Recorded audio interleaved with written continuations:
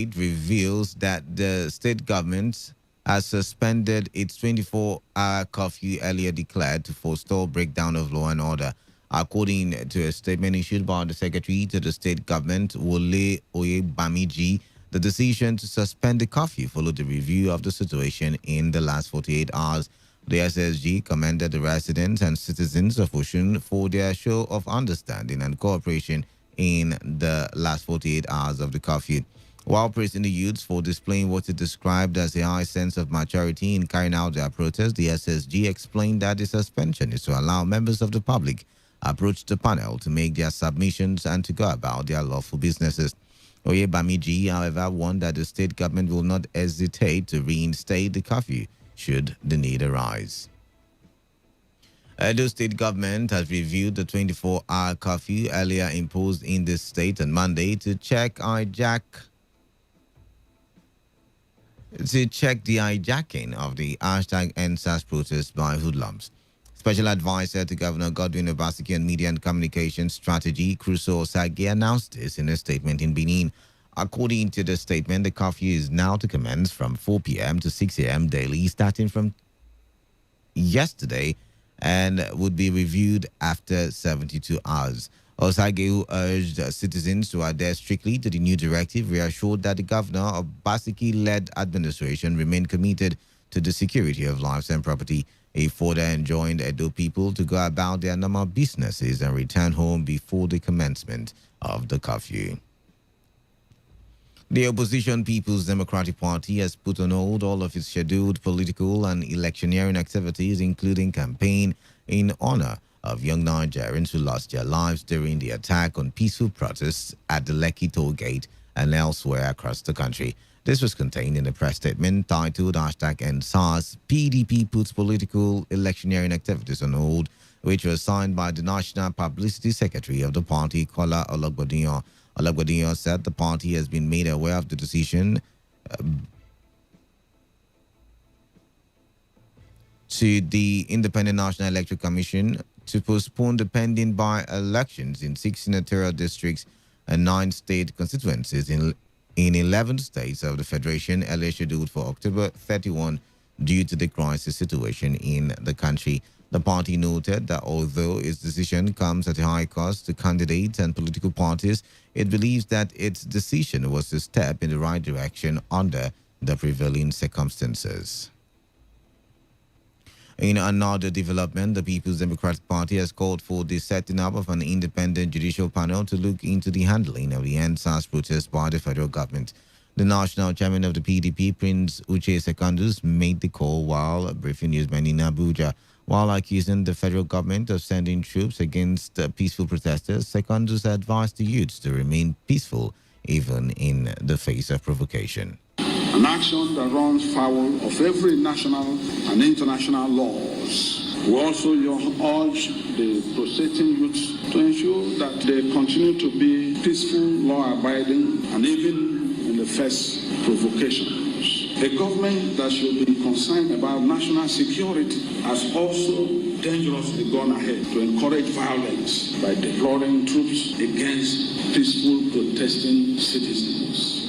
As a main opposition party who has carefully watched this development, the PDP views dimension the federal government is directing the protest as unfortunate and dangerously to national cohesion and peace.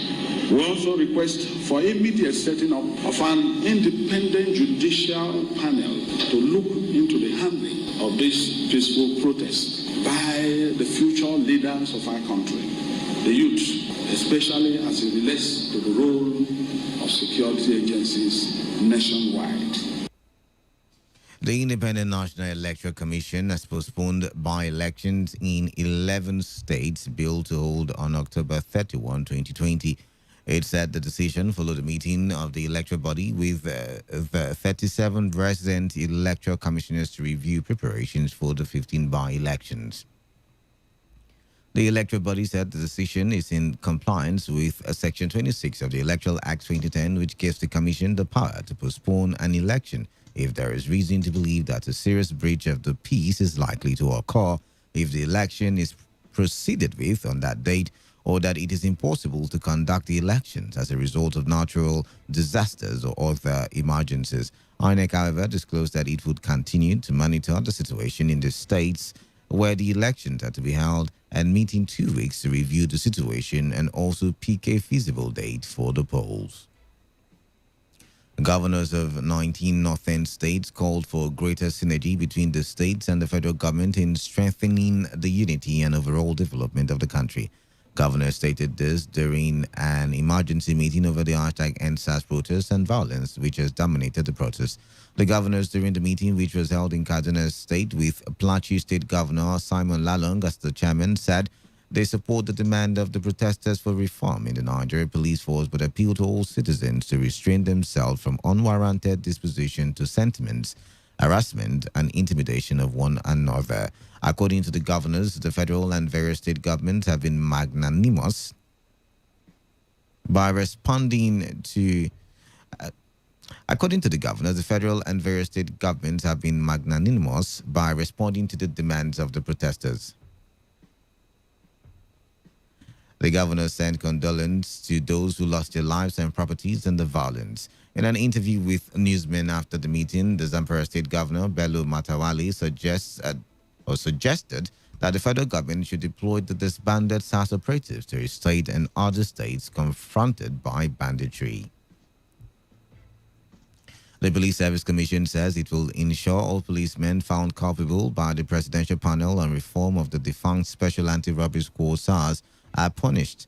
The commission called for restraint as miscreants hijacked the hashtag #EndSARS protest to unleash terror and havoc across the country. In a statement by the head, Press and Public Relations, Ike Chikoani, the commission expressed shock at the level of destructions on innocent Nigerians' public facilities and businesses in the country by miscreants. The commission wishes to reiterate its commitment to holding police officers, whether of the defunct Special Anti-Robbery Squad SARS or conventional police officers, accountable for their actions and inactions, and will continue to ensure instant due punishment for misconduct. The statement revealed that the commission only recently dismissed 10 senior police officers, including an assistant commissioner of police, and reduced the rank of 9 others following established cases of misconduct. The special advisor on media and publicity to the president, Muhammadu Buhari, Femi Adesina, says former President Olusegun Obasanjo commended Buhari's speech on the hashtag #EndSARS protest. According to Adesina, Obasanjo told Buhari at a virtual meeting of heads of states that he made points that he believed needed commendation. The presidential media aide made this known in a statement titled "How #EndSARS protest was hijacked, misdirected." President Buhari tells former heads of state Buhari had come under fire by many who described his Thursday speech as one lacking empathy. The president had also been criticized for keeping silent on the Lekki toll gate shootings of Tuesday night, where eyewitnesses said soldiers opened fire on protesters demonstrating against police brutality and seeking the reform of the Nigeria police force. Adesina, however, said Buhari told the past Nigerian leaders at the meeting that he would not fold his arms and allow miscreants destroy the nation. The Abia State chapter of the Nigerian Medical Association has threatened to go on strike over harassment of its members by security operatives. Chairman and Secretary of the NMA chapter in Abia State, Dr. Chimeze Okwonu and Dr. Robinson Ogwanyi, made the warning in a statement issued in Umuahia yesterday. The duo stated that medical practitioners on duty were being harassed by security operatives even as they were exempted from the 24-hour curfew imposed by Governor Okezie Ikpeazu. They therefore called on the state government and relevant agencies to address the development and protect members in line of duty during the period. The chapter further threatened that if the government of Abia and security personnel do not come up with practical and adequate measures to protect their members in the next 24 hours, they may be left with no choice than to ask their members to stay away from work till further notice. You're listening to the World News at 7 on Today95.1 FM, Voice of the People. After the break, more news, foreign and sports stories. Please stay tuned.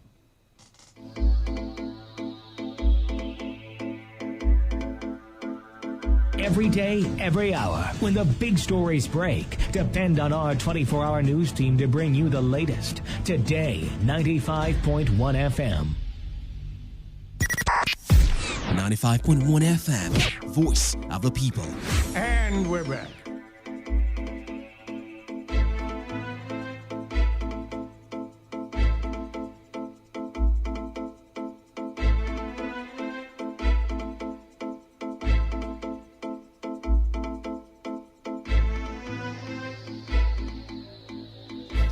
You're still listening to the World News at 7 and Today 95.1 FM, a voice of the people. Welcome back now to the rest of the bulletin.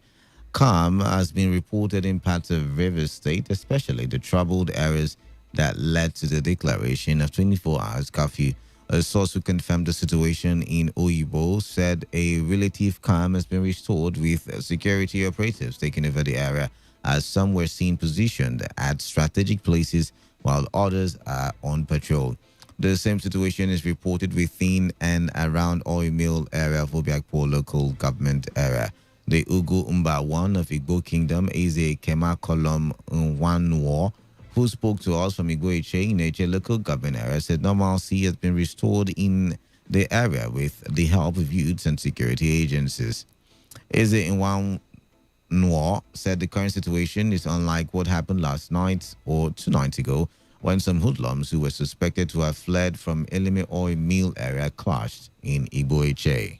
For now, it's kind of cool. It was a kind of people were coming from elementary shouting outside, are coming on or around the Igbo, but the Igbo now mobilize youth and then they take them to block their entering here. From Job Access, the chairman of Job Vigilante and chief security officer of Eagle Island Oyaku Rescue Team, Victor Oaji, said they were working in collaboration with security agencies to ensure that peace is sustained in the area. The DPO sent a message to us that he wants to see us in Azikiwe police station, which we responded fast because the hoodlums have taken over everywhere. By special grace of God, it is today that the world, the people of Port Harcourt, people of Dio believe that Eagle Island Rescue Team is working. Because when the hoodlums want to take over everywhere and burn the station, we stood up immediately and blocked them and asked them to go back. When they see this, the Eagle Island Rescue Team, they were afraid and they immediately then turn back and go. Eagle Island Rescue Team have come to stay. We'll make sure we bring sanity in Port Harcourt City. And I am giving them that assurance that they should believe on us, that we'll make sure sanity reign, and they should believe on the G-boy who assisted us to make sure these people go back from Azikiwe police station. Following reported looting of some shops around Igbo Road, youths of Omuolo community have warned against any form of violent protest in their community. The youth chairman of Omuolo community, Livinus Otamiri, alongside another youth leader, Obina Nweke, said the youths would resist an attempt to cause violence in the community in the guise of NSAS protests. Noting that they were not against any protests, the youth leaders warned against any acts that could create panic in the community. I'm not against protest, but what we are against is the violent part of it. If one should protest, they should protest peacefully. Umulu is a loving, peaceful community. I am speaking this, I'm saying this based on those persons living in Umulu community. Those non-indigenous, even indigenous. If anyone indulges in going out, making protests, violent protests, they should stop it. We hear that they are looting in Port Harcourt, and we hear that it is happening in Igbo Road. That is why I am saying that we don't need violent demonstrations. We are not against it. But what we will not take is when we notice some unscrupulous elements through our tenants that will go to Port Harcourt Metropolis, like such like Elime Junction, to go and vandalize properties there or loot properties and then come to our environment to stay, to dislodge us, because that's the targeted aim. And we are not happy about that. President Muhammadu Buhari has held a virtual meeting with former Nigerian leaders. The meeting was held at the council chambers of the presidential villa Abuja. Former leaders who took part in the meeting from their homes include Generals Yakubu Gowon, Olusegun Obasanjo, and Abdul Salami Abubakar. Also was Goodluck Jonathan and Ernest Shonekon. Those who were physically present at the council chambers with the president include Vice President Yemi Oshibanjo, Secretary to the Government of the Federation, Boss Mustafa, Chief of Staff to the President, Professor Ibrahim Gambari, and National Security Advisor, Major General Babagana Mongono. Others include the Chief of Defense Staff, General Gabriel Oluna Sakin, Inspector General of Police, Mohammed Adamu, Director General, Department of State Services, Yusuf Bichi, and Director General, National Intelligence Agency, Ahmed Rufai. The Southeast Governors Forum have condemned Instruct Dems, a purported audio-visual circulating in the social media branding the nationwide NSAS protest as Igbo ethnic agenda. The chairman of the Southeast Governors Forum and Ebonyi State Governor Dave Umahi disclosed the position of other Southeast governors in Abakaliki, the Ebonyi State capital.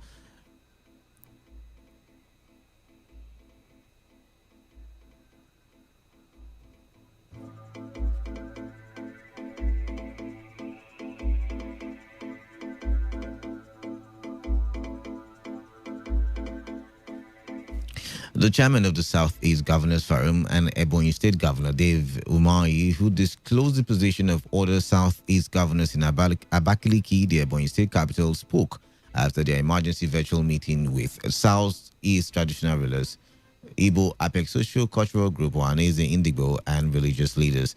Governor Umahi described this action by some unscrupulous persons as undemocratic and unpatriotic, which no doubt is capable of pitching the Igbos against the Northerners and Southwest brothers. The governors expressed regrets over the death of #NSAS protesters all over the country, while also condemning the shooting of protesters at Lekki Toll Plaza. Meanwhile, residents of Ede, Ido, Oshun, and Ofatedo areas of Oshun State have broken into a cocoa industry warehouse to cut away food items meant to serve residents of the state as palliatives. Hoodlums and residents who forced their way into the store carted away food items such as noodles, rice, spaghetti, and different food items donated to the state government by COVID. On the foreign scene, the Rwandan Education Ministry says it will start carrying out inspections in schools to make sure pregnancy tests are no longer carried out on girls. It described as discriminatory and unjustified the practice of obliging girls to produce a negative pregnancy test result before being admitted to school. Mandatory tests are required by most private schools, with some requiring a test at the beginning of every term. The Education Ministry said pregnant girls should be allowed to go to school, as this would improve their life chances. To end the news, here's a summary of the major stories. The Lagos State government has relaxed the ongoing curfew imposed in the state following the violence that was recorded in various parts of the state. The People's Democratic Party has suspended its scheduled political and electioneering activities in honor of the young Nigerians who lost their lives during the attack on peaceful protesters at Lekki Toll Gate and elsewhere across the country. Calm has returned in parts of Rivers State where 24 hours curfew was declared by Governor Nyesom Wike. On the foreign scene, the Rwandan Education Ministry has made moves to stop the pregnancy test conducted on female students before admitting them into school. That was the news as edited by Uchendu Ejewo. For comments and inquiries, please call 0815-341-8657 or 0814-434-3502 or send your emails news@todayfmlive.com. You can also read our stories on www.todayfmlive.com. Do not forget, take responsibility. Follow all precautionary safety measures put in place for your safety against COVID-19. Good morning. I am Kala Dakarubatbo. Today's news, today's entertainment, today's sports, today's issues. Today on Today 95.1 FM, Port Harcourt.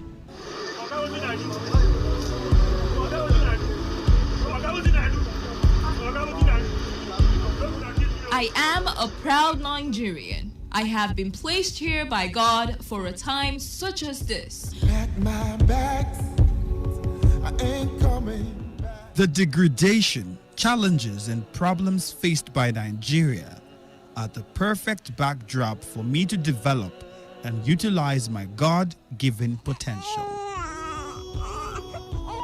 I will not complain. I will not criticize. Rather, I will use my skills, gifts, relationships, and experience to find long-lasting and revolutionary solutions to the many challenges confronting Nigeria.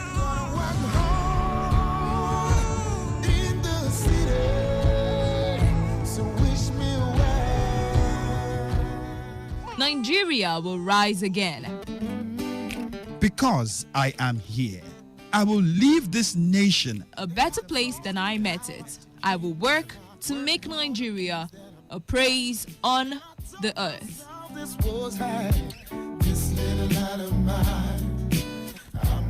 I will work to make Nigeria a praise on the earth. So help me God. Let me tell you how I got this far.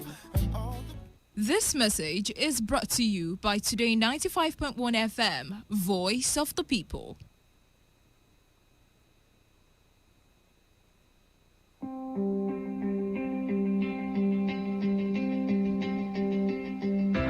You can never plan the future by the past. He who has a right to live can bear almost anyhow. Lost time is never found again. It is the province of knowledge to speak, and it is the privilege of wisdom to listen. I don't take life too seriously. You'll never get out of it alive. Educating the mind without educating the heart is no education at all. In the end.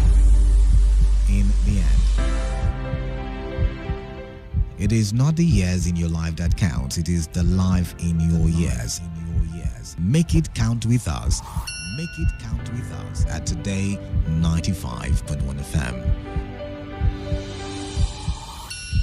95.1 FM. This is Today 95.1 FM. To copy this tune, press 9. This is Today 95.1 FM. For current news and information, press 5. They are politicians, all of them. They know what they do. So they know how they attack each other. To stay connected all day, press 1. The person who raised the alarm is the one who made the public know about it. Good afternoon and welcome to the World News on your Premium Talk Radio station. We are your Premium Talk Radio station. Today 95.1 FM, the station with a unique dial.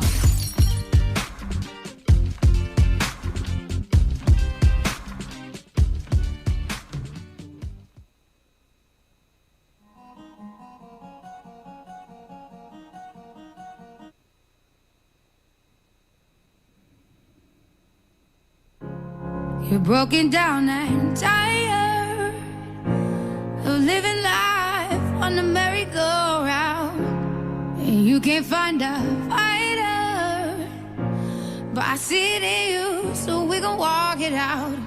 Move mountains, we gon' walk it out and move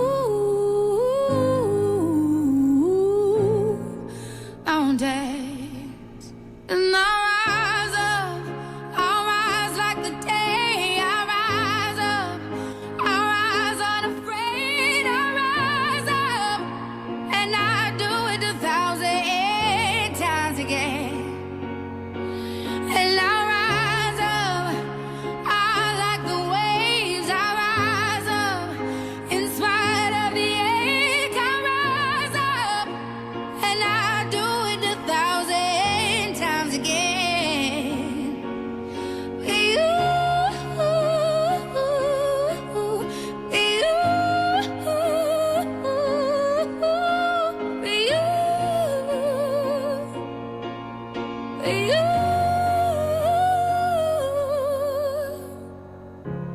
The silence isn't quiet, and it feels like it's getting hard to breathe. And I know you feel like dying, but I promise we'll take the world to its feet. Move mountains, bring it to its feet. Move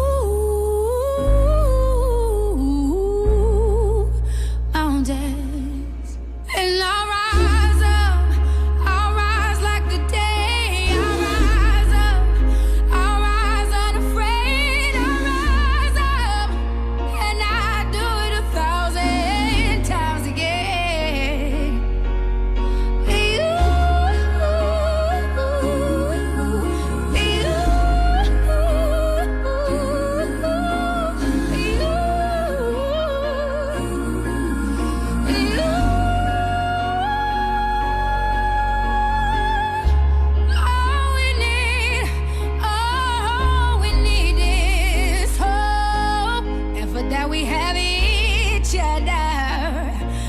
for that we have each other. And we will rise, we will rise, we will rise.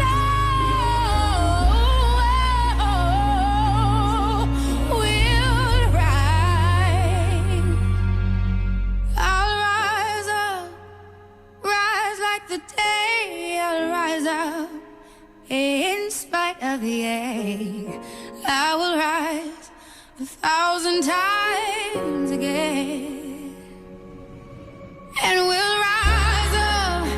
I like the waves. We'll rise up in spite of the ache. We'll rise up, and we'll do it 1,000 times again.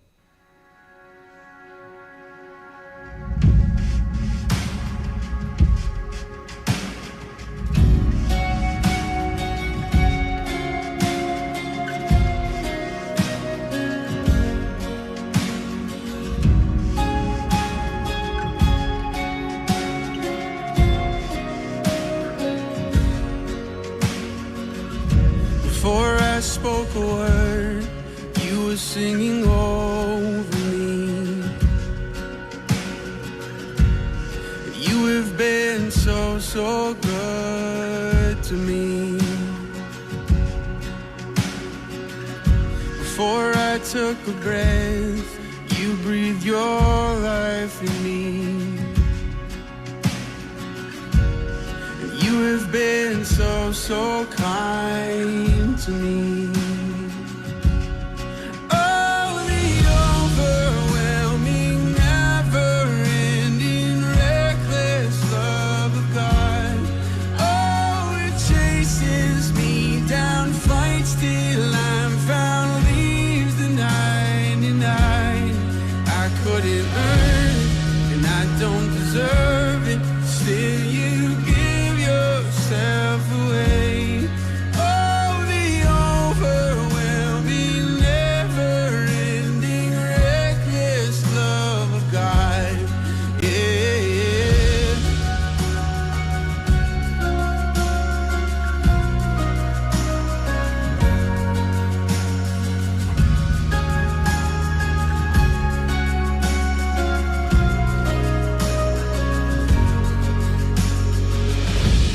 When I was your foe, still your love fought for me. You have been so, so good to me. When I felt no worth, you paid it all for me. You have been so, so kind to me. And oh, the overwhelming, never-ending, reckless love of God. Oh, it chases me down, fights till I'm found, leaves the 99. And I couldn't earn it, and I don't deserve it. Still, you give yourself away. Oh, the overwhelming, never-ending, reckless love of God.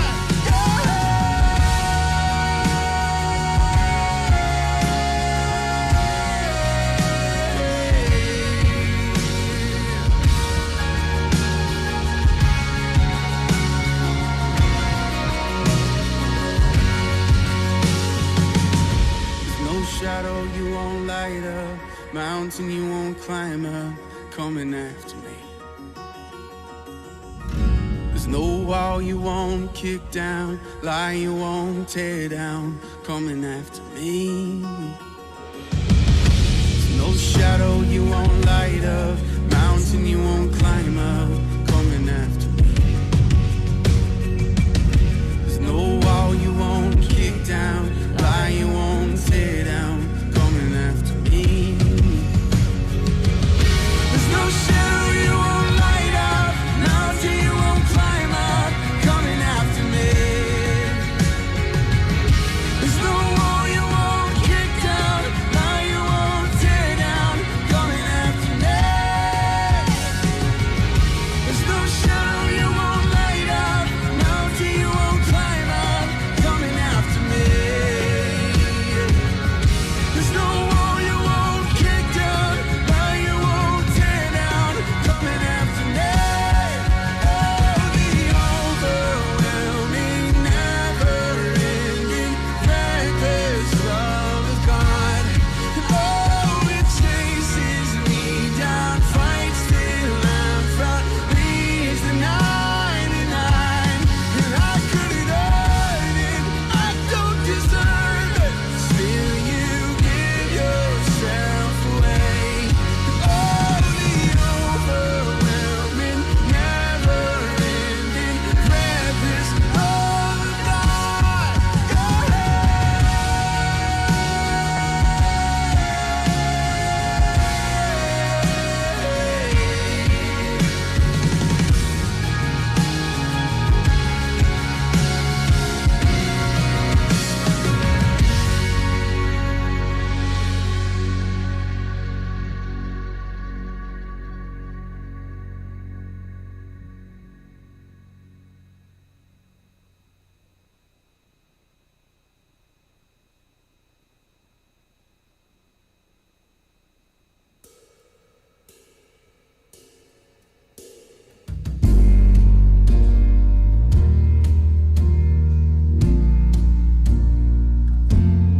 Faithful through the ages,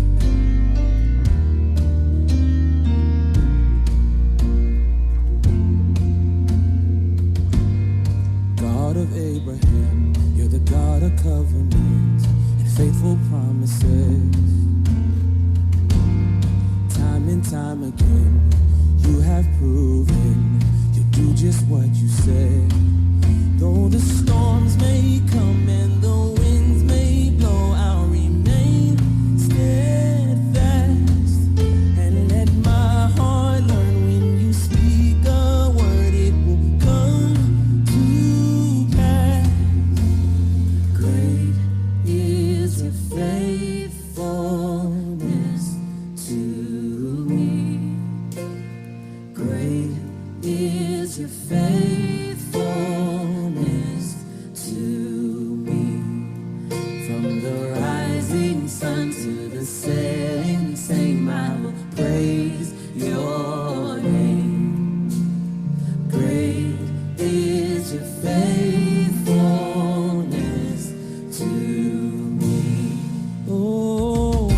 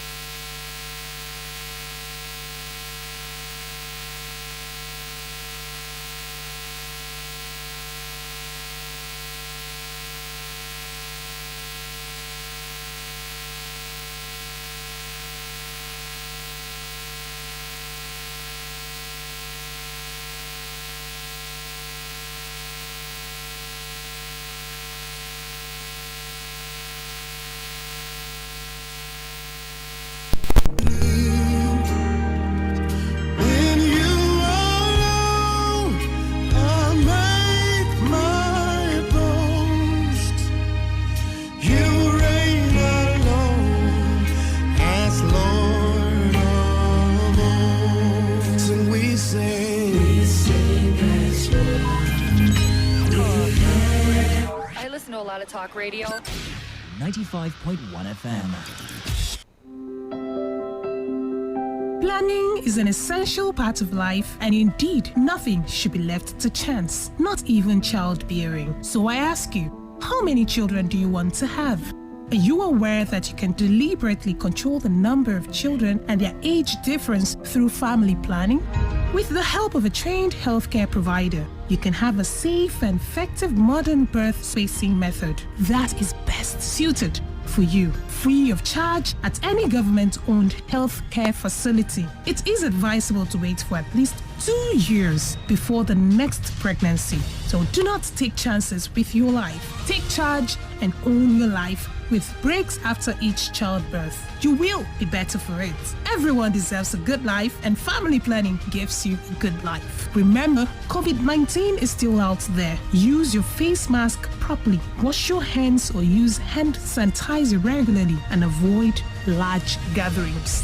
This message is from Saving 1 Million Lives Program for Results, Rivers State Ministry of Health. Let me tell you about a sure way to meet your basic needs. Yes, with NextGen Signature, you can now meet your basic needs with ease. Our services fall under 4 categories. Next Rent, that enables you pay your rent without stress. Next Flex, make your dream event or vacation a reality. Next Fee, you can now pay your fees with ease. And also Next Start, you can start that business and become your own boss. All you need to do, decide what your needs or projects are. Decide when you want this project or need to be met. We can help you reduce the cost of your project by 25% in 3 months, 50% in 6 months, and 75% in 1 year. For more inquiries, call 0703 354 3174. Again, 0703 354 3174 or 0901 064 2536, or come to our office at number 3 Agudama Street, D-Line, Port Harcourt. NextGen Signature, powered by NextGen Media and Infotech.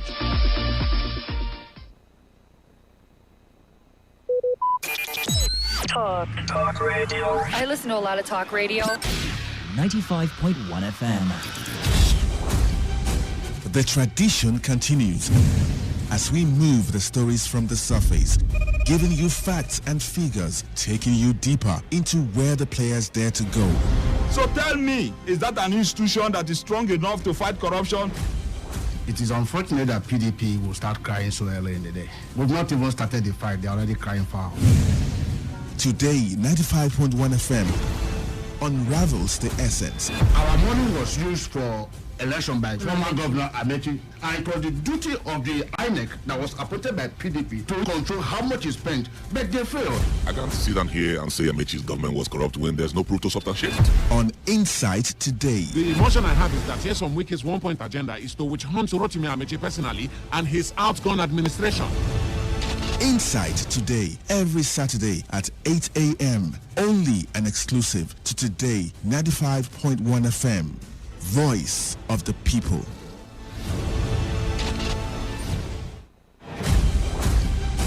The tradition continues as we move the stories from the surface, giving you facts and figures, taking you deeper into where the players dare to go. So tell me, is that an institution that is strong enough to fight corruption? It is unfortunate that PDP will start crying so early in the day. We've not even started the fight, they're already crying foul.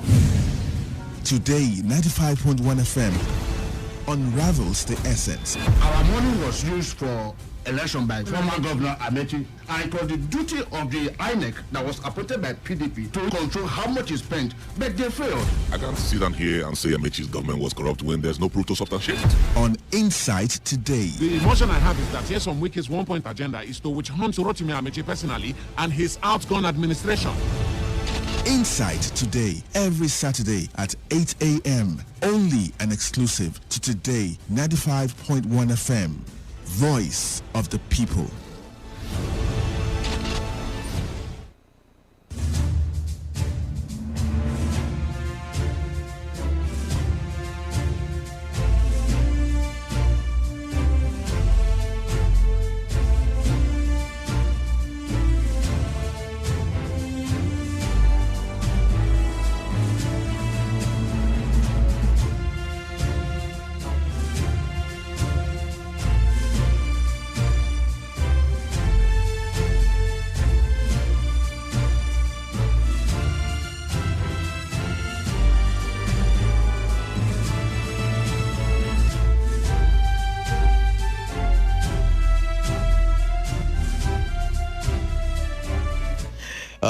all right. 6 minutes gone past the hour of 8. It's a wonderful Saturday morning. A great day to have wonderful conversations. And you know where you can get premium talk on Today 95.1 FM. And it's time. It's time for Insights Today, where we take critical look at setting national conversations, and we allow you the platform to join the rest of Nigerians. We give you the platform rather to join the rest of Nigerians to talk and not just talk ordinary, but talk for development. I am Kalada, and I'll be your anchor on the show, and a plethora of issues to talk about. And by the way, I'll be here on the morning show up until 12 o'clock. But for now, I will be doing the show with Mr. Emmanuel Ndukwe. Mr. Emmanuel, good morning to you. Good morning, Kalada. Good morning, Nigeria. Welcome to Inside Today. All right. Like I said, a plethora of issues, but we will be sticking with 2 for the hour. And it is about the protest, the presidential speech, the reactions to the presidential speech from the former president and head of state. And, they commended the president for speaking to Nigerians. We'll be looking at that one. And of course, another reaction is coming from the Minister of Youth, and he's saying something that we also will be x-raying. And I'm wondering if it is okay with Nigerians. And by the way, the United States has come out to say, hey, we are giving visa ban to everybody who played a role in the Lekki shooting. So we will be looking at that one, that conversation, and then we'll switch to Rivers State, where reports reaching us is that certain people have been appointed, so to say, as the executive body of the RISIEC, that is the electoral body in Rivers State, which will be in charge of local government elections. And then the question in our heads is if this is going to give us hope in terms of what's the word now? The autonomy, so to say. The autonomy of local government chairman. Are we going to see elections or selections? We'll get to find out in the course of our conversation. Yet again, welcome. Let's start with the presidential speech. Mr. Manuel, what is your take on that? What do you think about the speech? A lot of Nigerians have said that the speech did not reflect the pulse of the people, did not reflect what the people are feeling at the time. In would I say, a time of tragedy, in a time of sorrow for many families. The president was talking about how youths can take advantage of setting programs, would I say poverty alleviation programs that the presidency had put in place. Do you think that was the time for such comments? Do you think that was the kind of statement the people were expecting, or the people were expecting a comment from the president that will suit or maybe uplift the spirits of Nigerians? And these are some of the questions that a lot of Nigerians are asking. But let's start with you. What do you think about the presidential speech? Well, it was a presidential speech by virtue of the president that delivered it. Of course. And so it depends. Those who perhaps are frowning upon the presidential speech, it depends on what they were expecting. Because I knew when a man allowed others to perhaps cajole him into giving a speech, of course, he will give what he wants, simply. This thing didn't start today, and a lot of people have been clamoring for the president to speak to us. I particularly also made that comment. Me too. Yes, so when Nigerians, more especially perhaps almost everybody, I have to qualify it that way, almost everybody, the president will give a speech now, and he did give a speech. He started. I don't know what people expected from that. But you wanted him to give a speech. What were you expecting when you asked for a speech? Because he said when he started that after listening to the advice from the Security Council, Yes. and then the cry by many Nigerians, he has decided to come out and speak to Nigerians. But when we called on the president, what were we expecting? What were we asking him to address? That's the question now. Good. So it's satisfying to know that after the advice from the executive or whatever you call that, Security Council. Security Council. That means also the Security Council members shared in clamoring for the president to talk. At least there's not Emmanuel Dukwa and Kalada. Okay. So almost everybody was embroiled in that particular quest for the president to talk to Nigerians. But then, you see, what I particularly was expecting was for the president to come up and address the country based on the happenings in the country now. And the most serious happening in the country was that shooting at Lekki. I must tell you. Every other incidents have occurred and were occurring, but this one drew the eye of Nigerians and, of course, the international community. All right. How armless protesters, as alleged, were shot. So the truth is that the president was expected to come and address that issue, perhaps with sundry others. But the angle of power, all the rest of them, I do not. Emmanuel, I do not see the necessity. I'm just being frank. Remember, but he said a lot of people were using the opportunity to say the government was not working, the government was not functioning, and he just wanted to hold on so that I won't forget my trail of thought. Why I said I do not see the need, it was not a kind of maybe a speech that was holistic, maybe independent speech or an appraisal of government to say that you are saying government has not done this and that. Look at certain things we've done along the line of social intervention programs. All right. But bringing it in at this auspicious time, I do not see the need. But the president is the president, and perhaps the security, is it a council or what? Executive council. Executive council. Maybe they advised him along that line. So who is Emmanuel Dukwe to think for them? All right. Now, you mentioned that you don't see the need for him to put all the social intervention program. But then again, like I said, the protest was a call to end bad governance at some point. And he was saying that those who used the opportunity to call on the government or call out the government, were wrong, because he had all these programs that the youths could, take advantage of. And the same thing that Obasanjo said when he was commending the president for coming out to speak with Nigerians. But talking about Obasanjo said that the president did a good thing to have come out to speak, and he was commending the president for telling Nigerians that they have the right to protest, and also telling Nigerians that, see, there are things that they can actually key into, talking about the social investment programs, to take them out of, youthful exuberance or youth restiveness. And also commended the president for, giving into the demands of the protesters, that is to reform the police and to end or disband SARS.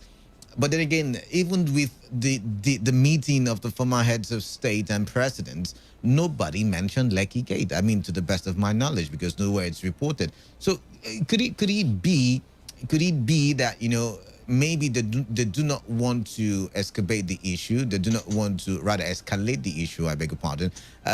Do you think that is the case? Well, you see, let me talk about who talked. The Chief Obasanjo. I don't want to bring in others perhaps who just went there and then follow the trend. You see, I don't want to believe that Chief Obasanjo is doing what my people say, that the king cannot be caused before him. That standing in his front, you don't cause a king. Because I know very well that if you give Chief Obasanjo Biro now to write on this, he will come up with a lot of issues. Most of them, or some of them, let me not say most, some of them will also be indicting the administration. But you see, President Buhari, I must give it to him, right from the start of this protest, have been on the side of, at least verbally, on the side of people saying that, yes, you have every right to protest. And I think that's very correct. All right. So if Chief Obasanjo said so, I think that word ranks even with me. But on the part of the mention of the programs, social intervention programs, like I said, I do not see the need, because I tell you, mentioning them, these programs, nobody doubts that the administration have not been running them. And the programs have been on ground and in practice, yet this thing erupted. This has not been part of us completely. Rather, it's something that intermittently erupts. And the eruption this time seems to be very much serious, to the point that despite the programs we are talking about you have, this thing is happening. All right. And so you should also share the programs, because already people know, and see how you can talk on how to track this problem. All right. That is the manual to question. Talking about Obasanjo during his tenure also had the Odi saga.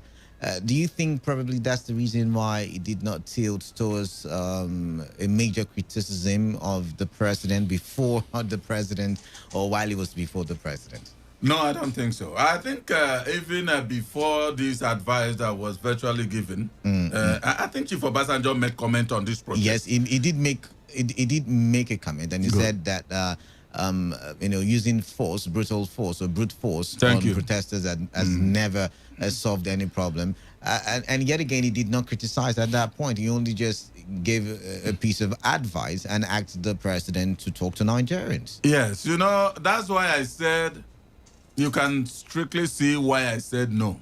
Because to Chief Obasanjo, he said using brute force.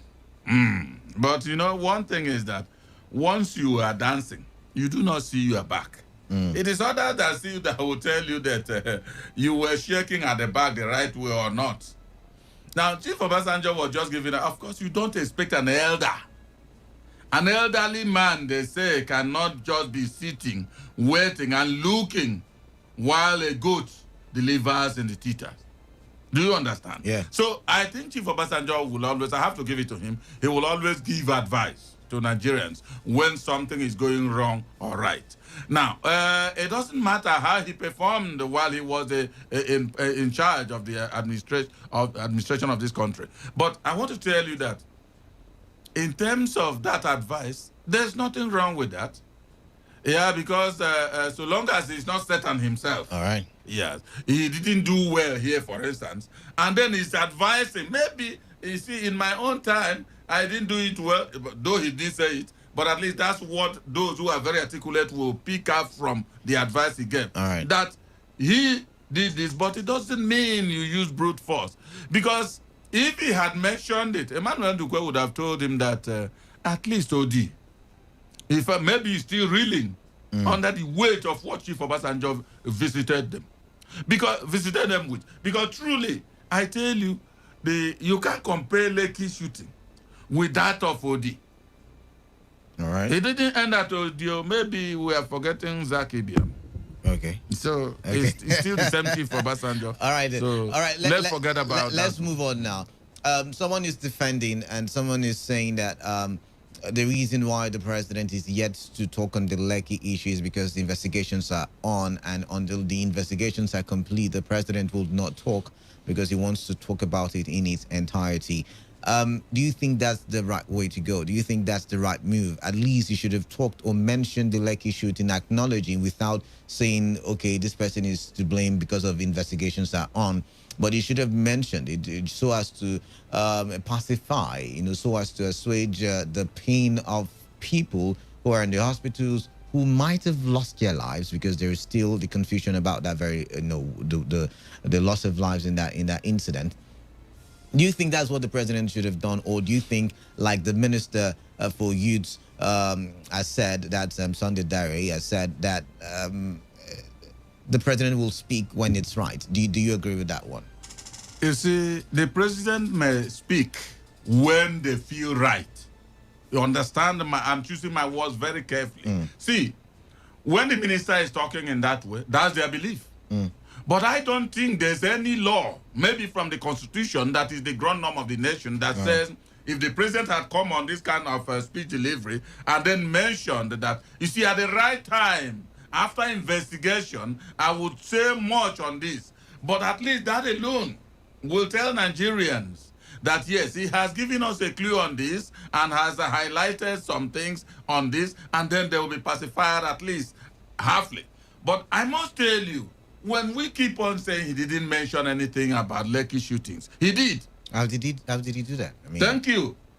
You know, if we are coming into this studio and then the door, there's the front door, we tried everything we can, he didn't allow us in. Now we look for maybe the back door and we enter the studio, we start our job. Have we not entered the studio and did our job? The president, see, so I'm not are you saying you use the back door? I'm coming. See, Okay. I'm not aware that the president mentioned the Lekki shooting on his face value directly. No, he didn't. Maybe that's what Nigerians are saying. But I am not aware of any incident now or most recently that has generated comments from the international community. The president warned them. Anybody that listened to that speech delivery, of course, must have heard that. That speech was indeed full of warnings for international community, our brothers, all right, that they should indeed talk when they have the facts. All right. Perhaps pointing to the investigation. Okay. But at least on the surface, you heard that this happened. One thing I have said, perhaps I may be the only person saying, or those who share the same sentiment with me. All right. I said that we may not know the details about what happened, whether it was the military that did that or whoever that did that.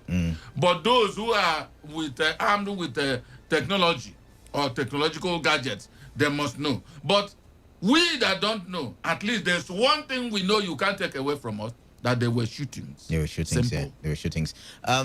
Finally, you mentioned the international community saying the president has asked them to talk only when they have facts. They have said that they will be issuing visa ban on people they believe played a role. Now, when we say people they believe, you know, names have been mentioned recently. Governor of Lagos State has been in the forefront of people accused of being complicit. You know, the president himself. I think Tinubu and his son. Then the people who run the LCC, that's the Lekki Concession Company, something like that. And when you see this list of people, do you think the ban will be effective? You know, visa ban. Some people say it was effective in Edo State election and reduced the amount of violence therein. But can we say this one will have any effect? Because the way the government is going about it, first the army denies, and then they come out and say the video was photoshopped, that it was doctored, and then the president subtly silent on this one.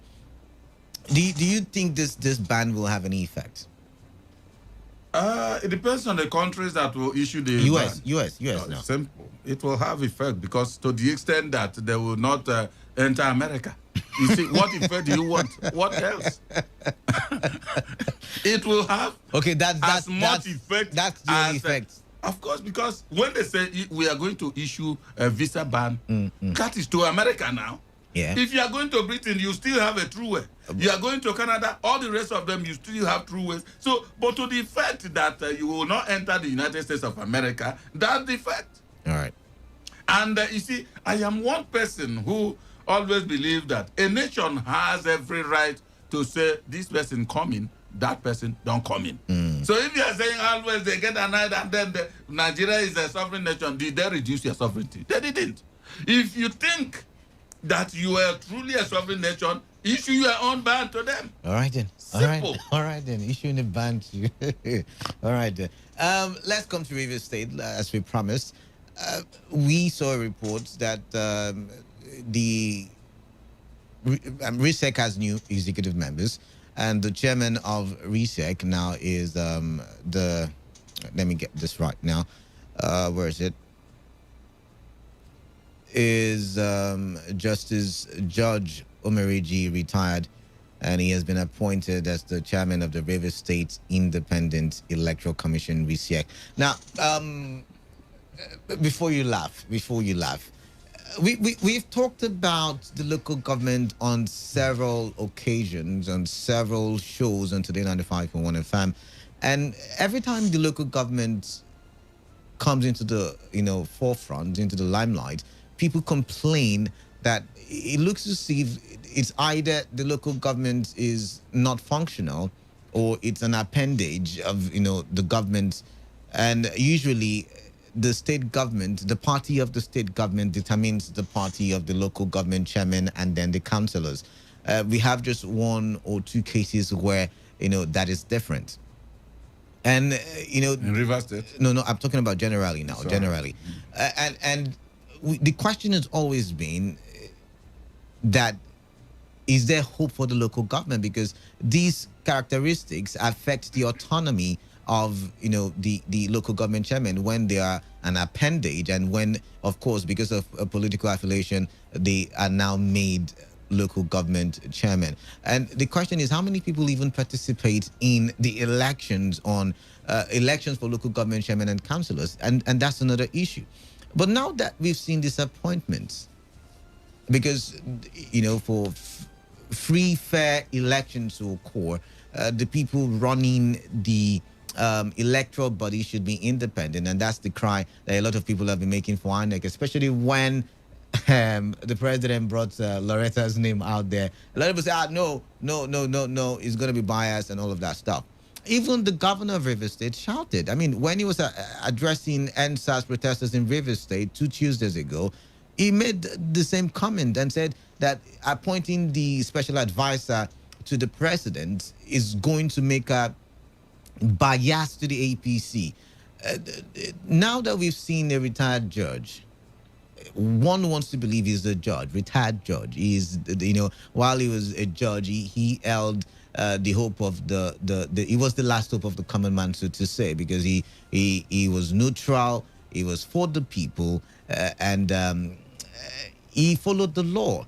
Now, can we say Judge Omereji will now bring about the independence or independency of the electoral body in Rivers State that we have all clamored for, and maybe give us hope that the local government can become indeed the grassroots governments? Well, I want to believe that those that appointed him think that he will do so, and so I want to believe that he will do so. But when you ask, when it comes to the crunch in terms of analysis, I will say that it depends on exactly what he has been doing while he was a judge. Was he found to be siding government on cases? All right. If that is the truth, then he will still continue with that support of government in this particular office. But if he had been doing what he should do, then I think there should be no fear, because rightly stated. Let me finish. I want to understand where you're coming from. I'm coming. I'm still here now. I'm not left the studio. You see, rightly stated that he has been with the people. He's been for the people as a judge. I'm not sure he will be anti-people now that he's head of RISIAC. I'm not sure. Except I'm made to think that way. You said something. You said if, when he was a judge, he was actually for the people. What do you mean by if? Is there anything? Is there anything he did while he was a judge that can now make us say if? There may be, but not to the manual of, not to the knowledge of Emmanuel Nduku. I must be frank about it, because if I do know, I would have stated them. But my problem is, when you said as a judge, it was with a man of something like now it was with the people, because thank you, because now it says the judiciary, that alone answers it. The judiciary, according to the popular saying, is the hope of the common man. The last, and it's not. It's not and can never be. Leave that thing. It's the last hope of the rich people and the highly connected. That is the truth. So leave those things. So are you saying that?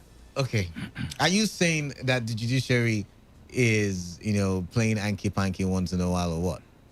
See, corruption is in everywhere. Everywhere. I don't think judges are from heaven. They are humans.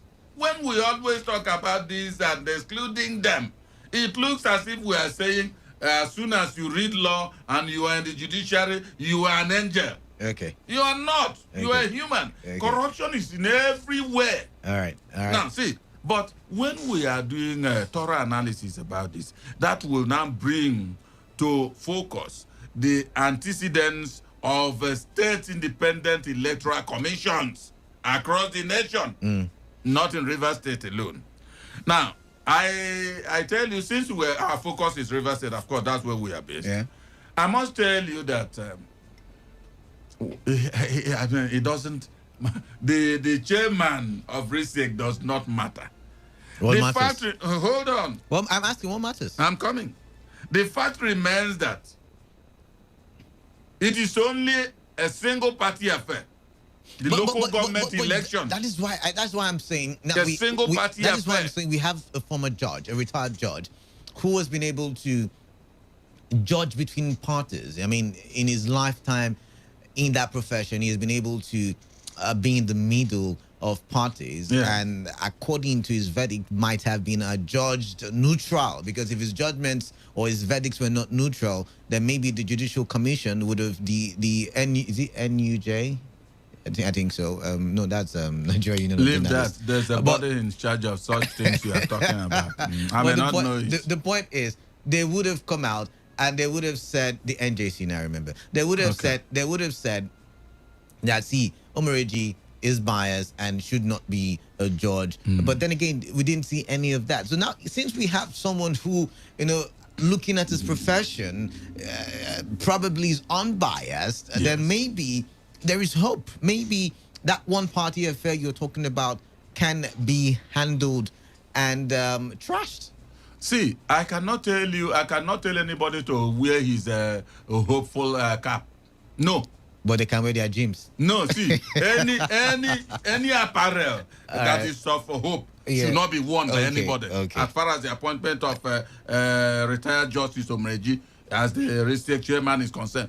You know the reason? Not that himself there's something he has done. Yes. No. But the fact is that this particular institution is always serving the interest of the state, of whoever is the state government and the party in charge. That is the truth. So now it brings us back to the conversation we've been having for a long time. Should governors of the 36 states be appointing who the chairman is, of RISEC? I mean, it's a carbon copy of what happens with INEC. You see, Kalada, you see, when we are talking about this, equity demands that what is source for the goose is source for the gander. At the center, is the president supposed to appoint INEC chairman? No, we've argued that before. Thank you very much. But he does. And if there is any law stipulating the appointment of a state equivalent of INEC, until you effect an amendment, much as until you effect an amendment to the center, before it can be changed. But then let me answer so that I won't forget. Okay. Now, what I'm saying is that if there is no law to such effect, that is where we can now say, no, the governor, stop doing that. But if there is law, let both the president and the governors be removed from appointing those people that man such institutions. Because as we have it in the center, we have at the state. I think it's only a Rufai, let me draw me to our ears, that had been perhaps indifferent, and some PDP people won in Kaduna State, in local government. Every other place. Now, let's look at the center. INEC does not really dance to the tune of the president. I'm not saying they don't really, because if they really did, like we see in the states, apart from the one you just mentioned, all the states would have been APC, or when it was PDP, all the states would have been PDP. But we saw situations where, the opposition party were able to, or opposition parties, because in some states, ABGA did win elections at some certain time. So we have seen situations where opposition parties have been able to win election. When Obasanjo was president, ACN was well, go on, but we are talking about now. I'm just saying, INEC at the center still allows a level of free playing field. Yes. But we don't see that. Here in the state, not just Rivers State. I'm talking about 36 states. Okay, apart from Kaduna that you mentioned. Yes. You see, Kalada, let us be truthful to ourselves. This particular unilateralism of favor is often expressed in states more than federal. Okay. That is the truth. To whoever wants to accept that. See, INEC, in managing, when the scope is wider, the management will be more porous. And so that you cannot maybe package everything and give to one party. All right. But you see, in the state it's like a family. It is like a family. I hardly have heard, or I don't know, because I don't know everything. I'm not God. Right. That in this River State, that any other party, apart from the one that is in power, had one local government. I've not heard. All right. Neither have I, since I was born. So the truth is that honorable men and women that are appointed as risk whether they call them commissioners or whatever, Chairman. and their chairman, they are honorable men. They will do their job. You heard the comment of the governor in attachment that if I notice you are you have a card-carrying member of a political party, I will have no problem to remove you. All right. They may be neutral politically, but the result of the activity they may be neutral in terms of politics, but Yes. might not be neutral in terms of mentality and emotionality. Is that what you're saying? No, if they are not neutral rationally and mentally, they certainly will do something that will show that they are not neutral. But I tell you, what I'm saying is that, see, there's a way this whole thing goes. All right.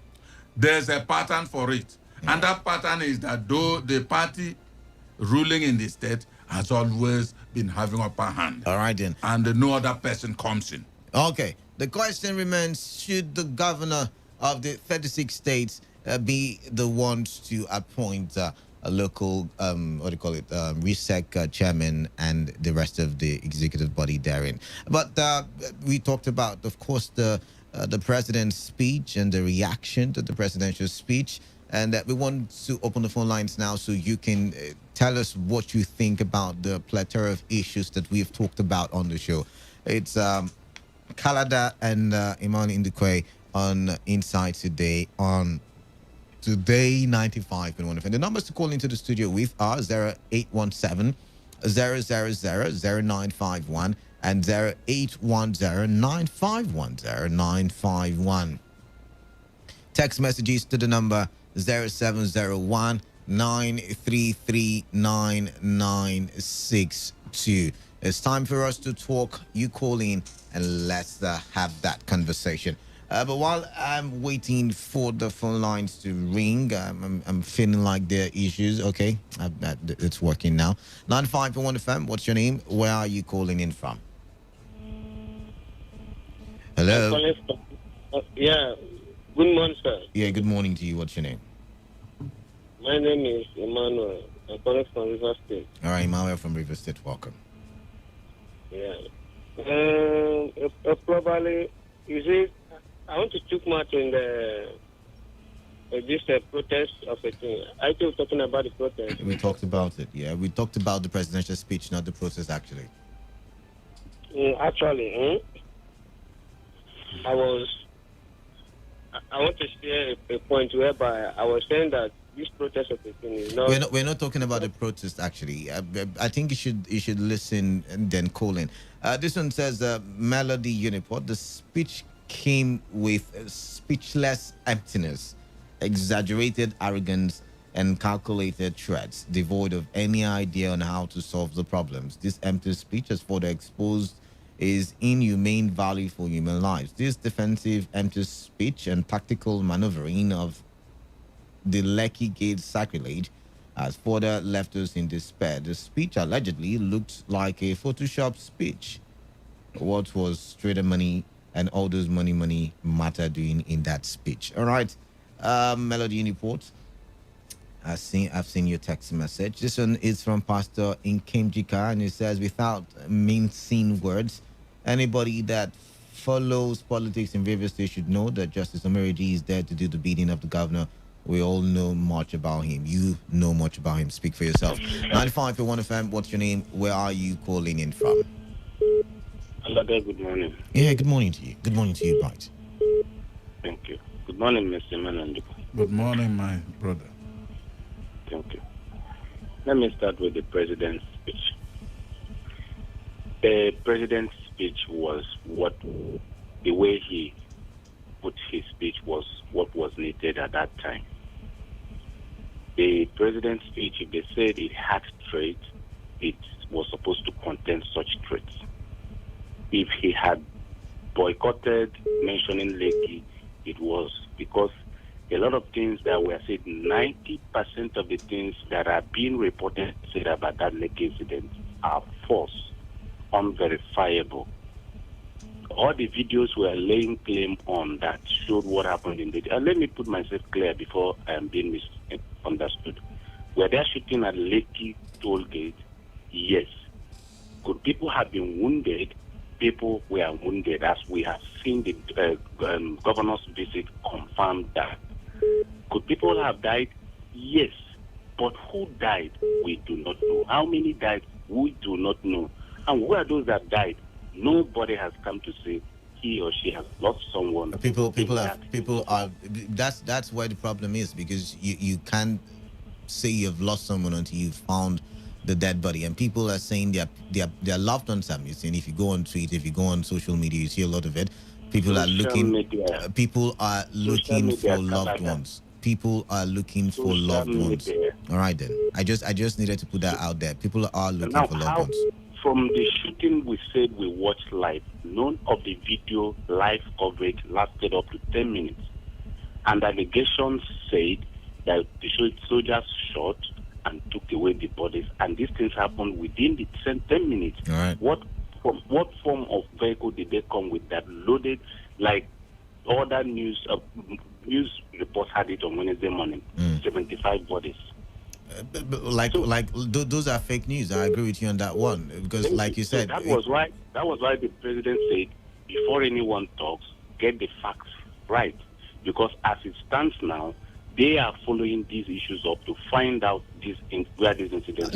Let me even agree with you on that one now. But does that still stop the president from saying, acknowledging that there were shootings at Lekki without making blames or making accusations, allegations, but just saying, okay, the president is mourning with the families who lost loved ones, just as he said that those protesters, they have the right to protest. The president mentioned it. It's just that we wanted him to use the language Lekki shooting. When did he mention it? He said he's saddened and he sympathized with the families who have loved their loved ones in the crisis. Okay.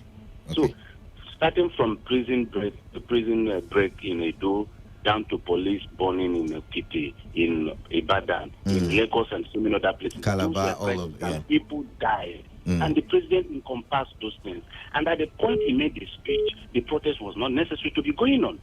Because from the first 2, 3, 4, 5 days of that protest, all the demands of the protesters had been met. All right. What was the protest all for again? And so the government needed to come and reaffirm their readiness to stop unnecessary disturbance of peace. So that was something that says it was a fair threat. At that point, government didn't need to come out and say, please, stop protesting. We will do this. When the security and peace in this country were threatened by unnecessary protests whose demands were already met. All right. If you think their demands have been met, then it's fine. But then again, their demands were met. All right, which other demands that were not met? All right, then. Governors were asked to come force to compensate people who were and sit up inquiry. You and I have had this argument before. The hashtag #EndSARS protest evolved. It metamorphosed into other things. At what point but then again, metamorphosed? You were not even able to key into the provisions made for you for the first one. All right, and then. The first one was made, you were still at that point, and then said another one. Let's give room then for... you were not protesting for hashtag. Then it also shows that the protest was ill-motivated. It wasn't even protest. All right, you're entitled to your opinion. No, you know the truth. You're entitled to your opinion, then. All right. If it starts, some media houses have been burned. down. They never knew it would come to them. Some people have lost business and it never come to them. But everybody was those let's of go, course. let's go. Let's give room for other people to talk. Let's give room for other people to talk. Get himself burned. All right then. Call a spade. All right, you have called your spade, but I do not agree with you. I do not agree with you on that one. Yet again, was the protest hijacked? Yes, it was.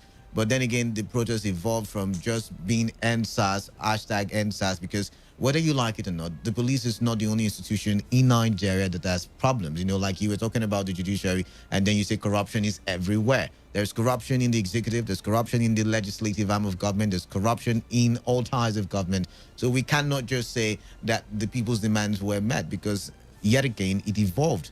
It evolved because when people come out like this, and you know everything, they want to tackle everything. But let's go to another caller now. 95.1 FM, what's your name? Hello, Shalada. Good morning. Yeah, good morning. Yes, my name is Regina. I'm calling from Chukwuchu.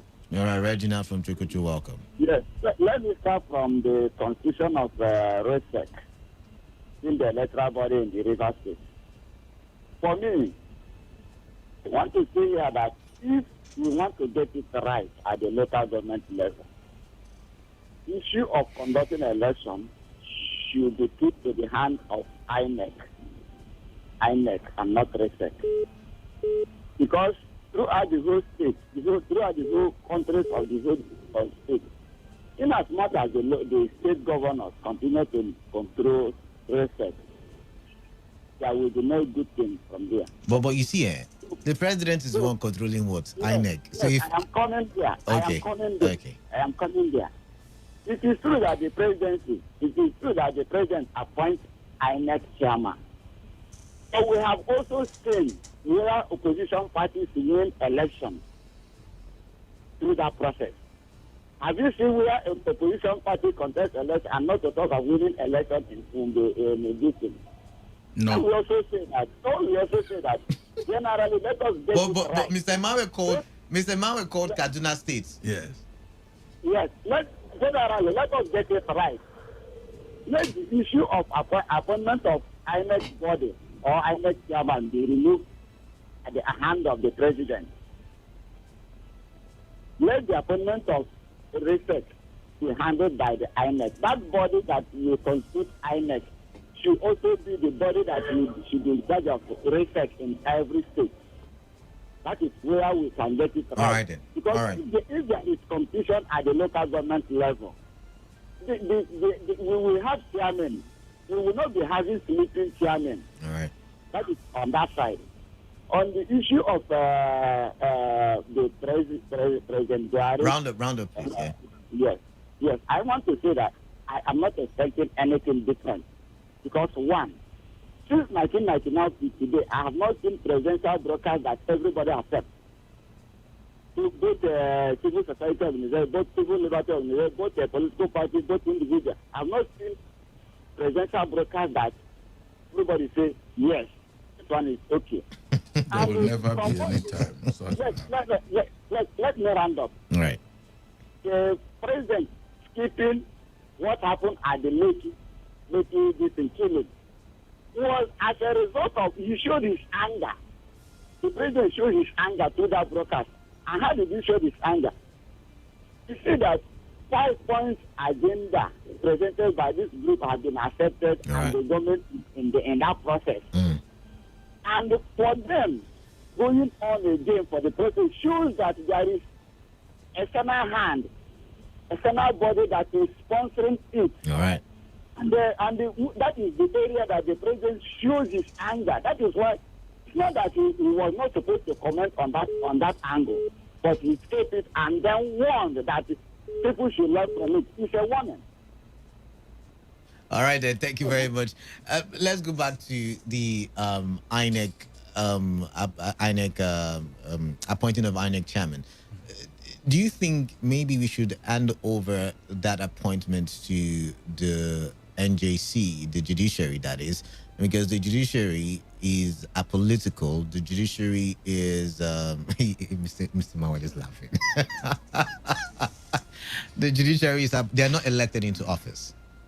So should we be having them in charge of the appointment or who runs the INEC and maybe RESEC or all the other state independent electoral commissions. Canada, whichever body they want to be in charge of the appointment, but so long as it's under the president, of course, the president also could have influence over the chairman of It could INEC. have. Yeah, but I not choose my words very carefully. It could have, but not directly having. Two No, different things. No. See. It depends on the president. Do you understand? It depends on the president. See, there are threats. Hold on. Okay. There are threats we are noticing in this current president that was not in the one before him. Sure. Now, in terms of electoral issues. Sure. So, for me, it's not good to open one's mouth too wide on issues.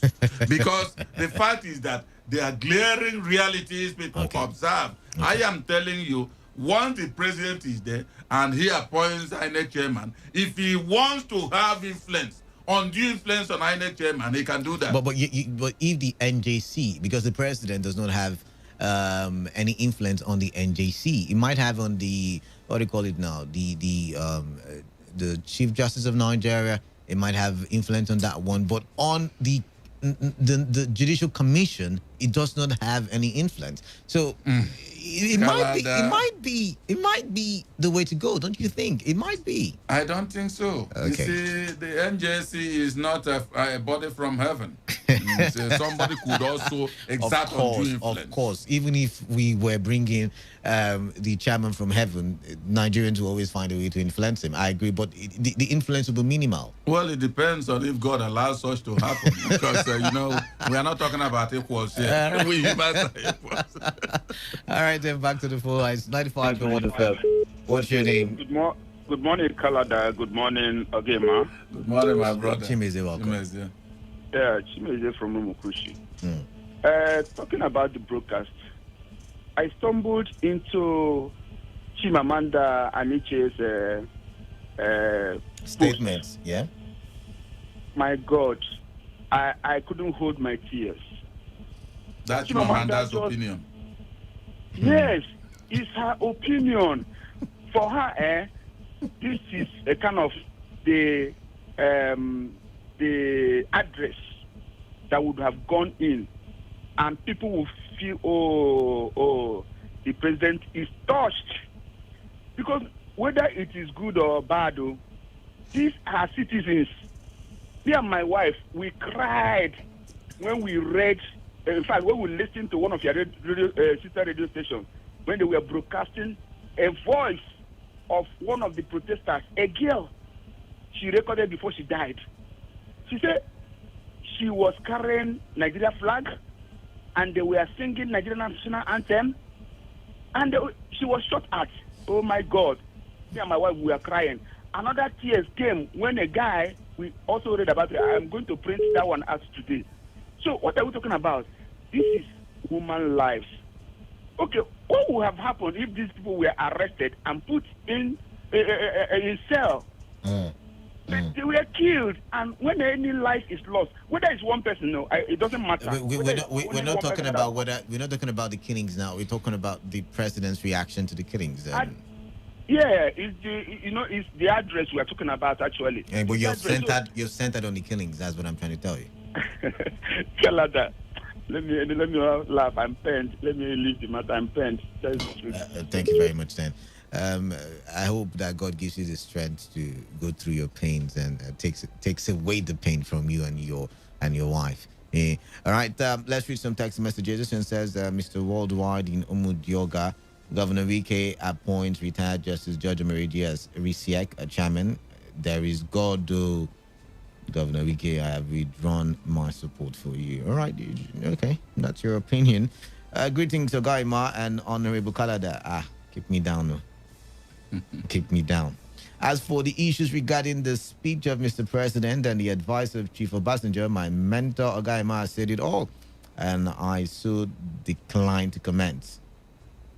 As for the one that concerns us here, I think it is another script again written by the paymasters to be activated in 2021 local government polls.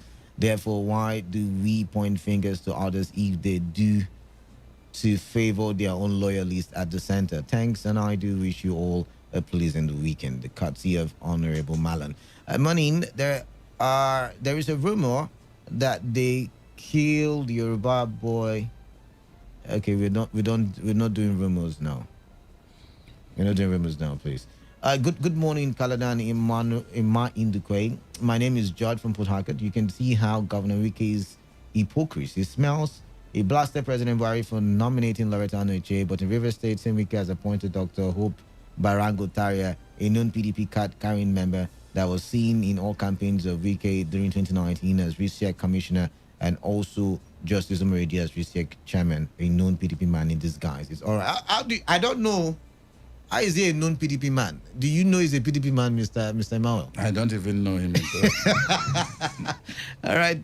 I don't know about Barango Taria. I've heard that name before.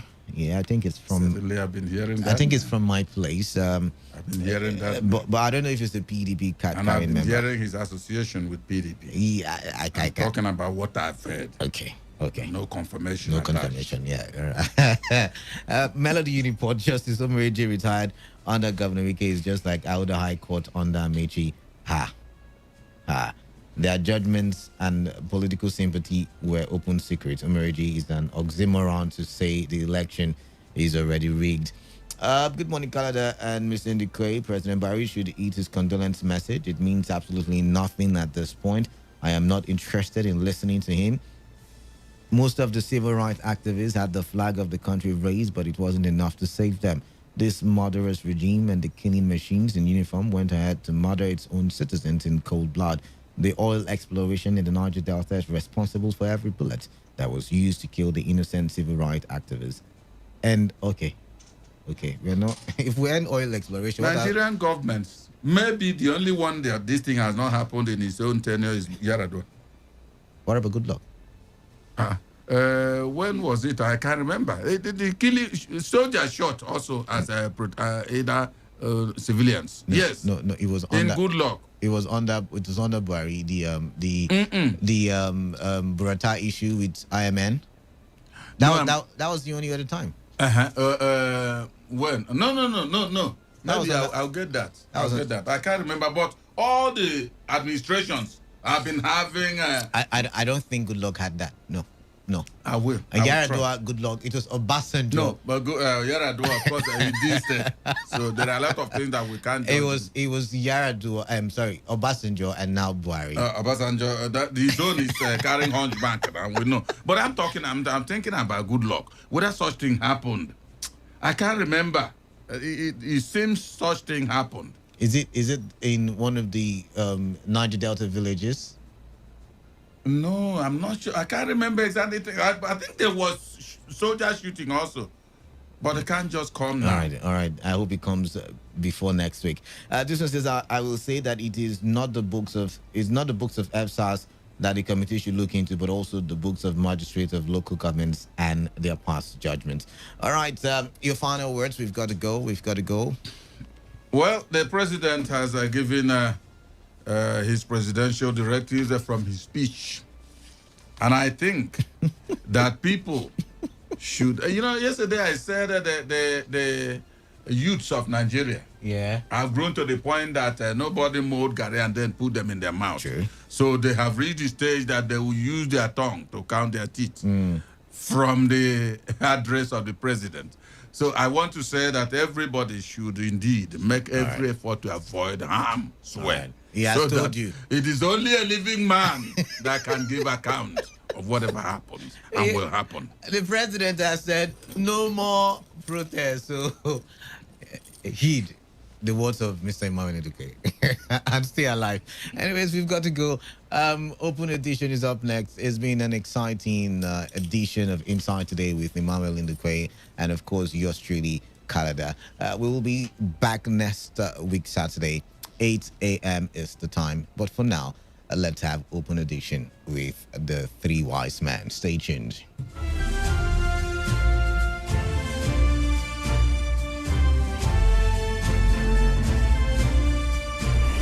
This is Today 95.1 FM.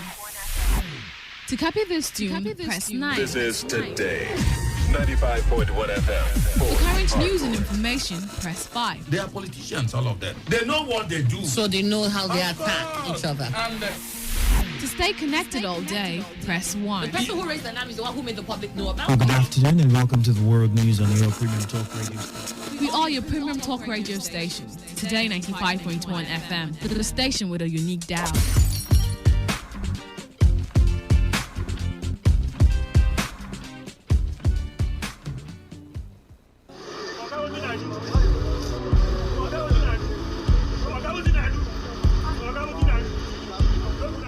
I am a proud Nigerian. I have been placed here by God for a time such as this. The degradation, challenges, and problems faced by Nigeria are the perfect backdrop for me to develop and utilize my God-given potential. I will not complain. I will not criticize. Rather, I will use my skills, gifts, relationships, and experience to find long-lasting and revolutionary solutions to the many challenges confronting Nigeria.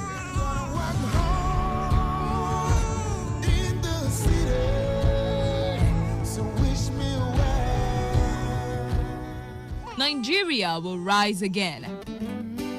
Because I am here, I will leave this nation a better place than I met it. I will work to make Nigeria a praise on the earth.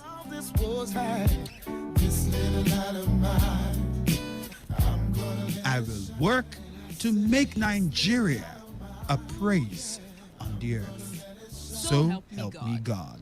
Let me tell you how I got this far. This message is brought to you by Today 95.1 FM, Voice of the People. Open Edition. Open Edition is a radio conversation on the controversial issues that confront our communities, states, and nation. On the program, we analyze the news and discuss current affairs. We ask the tough questions and we talk to people who know. Ladies and gentlemen, my name is Ross Alabo George and this is Open It is a fresh platform to cross-fertilize ideas and share opinions on politics, the economy, and our environment. Most importantly, we don't just see the problems. We seek solutions. Because we know that when one door closes, another is open, if only your mind is open. The Dalai Lama says, look at the situation from all angles and you will become more open. Join Mr. Ross Alabo George with co-facilitators Robinson Tombari Sibe and Eugene Abels. You cannot be on vacation and be issuing statement. It does not work that way. Did he satisfy the Constitution before he left? Yes, he did. Every Saturday by 9 a.m. to 10 a.m. Co-facilitator Robinson Tombari Sibe, Eugene Abels, the controls. On Today 95.1 FM, Port Harcourt. The voice of the people.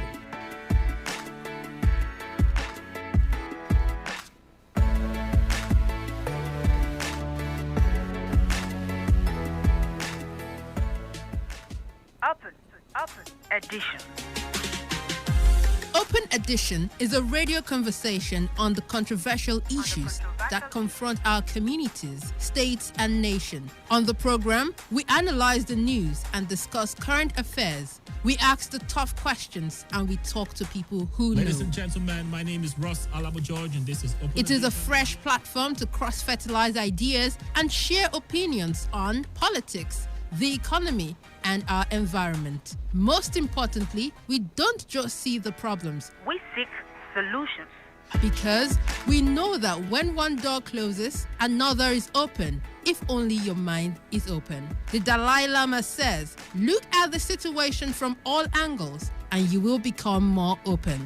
Join Mr. Ross Alabo George with co-facilitators Robinson Tombari Sibe and Eugene Abels. You cannot be on vacation and be issuing statement. It does not work that way. Did he satisfy the Constitution before he left? Yes, he did. Every Saturday by 9 a.m. to 10 a.m. Co-facilitator Robinson Tombari Sibe, Eugene Abels, the controls. On Today 95.1 FM, Port Harcourt. The voice of the people.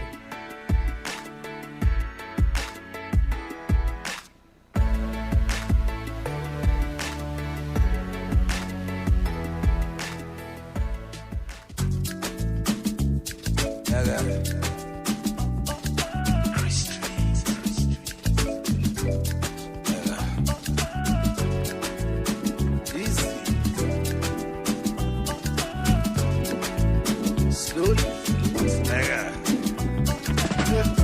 This life I can't keep.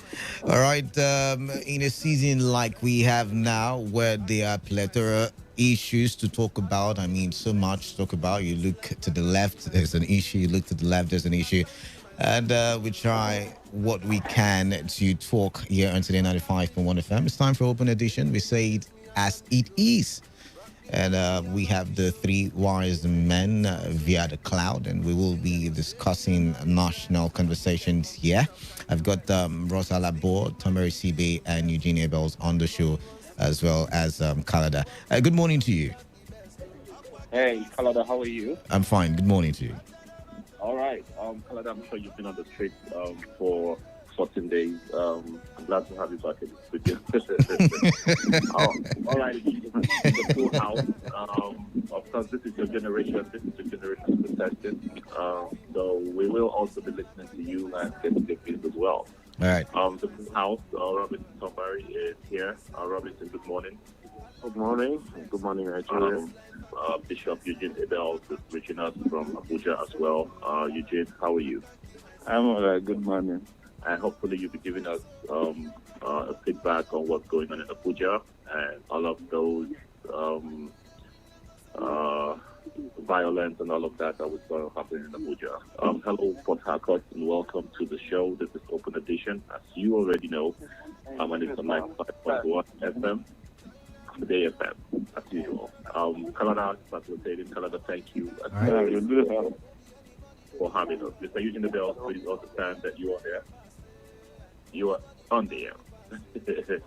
All right, gentlemen, so welcome to this edition, and it's going to be basically about what's happening in the country, which is in South. And looks like it's shifted to end poverty, because we have seen almost all the palliative warehouses, being harvested. I like the way the Guardian newspaper puts it. It says the palliative warehouses are being harvested. This harvest and the point of this harvest we will be discussing. We know Calabar is already down, Ilorin is down, the one in Lagos, Ocean State, several other states. Several other states. The people are mining, for those COVID palliatives that came into the states and have not been distributed as yet. And so we're looking to understand what exactly is happening with this palliative. But most importantly, we'll also be auditing what happened in Lagos, especially at that scene of what some people have called a massacre or a killing, and some people actually believe that nobody died. The governor of Lagos, in his speech, the first speech to Lagos people, actually mentioned that nobody died, and then later on came on to say that, okay, we'll have recorded one death. That is absolutely different from what the eyewitnesses on the ground are saying. DJ Switch, in her interview with the BBC, actually said that she personally counted 18 bodies, and those bodies were moved away by, they carried them to where the soldiers were, and then the soldiers actually moved those bodies into their van and drove them away. And some people are asking, where's the blood stains on the ground? And some really stupid questions have been asked. But today, I think we will really address some of those issues. Gentlemen, welcome to the show. Mr. Ebels, I want to start with you. What will be your comment on what has happened, especially looking at the way NSAS has been conducted in a very peaceful way? And I would say it is perhaps the best and most organized protest ever in the history of this country. And then also look at the contrast, how it was dispersed in the most merciless and brutal and most very chaotic and heartless manner by, Abuja lands are fertile. Yeah, first of all, I would like to say that the young generation to which I belong to, all right, yes, the generation which I belong to, the young generation, the 30 and below, they tested the water. Yes, I'm with Canada's generation. I've left you people now. But I'm not 30 and below now. I'm above 30 and below. Oh, then you're old. You're with us there. Mr. Edwards, move it to 35. You must get Canada in your neck.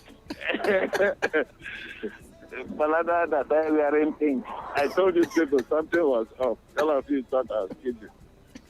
This why you did out there. Now, my take is this.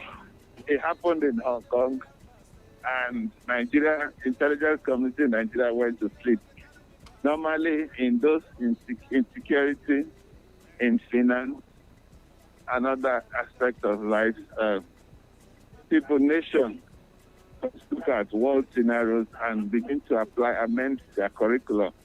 Why the struggle over that thing that those did in Hong Kong? But everybody went to sleep, and they showed persistence, they showed organization, they showed strength of character in how they did things. Particularly, I was quite impressed when they refused to be associated with any politician by driving the politicians away.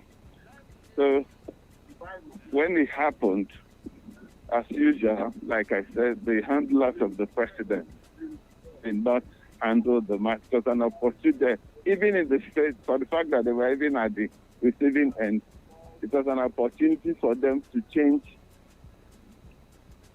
how people view the government, whereby they will have accumulated the disbanded staff.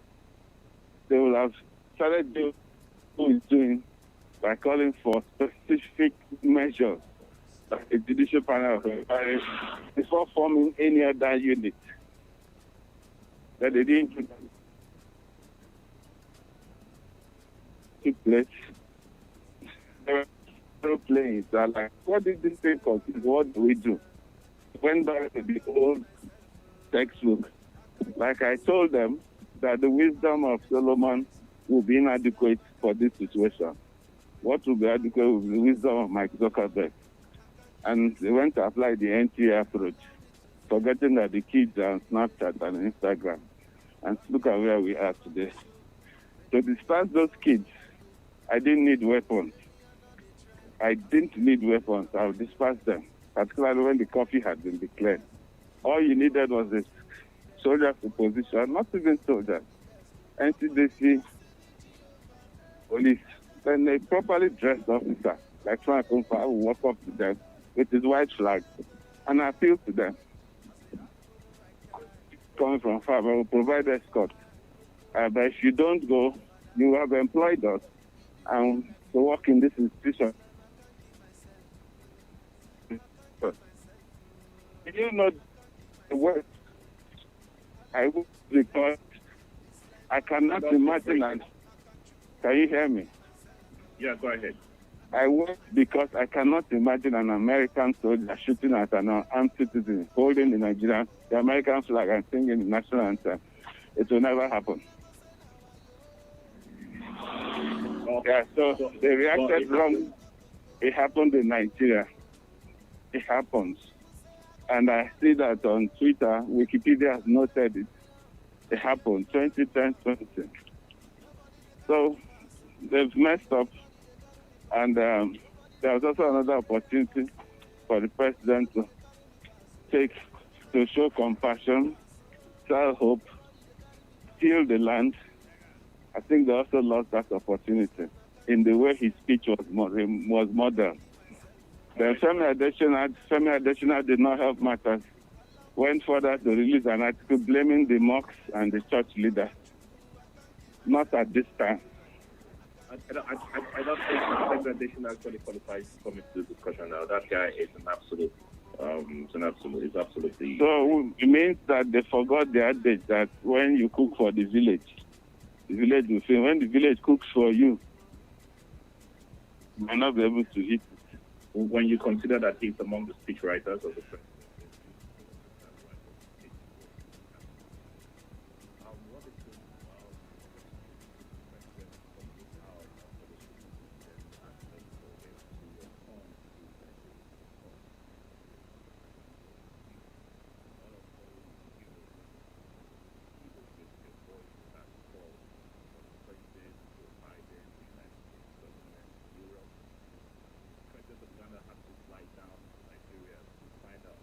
What's going on in your country? president was quiet. 40 hours.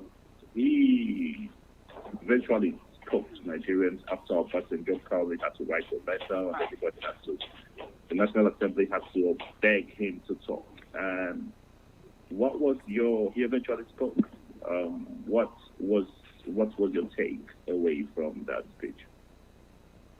Well, first of all, let me say that this was going to happen, but I didn't know that it was going to happen so fast. I knew these moments would come with technology-driven citizen journalism, where everybody is a potential source of news outlet, where technology is an enabler, for such coalition to be set up in record time. So I knew it was going to happen, but I didn't know it was going to happen so fast.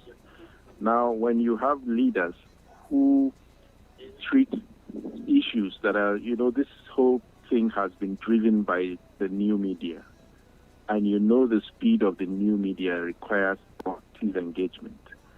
And something happens and you live 48 hours, you keep malice with your citizens for 48 hours, and you are the father of the nation. People expected that you're going to be there to give immediate reaction, in fact, you're supposed to be proactive, not even reactive.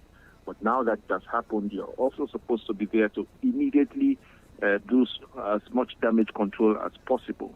We saw very bloody scenes. We saw videos that's scary. We saw men dressed in military fatigue shoot directly at unarmed protesters. That's unacceptable by any means.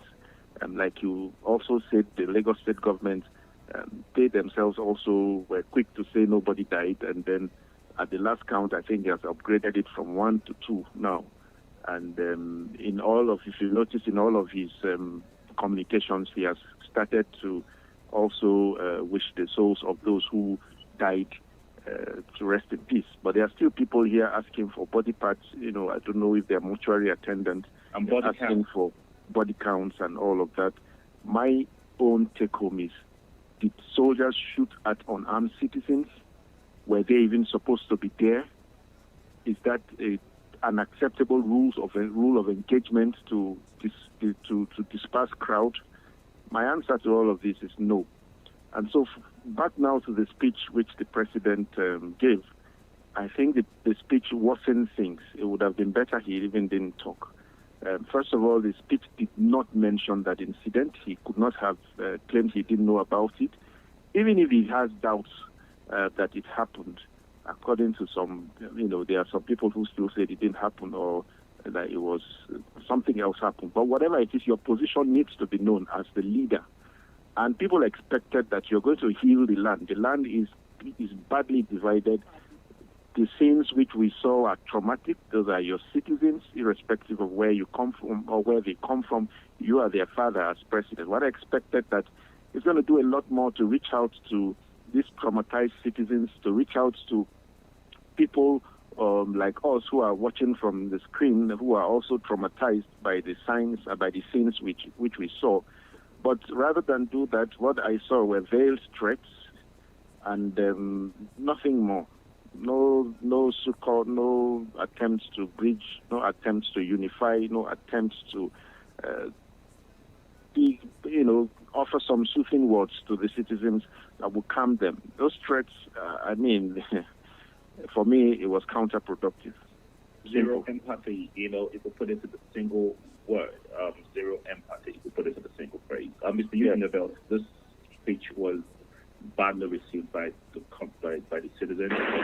People actually, if you followed up the comments from the young people who were actually waiting to hear from the president, I did not see anyone that said anything good about this speech from the president. Even very avid followers of the president, avid supporters of the president, they were really disappointed with what the president said. And the show study, I'll call the Rebel Senator, Shehu Sani said that you wanted a speech, you got the speech, now you're speechless. And so speechless became the hashtag for the speech. What will be, if you be a president, actually, how would you have dispersed the crowd? You said you could have, but you did not give any you did not say anything about how do you think that crowd will have been dispersed? Because from the information I get from my people on the ground in Lagos who are in the government, who are aides of the governor of Lagos, the plan was still to use police, that evening, because the curfew had been extended to 9 o'clock, and so they had mobilized the police force to go and then use basically riot methods, counter riot methods to actually disperse the crowd. And from what we hear, the Lagos State government was not even aware that Mr. Abel, those drive-bys. Just go ahead and give your thoughts on that. Now, for me, being a serial protester, and I've demonstrated against Buhari before, so I know the rules. Now, all they needed to do was once the curfew had been shifted by 2 hours, meaning that government was showing empathy to the part of the distance involved in Lagos for various people, so that people will have time to get back to their destination. More lights will be brought in there. My men will take up position, raise your white flag and walk up to them and ask to speak. They will shout to you, but because you come with a white flag, like the governor did, they will hear you out. Meanwhile, you set up your water cannons and proper multiple tear gas releasers, like it's done. Set them up, then you address them. Look, your message has been heard. We're part of you. You employed us. We have a job to do. Our duty is to the nation. We don't want any harm's way, so we're bringing in more lights. We'll provide support and escorts for people going to the mainland. But please note that by 9 o'clock, we will be compelled to disperse. Everybody must leave here. If your place is too far, you can stay with us. There will be no protest, no music, no nothing. Fear comes in when they see the array of people lying on. Nobody will hold a gun, apart from the second level of people, just in case somebody has a gun there. But they will have batons, they'll have water cannons are there, dogs will be ready, all those dogs. Let me just interrupt you briefly. What the wanted was so simple. What I expected you to, probably tell us was how the president himself could have dispersed it. Because I have brought it down from the president. The game was to disperse them. I am saying on the ground there what should have been done. And when you say that, after you've addressed them, the officer leaves back and everybody takes up formation position and wait for them. 30 minutes to the time, they begin to roll in. Already for the fact that they're surrounded, fear comes. I've been involved in demonstrations. I know what it is like. Plenty of those kids are water children. They will begin to argue amongst themselves. Say, but trust me, we'll gas this place and we'll provide plenty water, hot water. So leave. So 8:30, the trucks will begin to roll in gradually. Then people will begin to break ranks. But the lights are there so that nobody gets injured. The idea is to disperse, not to wound. So some people will want to resist. 10% will want to resist, but 80% will say, okay, let us go. Tomorrow we'll form with another strategy, and they'll disperse. Okay, fine. Canada, are you there? And those who resist, we spray them water, tear gas the place multiple. If you are asthmatic, you must drop. You must Canada drop. There. Yeah. Canada. Okay, Robinson, what do you think was the end point for NSAS? Like, what exactly were they asking for? Because to the best of my knowledge, everything they asked for, at least on the 545 document, I think Mr. Ebers shared that with me the moment it came out. On that document, to the best of our knowledge, had been implemented, right? So SARS had been scrapped, and I'm very aware that SARS was actually scrapped. So what happened? What was the demand, and why did they continue to be on the street? That has to be clear to us as well. And understanding that Segalink, who was also one of the key voices for Awashigun Awasanya, who was also one of the very key voices, more or less pulled out, say, hey guys, listen, we have achieved what we actually set out. Now, why Segalink pulled out? I think it had to do with who was supposed to lead negotiations with the government, because certain people were picked and they went for Zoom meeting, and that somehow caused a lot of trouble, and then there were disagreements, and Segalink was pissed with that. But for the demands made, it was 5, and then from 5 it went to 23. Now, why it went to 23 was because the government came out with promises, and the people were like, boo-boo juice, we've had this before. We don't believe, we want implementation. And then it evolved from just, being end SARS to end bad governance. Why is the Senate or the legislators, why are they earning the humongous amount that they are earning? Why, they started asking for several other things. And there were 23 demands. I do not have them. It was on the Vanguard as at last week. But then again, the list evolved from just police reform to other issues in governance, and not just the federal government, but the 36 states.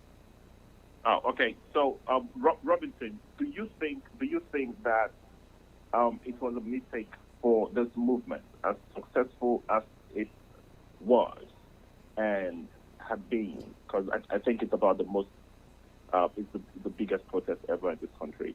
Do you think that it was a mistake not to have a leader? It was organic. It was not planned. It was not planned. It was organic. So there was no way a leader was going to come out to be accepted. I think the citizens themselves have had trust issues with themselves and leadership. So I guess it probably even gathered that much steam because there was no leader. Because the moment a leader comes, and then there's always a trust issue. If the leader is not seen one day, they'll say they have cornered the leader. They've given him an offer and all of that. So this was an organic protest. People, joined. People. It was not planned. The fact that there was no leader also is reflective of that fact. I don't think they just decided that there will be no leader. The thing became bigger than Segalinks at some point. It became bigger than him. So, but yeah, maybe it's a tactical error that there was no leader. But if you also look at it from the other side, this is something that was supposed to metamorphose naturally, and maybe a leadership will evolve naturally because, like I said, it was not planned. It was organic. It was, it just erupted. Robinson, okay, I think Mr. Edwards should go for this because he's this very kind of things in this mafia kind of way. For the laws of power, Law 47 is very clear. Law 47 of the 48 says that do not go past the mark you aim for in victory. Learn when to stop. And what that means basically is that the moment victory is achieved, okay, in the heat of victory, arrogance and overconfidence can be pushed. What the author was saying basically is that once you hit that point, that mark that you set for yourself, you pull back. Mr. Abel, do you think that the protesters were pushing too far? No, the NSAS, they were not. The NSAS thing was just a microcosm, was a metaphor for the general problem of bad governance. So by the middle of the movement, by the 4th, 5th, 7th day, they knew they had to change the conversation, broaden the conversation, particularly when SARS was disbanded, and the police provided an opportunity by creating SWAT. So it was like, see what they talk. So it wasn't that the mark was to bring the issue of bad governance to conversation, to bring it onto the table. So that the SARS gave the unsatisfied Nigerian public the opportunity to discuss it and get the attention of the political class, because both sides of the divide were jittery, because they were being measured. The activities for the past 20 years of this democracy was being reviewed. So everybody who was a politician was on the measuring table. So for me, they didn't go past the mark. The mark was to discuss Nigeria.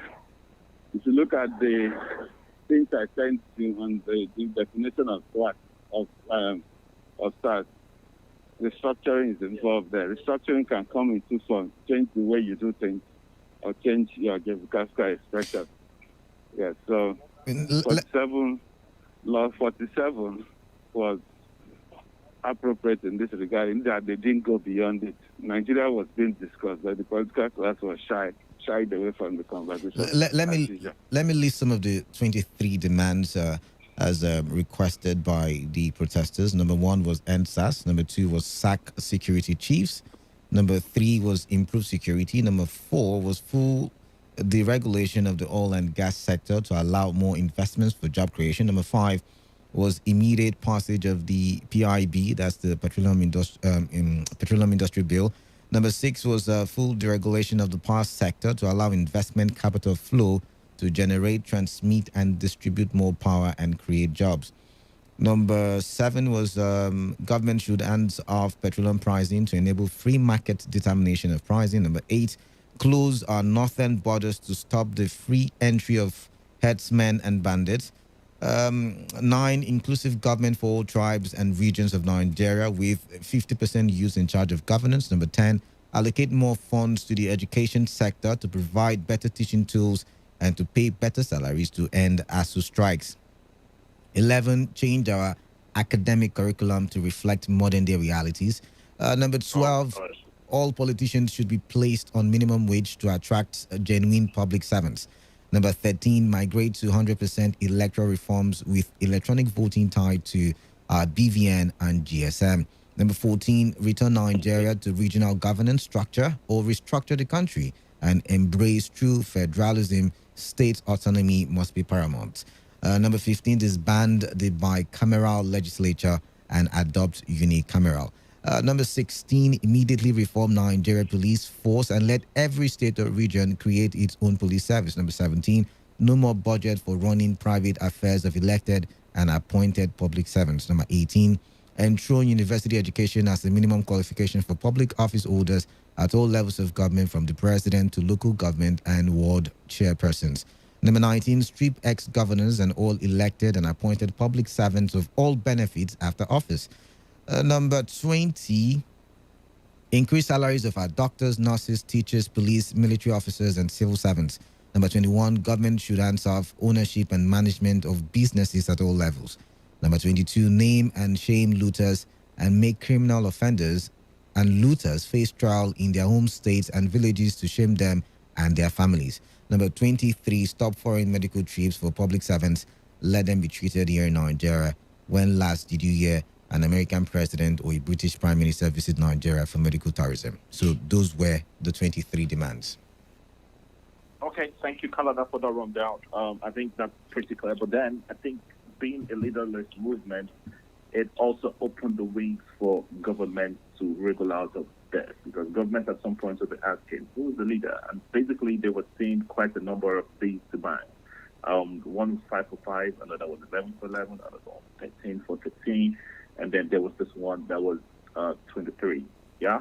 So who could the government have trusted at the point? But I think at the same time, this is where the problem with the structure of the protest actually happened. But I wondered in an article I did last week, and my thinking was that this first set of protests has been led by, just like Ejidebes called them, Ajabotas, right? They are very educated, tech-savvy, social media savvy young people who actually really love the country and who want Nigeria to be together, but Nigeria to become strong and better. They're yearning for a better nation.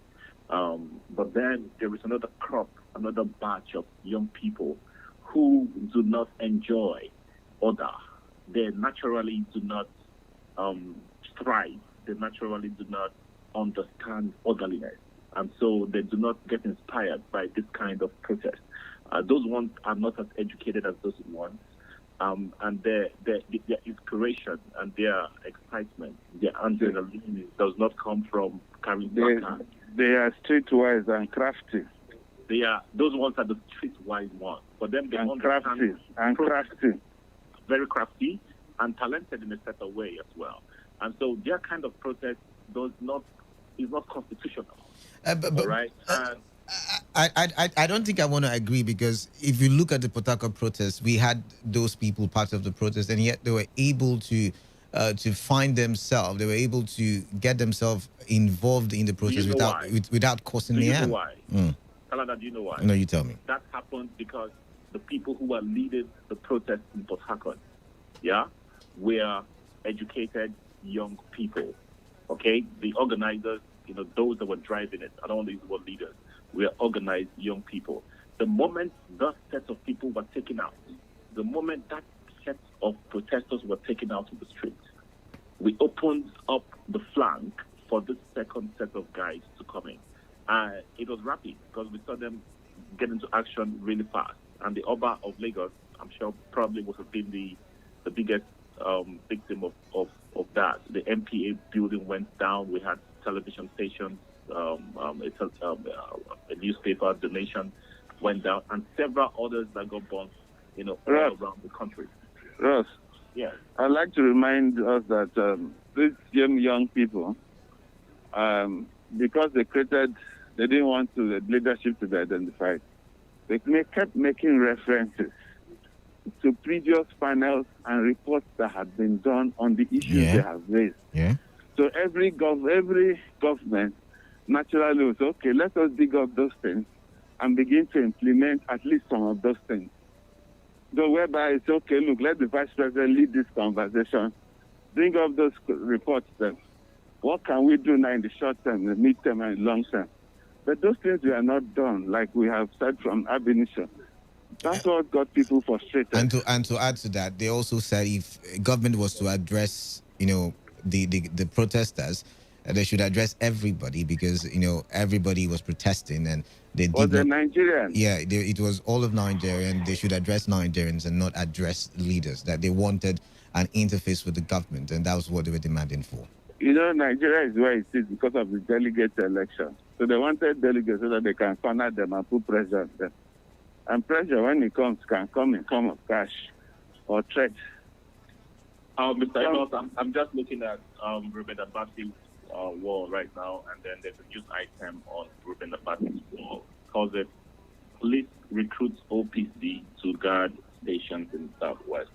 The police, the Nigerian Police Force recruiting, OPC members to guard their stations.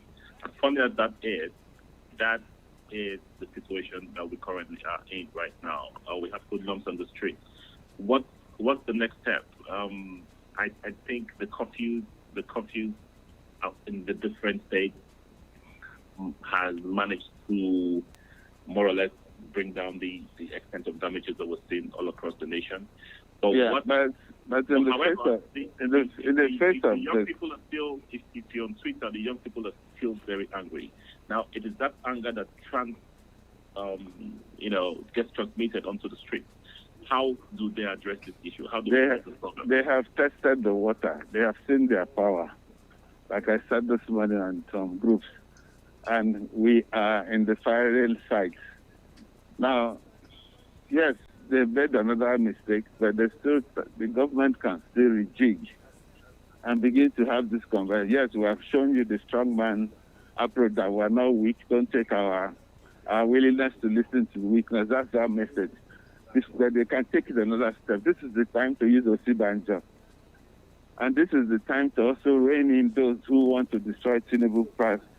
He has been destroyed. Don't worry. Let's go to the next level, which is to bring the nation together. Now we cannot keep selling this ethnic agenda and religious agenda. Yes, like I asked, how can the Federal Republic of Nigeria claim that Nnamdi Kanu made those statements in a tape? If he made those statements, why has our High Commission not summoned the British ambassador and made a formal protest? You know what the International Court of Justice says about incitement. Particularly, people have died. You can't do that while you're in those soils now. Yeah, so we need to see those kind of conversations then. There's so much opportunity. It is time to use the vice president. Yes, we know 2023 is on the card, but use him. Let's come down to River State. Nice one, Mr. Edwards. Let's come down to River State. Robinson, you saw the reaction of the early reaction of the governor of River State. He basically banned protests and protesters defied the ban. And when the Senator, can you give your head? Thank you. Protesters marched to Government House, and Governor Vicky was basically compelled to come out and then address the protesters. Now, after that, we have seen the protests in River State. They were all largely peaceful up until we started seeing because from the IPOB demonstrators, and that brought some violence into the picture in Oyibo, parts of Mile 1 where the spare parts were sold, and then the market area, the all-new market area. Now, the problem is, if this kind of protest will always continue, if this kind of protest happens, you have all this kind of elements come out and then also exhibit who they are. Just yesterday, I think the governor had proscribed IPOB in the state again. Do you think that this protest will degenerate into a tribal conflict, into an ethnic conflict? Sadly, in Nigeria, most of our arguments end up in we invoke our tribal tendencies at every opportunity, and that's very sad. First, let me start with the first action of the governor, which was to ban the protest. For me, that was a wrong move. Whatever position he had, which he conveyed that day, could still have been conveyed without banning it, and I think he recovered from it and made his case why he said so in the first place. Other than that, he's been proactive in the rest of the broadcast and the orders he has given. If nothing was done, this thing could have degenerated and gone out of proportion. I also read and heard on the radio that these people who turn on our police stations and were destroying their members of IPOP, that's what was reported. And if that's the case, that's absolutely condemnable. And one of the reasons why we're protesting for police reforms is so that the police too can be better equipped, so that when arsonists and people who destroy things do these things, they are properly apprehended and tried and punished. Because you do not, these are taxpayers' resources you're destroying. You destroy a police station, it's still your own money that will be used to repair it. I saw a bloody, lifeless body of a police officer. That's terrible. That's not what the whole struggle should be about. And to now watch things get out of proportion and degenerating to the ethnic side of things is absolutely wrong, absolutely condemnable. That speech, that hate speech, which we all heard, is absolutely condemnable. And I have raised it time and time again that I don't know how they are there, and there's NCC and there's NSA, and how somebody is broadcasting on a rogue station unhindered every time and time again. I sincerely don't know how that is possible, why they continue to allow him have his way. I don't even know how he does the broadcast. Is it via terrestrial radio, or is it via the internet? I don't know. I think now it's via the internet, because the 100.5, I can't remember, I think it's been shut down by the NBC. Via the internet, and that's so all of these followers of his actually have internet on their phones. No, before it wasn't. Before it wasn't the internet. Are you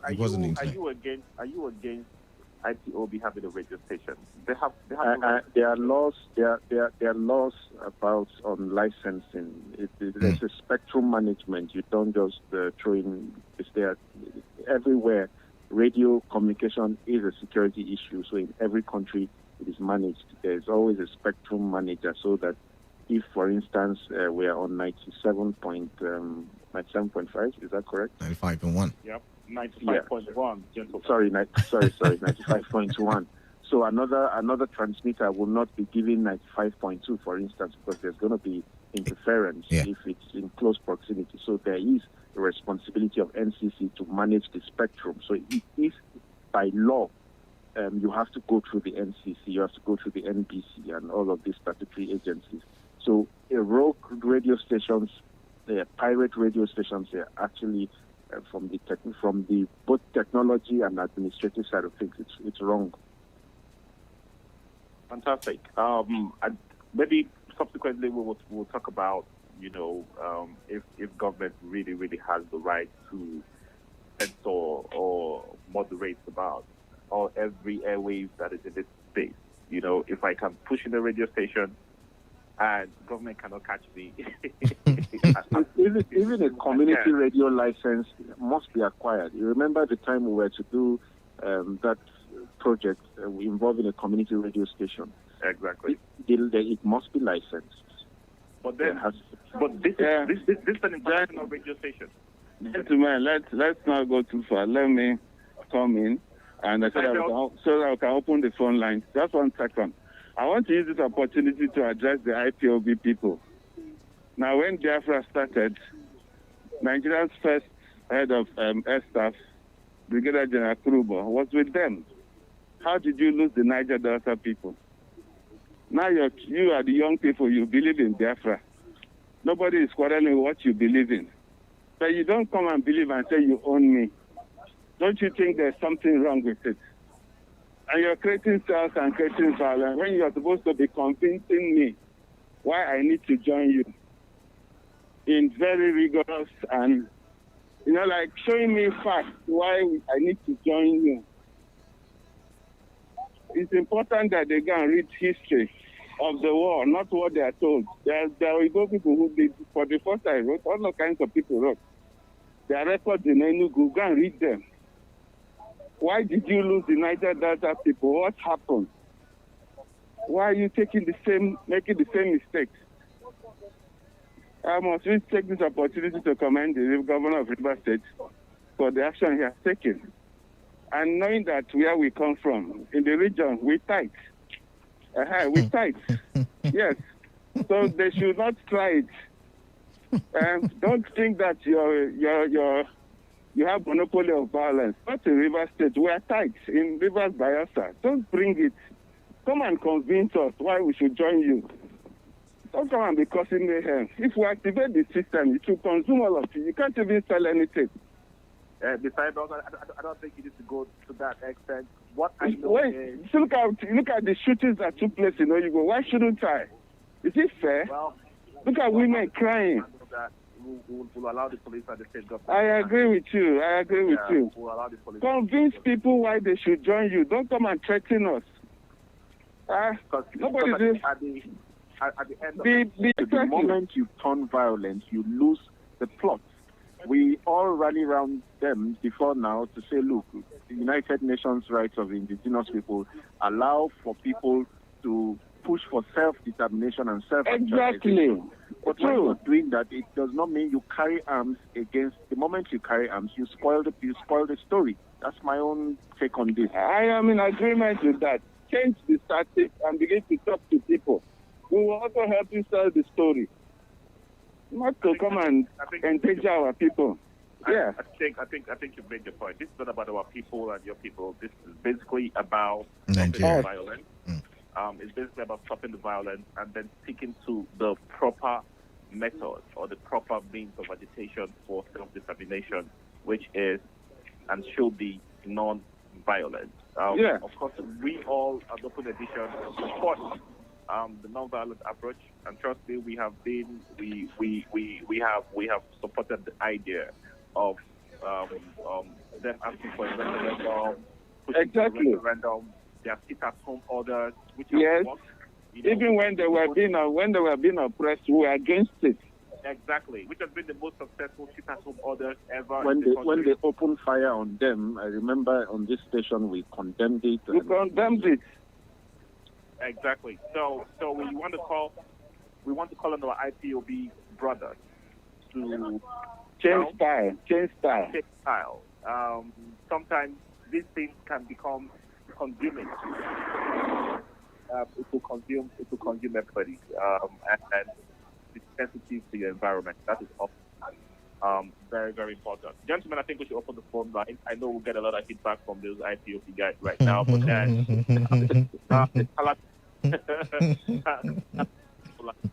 people. All right then. You could call in and join the conversation. 0817 000 0951. at 0810-9510951. Your text messages to the number 0701 933 9962. 95.1 FM. Hello? Yes, sir. Good morning to you. Good morning to you. Sorry, hold on a bit. Can you hear the caller? No. Yes, I can hear you. Okay, wait, just go ahead. Okay, my name is Odinga. I'm calling from Edinburgh. All right, welcome. Okay, I'm a little disturbed the way this issue of the allegation against IPOB is taking momentum. The CP just rose up and started saying it's IPOB. If it were to be other sources, say he's going to do investigation. And everybody is saying him, including the governor and Eugene Bell. And everybody just agreeing one hand is IPOB. But everybody is covering the court groups, which are supporting very many of them, including Abel. All your court group and the one that belong to the government, they refuse to understand that they are the people that are causing this mayhem. And they are just saying it's IPOB. I'm surprised. And when you mention IPOB, people think that they are from elsewhere. Go to other parts of River State. You see that you have more of IPOB than few of you that are talking through the media. I'm disappointed. You cannot even say this thing should be investigated. I know who are causing this mayhem. Don't just because you have a voice, you can speak for who are you speaking for? All right, sorry, you've been aggressive there. I can't let that happen on the show. 95.1 FM. What's your name? Where are you calling in from? My name is CJ. I'm calling from Port Harcourt. Welcome. Your contribution. Please, my own contribution. I still want to find out how did this IPOB come about? What are the investigations? How did they come about calling IPOB, tagging IPOB? When all these things started, it started through the shooting. In Lagos, there is crisis. All over Nigeria, there is crisis. Why River State own they are tagging IPOB? So many of us are members of IPOB. We are not there with them. We are not in this protest. So why now, okay, if I should tell you what people from Obibo are telling me, now you say I did allegation, but I don't want to mention that. Some people are calling the Northerners. Why I don't want to mention that? Because I don't know, I'm not there. But let them investigate before coming up with plans. They should stop mixing things, leave the issue at hand, the problem that the police and the government have caused. They should talk on how to tackle the issue they have caused. They try they are certain, they should stop blaming any other community or any other group. Please, we should speak on. I am a frequent listener to Radio Biafra. Yeah, I am too. So funny enough, I am too. Yeah, I listen to Radio Biafra a whole lot, and there's a reason why I listen to it. Okay. I also listen too. Yeah, fine. And days ago, we had the leader, Mazi Nafikano, saying some very, very not very nice things. Going after a particular governor and going after police stations, yeah? Exactly, and telling them that you brought it down. I remember a guy from Obibo called, and he said, "Are you the leader of the protest?" The boy said, "Yes, I'm one of the leaders of the protest." He said, "So what have you done?" He said, "Go there, burn it down, burn that place down." And if the leader of IPOB will be saying those things, I do not see any reason why anyone should call on this station and be telling us nonsense. What are you talking about? If the leader of IPOB, apart from that, the police command. You should talk to your leader. Exactly.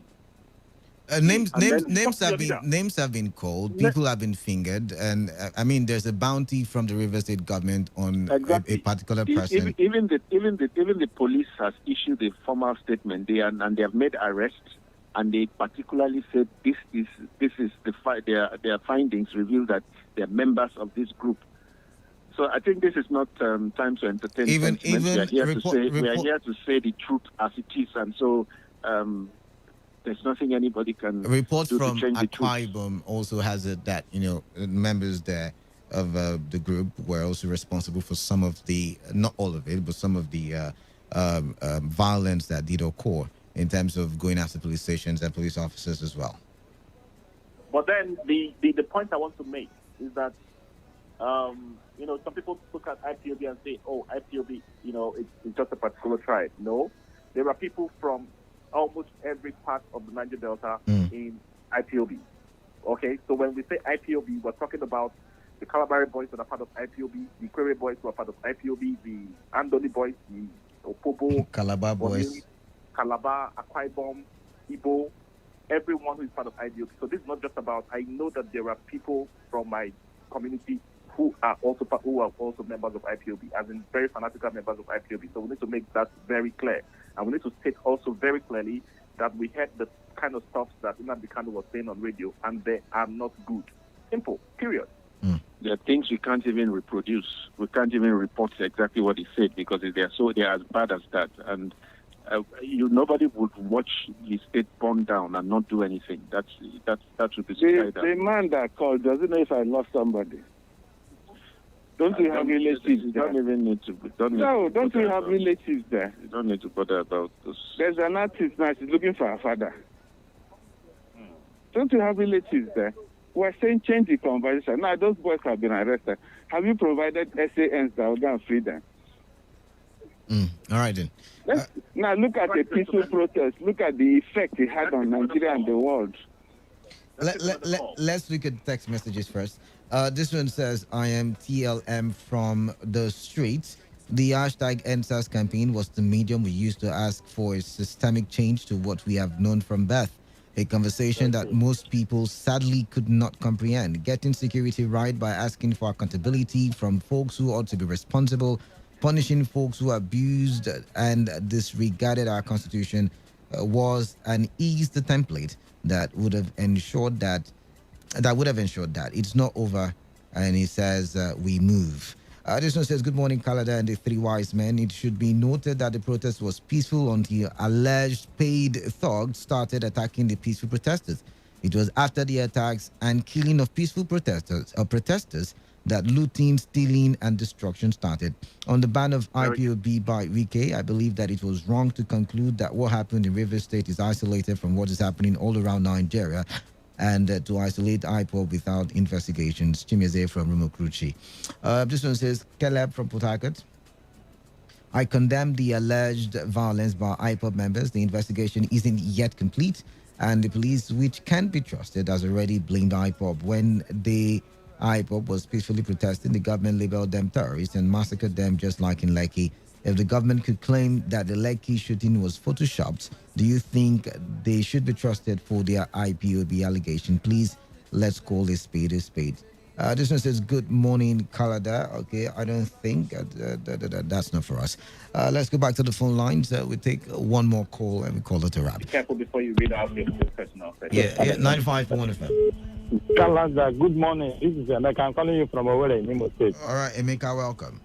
See, personally, I listen to this station almost every day. See what is going on about IPOB now. Honestly, I'm disappointed by the governor of Rivers. I don't know why. Before the emergence of IPOB, there has been a crisis in Rivers. Which all of them know what I'm talking about. Why should they tag IPOB as the reason 100% problem of Rivers State? What all over Nigeria, even Ochobo, all over Nigeria, the people are protesting.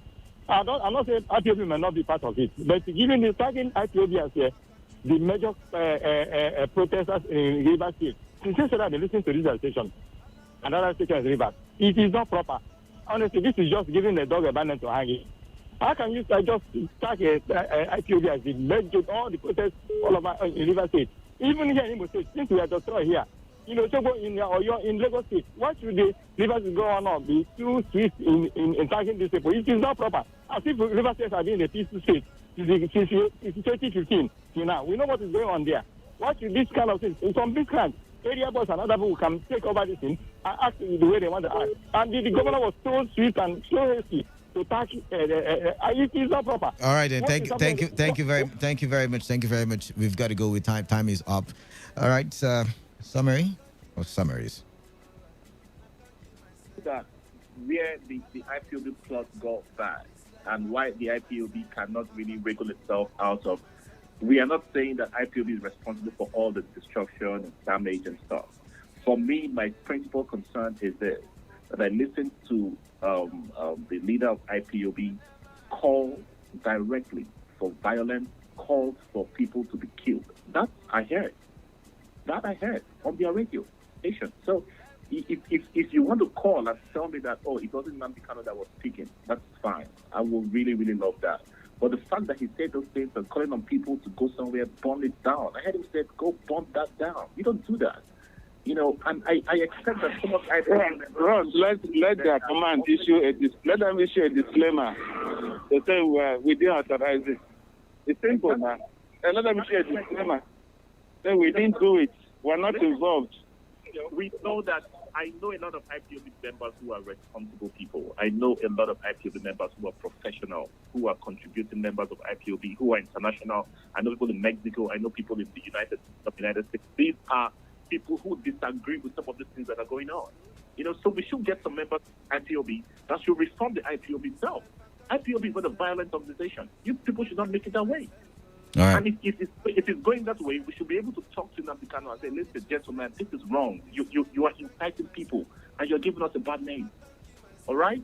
As simple as that. All right, then. We'll stand with your message. So please, just calm down. All right, Kalada, I think we can take one more call. And we out of time. Kalada, stop that. Canada is behaving like SARS. The problem we had was that you see the problem? More power. Yeah, see. Let's read some text. Canada has to take the opportunity to give us those 23 items that NSAS was demanded, right? Was demanded. So we we'll debit him. We want to debit him on that. Sunday, All right, just the final call. Sunday, let's read some text messages now. Sunday Tuna from Makpajo says, the fact have been truly established that the IPOB are solely responsible for the monumental mayhem in parts of Rivers State, particularly the Oibo axis, where the IPOB has a stronghold, who infiltrated from Abia State. The ban on IPOB is a step in the right direction. This one says, good morning, Canada. Concerning the president's speech. Okay, this is not what we talked about. Good morning, Canada. It's very clear that these people are IPOB members. It is a shame they are denying. My place in Udoma land was said to be Biafra, but we don't subscribe to violence. I know what I'm saying because I am a Mopul man. Please, they are my brothers too. Let them change their way. Gabriel from Port Harcourt. All right, one last call now. 95.1 FM. Yeah, Kalada, good morning. Yeah, good morning to you. Comrade Pat from Elele. Comrade, welcome. Thank you. In as much as I will condemn the actions of the people who did what they did at Oyibo, I want to say the governor's declaration is up. Very, very important. And I want to encourage whoever that is involved in doing that River State is not an IPOB territory. That's notwithstanding. That can be argued, actually. Well, for another day anyway. But what I'm saying is, whenever a protest is going on, youth should not take it as an opportunity to destroy other people's property. It doesn't make any sense. It is not the essence of the protest. And I think the governor made a very good declaration, and that will support him for that. Thank you very much. All right. Thank you very much for calling in. On that note, and we are together. We are one people, absolutely. We're just calling on everyone to right now. If you have to protest, it's fine, but protest must and should be peaceful. And I think that is the message, and that's why NSAS was such a big success. And people still don't understand that NSAS it's just like one of the callers said, it was a metaphor for everything that was wrong with this country, everything that is wrong with this country. And the protest really hasn't stopped. NSAS is still big online, and the message is still very clear. I think what is going on now is that the ruling class of Nigeria is still trying to digest everything that happened. And I think this is a turning point. You know, and if you're a young person out there who carried the placard, who contributed to the NSAS protest, I just want you to understand that your voice has been heard, and your voice is still reverberating from corner to corner, plane to plane, and coast to coast of this nation. And something definitely has shifted, and that shift will cause change. Mr. Eugene Abel, your final word. Yes, NSAS came about because of the inability of people to listen to dissent, to people who disagree with them, and make for provision for those who don't belong to them. So, for the government, I am still calling on them to seize the opportunity to do that which is right, by engaging in clear institutional changes and learning to communicate with the people, these young people that are on Twitter, Instagram, and Snapchat. They are not on NTA. Until we bring our mentality to that level, we will not be able to send the message of the government across. On the IPOB people, the concept of Biafra is not a violent conversation. It's about repression. It's about inequality. It's about rights. So you should not get angry when people disagree with you. If it is, then you're guilty like the oppressors which you're complaining about. It is time to sit down your leader and tell him that why don't we take advantage of the NTA's protest strategy and the Honkan strategy and change the conversation so that people can support us. Thank you very much. Love you all. Robinson, you have the final word for today. Yeah, you can be heard without being violent. You lose the plot once you turn violent. Let's stay peaceful, be heard, but be peaceful. Thank you and have a wonderful weekend. All right. You stay tuned. More conversations coming your way. I will go for a quick music break, and when I return, we will continue the IPOB conversation and what really transpired in Oyibo. We will be talking about it. More reports have reached my table. More conversations of what happened has reached my table, and we will be looking at it in its entirety. And we might not be playing the blame game, but we might be looking at the way forward. And after that, of course, we will be listening to DJ Switch. She was at the protest ground. She was the one who did the live video that was said to have been photoshopped. So these are the conversations we will be having for the next 2 hours thereabout. And we will be talking for development. Trust me, we will. I'm Kalada. You stay tuned. Listen to Prince Emmanuel's Man Down.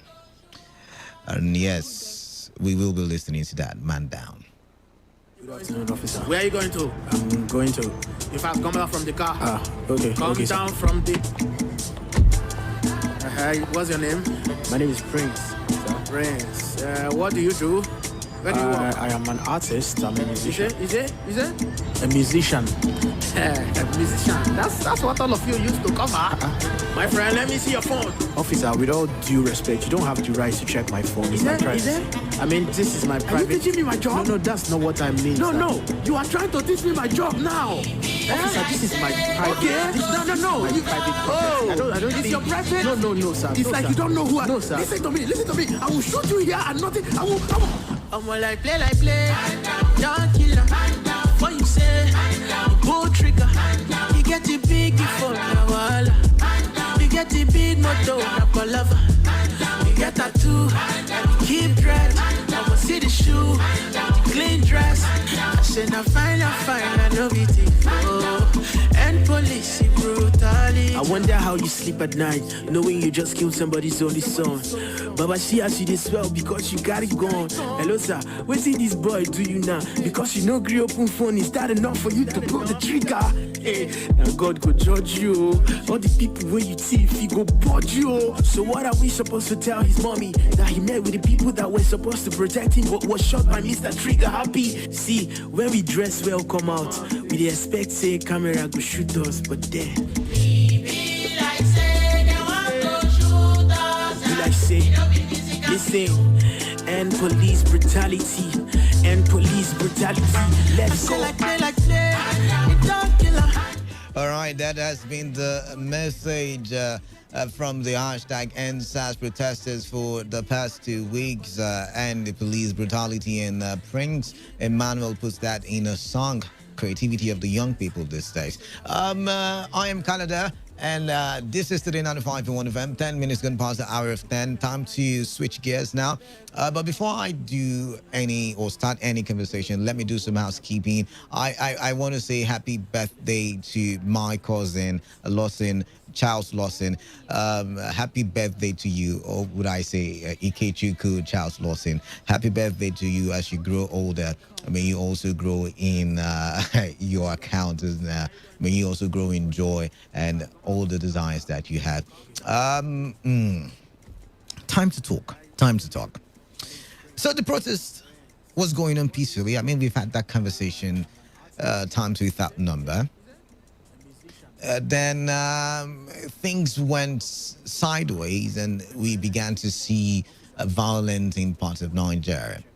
But you see, Port Harcourt's or River State was unique because the protest was not as major as it was in the other parts, as it was in Delta State, for instance, as it was in Lagos State, Abuja.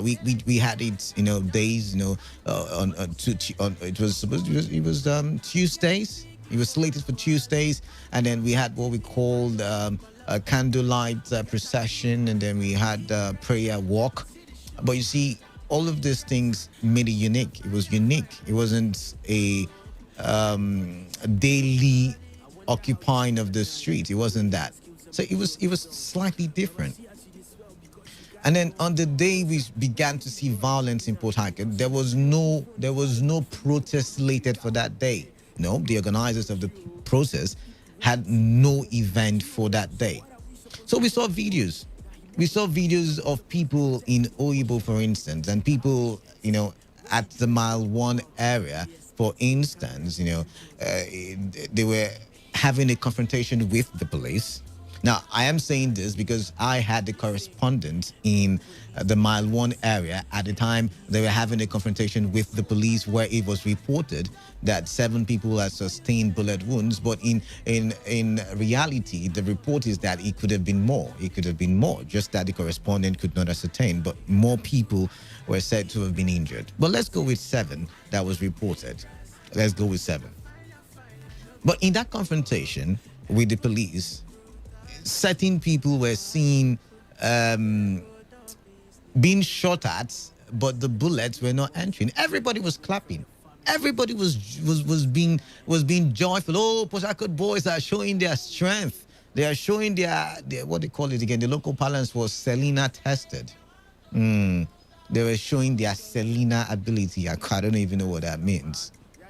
And all over the internet, people were watching the videos.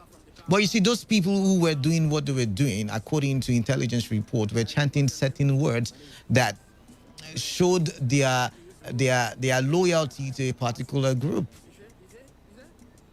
And it took, what do you call it now? Calling for backup, huge backup, before those people. I don't even think they were overwhelmed. I don't know how it was quelled, but somehow it was quelled. Now, it took a tribal turn.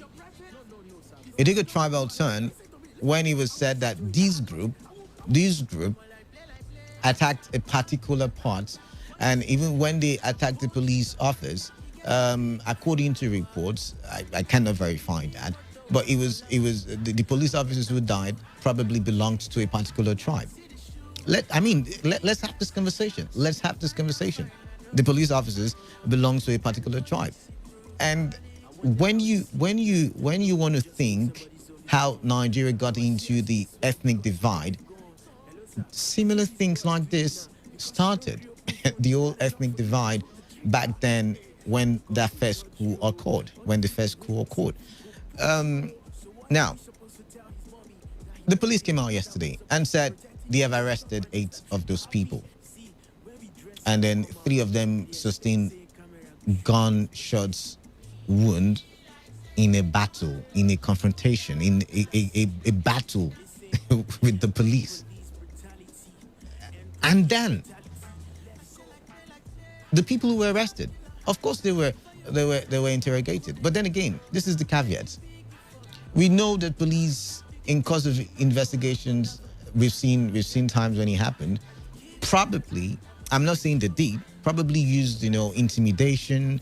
And in the course of that, people made statements that they cannot really own, that they cannot really say if they were not under duress, they would have made.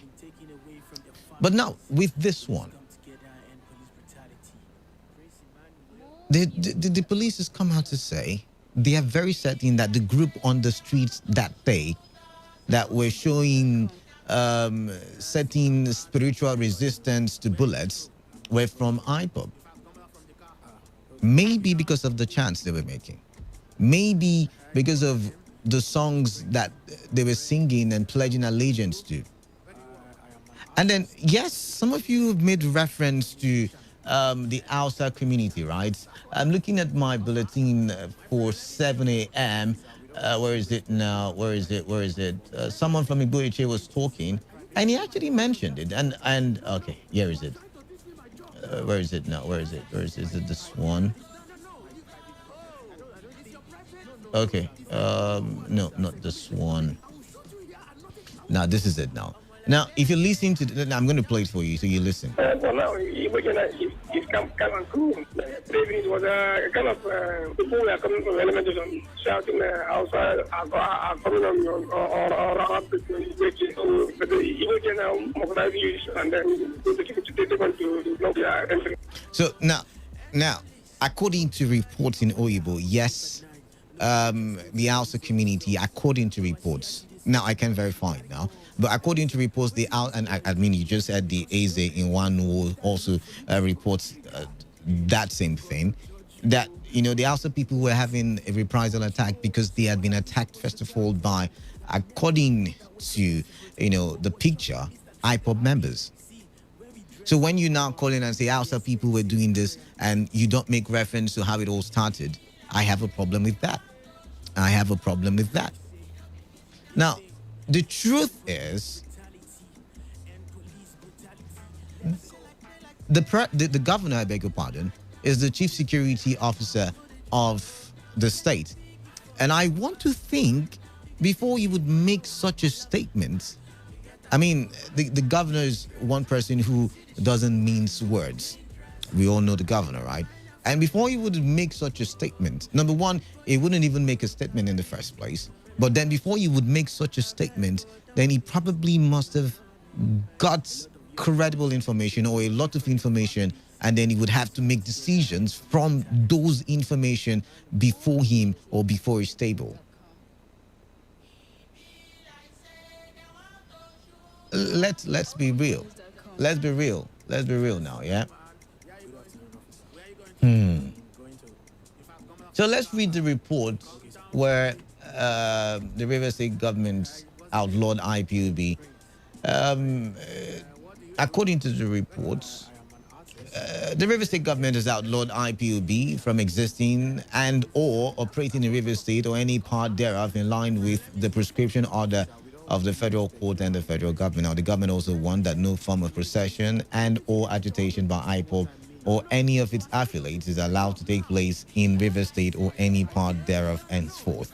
Now, Governor Wike said the security agencies are hereby directed to stop any form of procession or agitation by IPOB in Rivers State or any part thereof, and arrest and prosecute any person or group that identifies with the membership or activities of IPOB in the state. Now, the Rivers State government expressed serious concerns at the unending destructive activities of the outlawed indigenous people of Biafra IPOB in Rivers State. Now, the state government, while recalling how the IPOB was classified as a terrorist organization by the Federal High Court and subsequently prescribed in September 2017 by the federal government, said despite its ban, the group has continued to operate in parts of the country, including Rivers State, in furtherance of its alien political objectives. Now, in a statewide broadcast by Governor Esomike, he said since its prescription, the group has carried out intermittent processions in parts of Rivers State, especially in Oyibo and some notorious suburbs in Port Harcourt local government areas. He said more often than not, I need you to underline that part, by the way,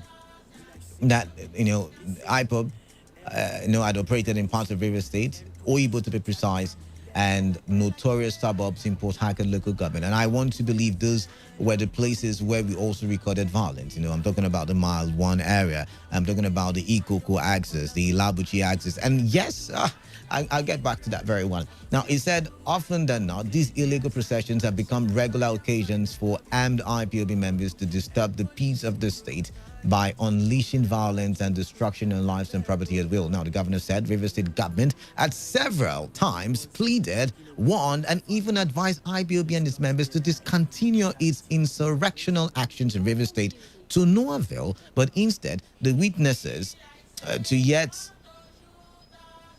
Another orgy of violence and destruction inflicted by IPOB at Oibo local government area and some parts of Port Harcourt City local government area on Tuesday, 21st October 2020. Now, the governor stated that the government will issue an executive order to strengthen and ensure the effective enforcement of these measures and promised to be meeting with all leaders of youth groups and community development committees in the state on Monday, 26th October 2020 to take holistic measures to counter and stop all IPOB activities in Rivers State.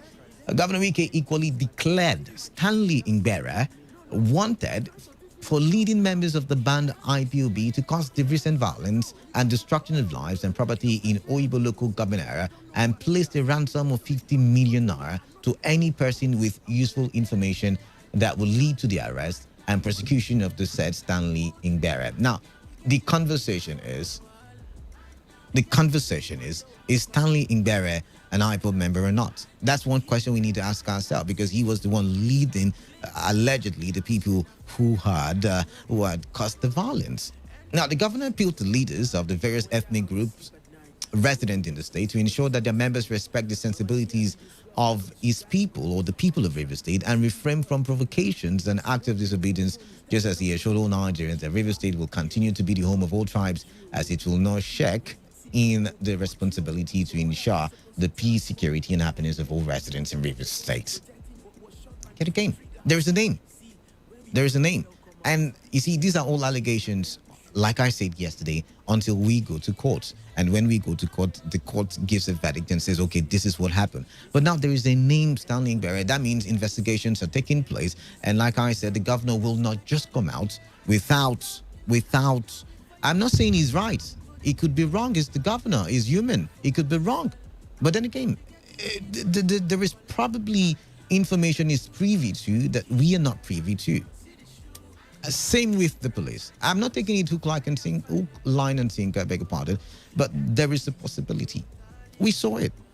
We saw the videos. And according to my correspondent who was out there, they were chanting certain words that show allegiance to the IPOB.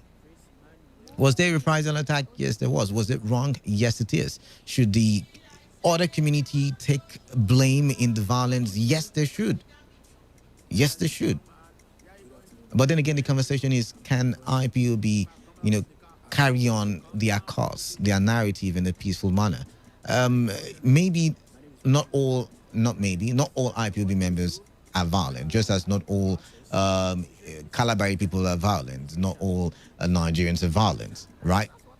But then again, I'm wondering why there is so much speed to defend than rather find the cause, bring about a solution so that the narrative does not reoccur.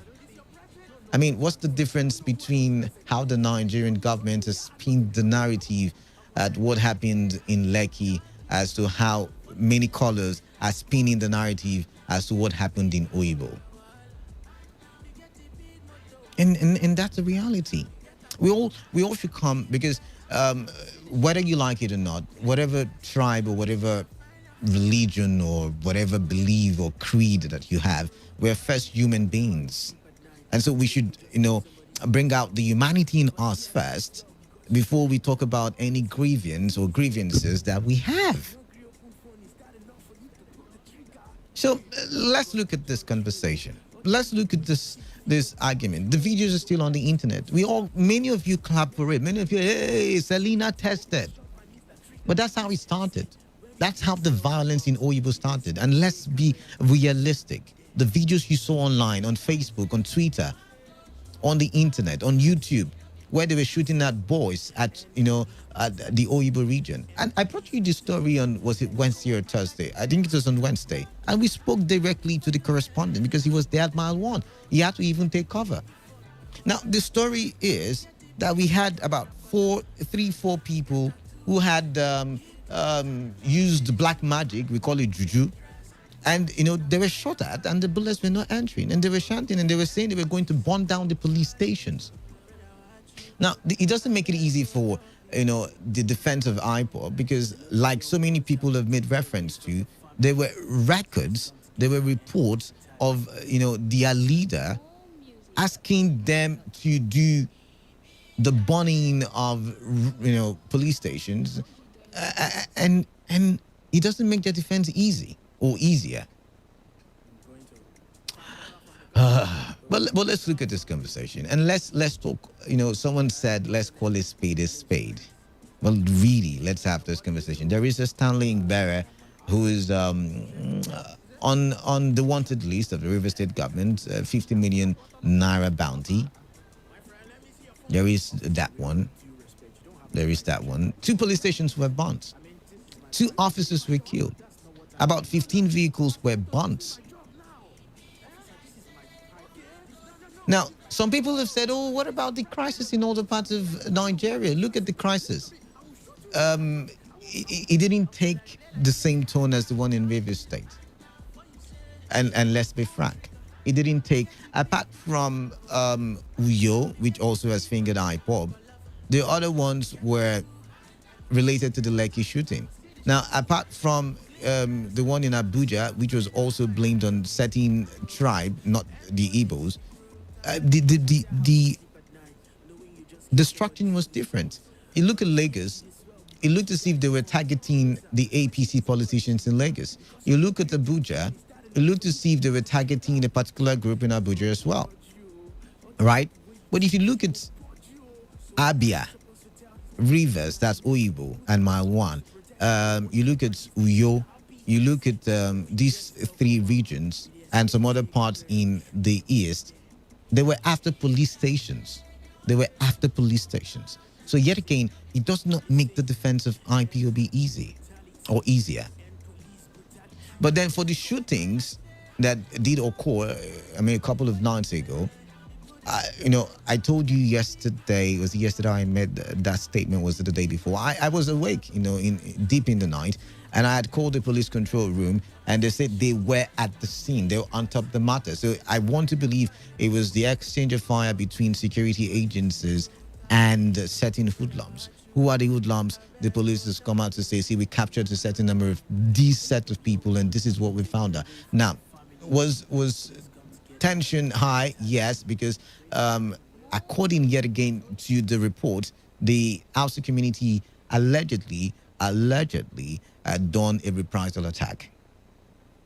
So you see, I want the facts out there, and I want everybody to understand that this is not a tribal war. That's the first thing I want to achieve with this conversation. It is not a tribal war. We're not looking down on any tribe.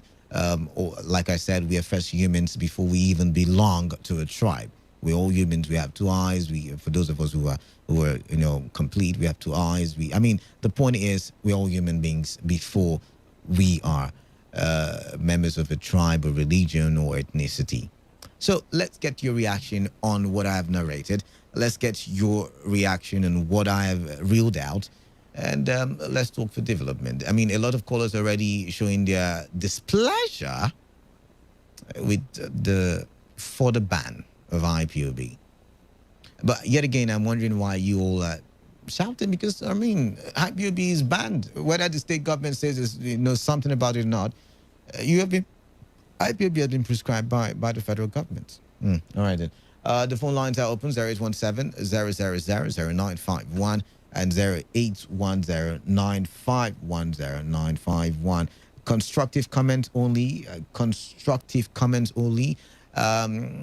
IPOB might have been prescribed, but like I said, the people who belong to this group are human beings, and let's be constructive.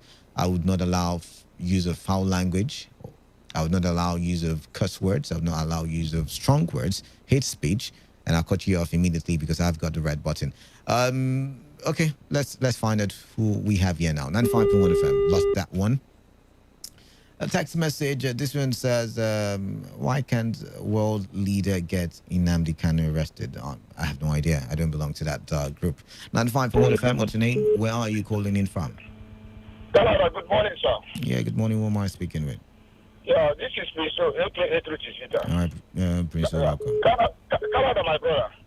If I remember, early this year, that when commissioner went to what they call it, Ogidiba, that is slaughter, the man vehicle was smashed, and destroyed by the so-called the Hausa youth that are there. And Wike did not proceed. You know, myself particularly, I'm a fanatic in terms of Wike, to follow or supporter of Wike. But this action is taken that the Igbos or the IPO. Sorry. Let me understand. You say the governor did not do what? I mean, when they destroy the commissioner vehicle. The governor did not do what now? What did he not do? I said, I did not hear that. I said, you know, I'm the follower of Governor Wike from day one. That's what I'm saying. You hear me? No, I don't understand what you just said. I said I'm a fanatic. I'm a follower of Governor Wike. Okay. A supporter of Governor Wike at all time. Okay. Yes.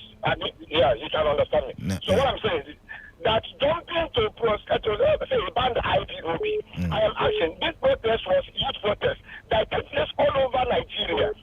And the same thing that happened in Like, in Akwa Ibom, Imo State, and other places, even in the north, Abuja as well. Then how can somebody now come up now and tell you that it was IPOB? Because on the day when the police stations were being burnt, we did not have any protests. We did not have any. The protests have been going on all over. We did not have a protest in Rivers State. There was no. I think the Rivers State started last. Okay. Protests have been going on all over. All right. But what I'm trying to let you know, we are there signing with the flag or like IPOB, and they can reason with me that there was no clear sign out that IPOB have invaded the community. And what I'm saying, if Governor Wike will move so speed like as he said, to pronounce that he banned this and that. Fulani Nation has been killing Rivers State. He had told let me ask you a question. Since you want to make that comparison, is Slaughter Market open? Wait. Is Slaughter Market open? No. Exactly. Yet again, I said it's not a tribal war, so I would not even engage. I didn't say tribal. What I'm saying, for we get to jump in here, listen, when a man wants to kill an antelope, he asks antelope, why are you scattering water that me and my children is drinking? Okay. Antelope, lion was living at the hillside of it. Antelope say, my lord, your son is just 8 months old. How can your son is at the boundary. When you drink, I remain. Then I drink my children. It's okay, very intelligent answer. You said to him now, 2 years ago, you were dissing me. Antelope say, my lord, your son is just 8 months old. How can I be to you? You say, not you, it should be your father. The lion does antelope to devour antelope. For we get to rescue me after the illegal shooting, and now they come to that, it's a Photoshop. And they so told you, a commissioner that from Fulani, that the IPOB going police station. How do you look about him? Does IPOB break the chain in the room? All right. Does IPOB break the in Lagos? The answer is no. We're not. See, a lot of you are making mistake. We are not talking about what happened in Lagos. We are not talking about what happened in Abuja. We're talking about what happened in Rivers State. And now the report from the police as that what happened in Rivers State is obviously different from what the report, from the police in Lagos is. And let's not just oppose all of it together. Now, these are different, and I've pointed it out to you. In Abuja, the destruction was different from what happened in Lagos. You could see in Lagos, it was, the burnt TVC belonging to who? The burnt, or they attacked the rental hotel because they believed it belonged to Tinubu.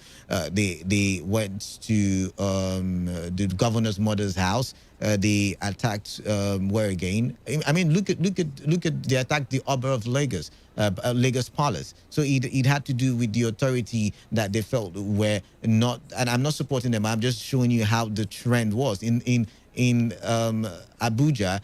Allegedly, it was a particular tribe that was affected. So it had a trend. It had a way it was traveling in Port Harcourt or in Rivers State. They were going after police stations. So it's totally different from what was happening in those parts. I'm just saying. But let's go back now. And by the way, I mentioned it yesterday. Before the protest started, even in Oyibo, there was a battle between SAS officials and allegedly yet again IPOB members, where IPOB members were said to have ambushed a SAS officer who had gone on a break to eat or something. The story was out there. It was on the news as well. Well, let's go back to the phone lines now. 95.1 FM. Hello.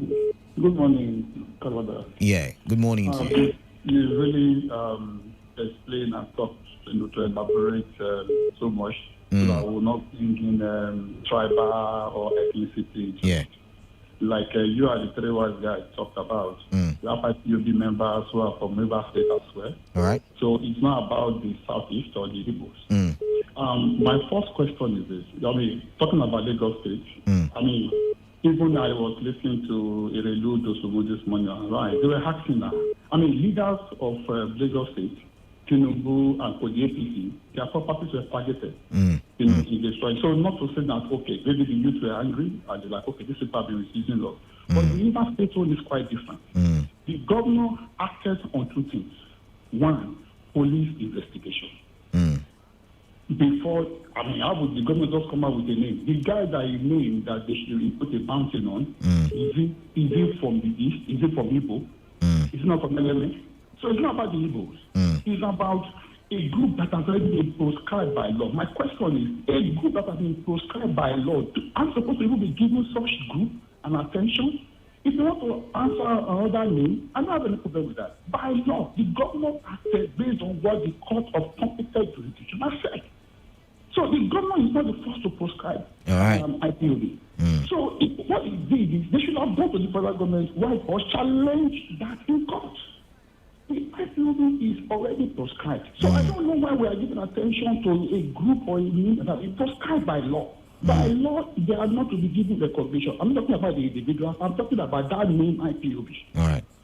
Do you know what I'm saying now? So if they want to be, the government said in what you read, that even they've been talking to them before now since 2017. So it's not something that the government just woke up this morning or yesterday and applaud. No, he said they've been engaging them. And as a journalist, there have been reports before now of other crises in Oyibo before this particular So the issue is this. The governor acted on the law. So the issue is they should go to the court of competent jurisdiction and challenge it. All right. So All right then. we should not be given attention to something. It's even illegal. We need a lawyer to call and say something that will be prescribed by law. Should we be given attention to such group, that name? If you want to function or that name, no problem. It's a new name. But that name, until it is challenged and overturned, they remain prescribed. So should we be given such attention? That's my case. All right, then. Thank you very much. Well spoken. Thank you, but we've got to go to another caller now. 95.1 FM. Hello there. Good morning. Bright from Remigo, welcome. Thank you. The governor's announcement on enforcing the prescription of IBAB based on the activities reported around Oyibo and within some areas in Port Harcourt City local government. All right. I think it was long overdue. If the governor had acted when the skirmishes and the evidence were clear, we would not have lost the lives we lost this period of time. All right. In 2017 or 18, so when their leader and Operation Python Dance had issue in Omahe, there was a very devastating reaction around that Oyibo. That even lives were lost. All right. On the 1st of October, when they ordered, their leader ordered them to sit at home in solidarity with the Dudua, whoever. That was when a new SARS formation was born down in Oyibo, and one SARS officer was killed. True. And so many other ones you could talk about. There are so many indigenous of Rivers State from Ikure here who are beginning to express worrisome attitude of them, clustering some areas, giving some areas name as whatever they call themselves. It became so glaring that these people's activities in River State was becoming so dangerous. And whenever it happens, whatever the issues are, the first place it comes that Oyibo and Jobo axis. And even if you read from the governor's statement, I was following it from some of the media houses, social media accounts. There was a place the governor mentioned that they have detaining facility within that Jobo axis. And these things, myself calling you, have known this thing for over 1 year that such thing exists. Right. And people from those areas know. And now you've mentioned Job, according to our correspondent, the what do you call it now? Oyaku Rescue, the one in Diob, led by Victor Aji, were said to have mounted the police station in Ilapichi axis, or else it would have been burnt down by, men suspected to be IPOB. So there are so many reports already out there to show that these people might have been the ones, causing the mayhem. Yes, and to put it clear, those of us who are saying IPOB, our brothers who are listening and who would call in, we wouldn't say the Igbos. No, of course not. Like of course what not. I have said already. Once I get home to my compound, now you find one radio my father hung somewhere. He is an apologist of. Yeah, you mentioned before. Yeah, I've mentioned it. While I was growing up, the first radio stations I could always listen to were the ones coming from East. I had been following up. It only took when I went to school and started reading White for me to start saying some actions are wrong. I mean, was it not Asari who said he was part of the movement until he fell out with Nnamdi Kanu? I mean, so yeah, we have people from other places. Yeah, the agitation, the manner were not right. And if you even look at it, like what you said, the people from Igbochi, I was at Igbochi on Wednesday. The stories we are hearing already, the whole things that happened, we are afraid not to speak them because they are naked. The whole things we heard that happened in Igbochi, and then down to some parts of Oyibo. Yeah, oil mill too. Oil mill access. Yeah. There are a lot of gory stories about this incident that even people have not even started to say, and even the donor didn't even point out. So this whole thing, and then what they're hearing the Northern National is a reprisal. Yeah, reprisal, yeah. 1966 to 1967 that culminated into 30 months civil war was as a result of reprisal attack. Now, the whole thing you're hearing now, at first, whenever anything happens, you go and attack. If Buhari is doing very wrong, they are booking and that polishes my shoes out there, does not know Buhari, because if he knows him, he wouldn't be on the street polishing shoes. They are booking man that carries rice, buy yam, buy beans, buy this. They do not know Buhari. They do not know Buratai. If they were their brothers, they wouldn't be on the street doing all these things. All right, then And then there is something. We need to give quickly. Okay, then quickly, please. All right. Yes. If we say that the NSAS protest has made us like in previous discussions you had with the open season, that has made us where Muslims and Christians were praying together and other things to love themselves. How come we're still having this tribal division? It goes back to what Femi Adesina said. Everything we do is cosmetics. We are not truly genuine people who do things from the mind. Thank you. All right, thank you very much there. 95.1 FM, what's your name? DK on the line, Canada. Good morning. Good morning to you. Yes. In respect of what we are saying, I am fully in support of Wike's action. Wike entered government. Both from local government, I never supported him in anything at all he's doing. In this particular one, I'm so much in support of it. How can people be behaving like as if there is another thing?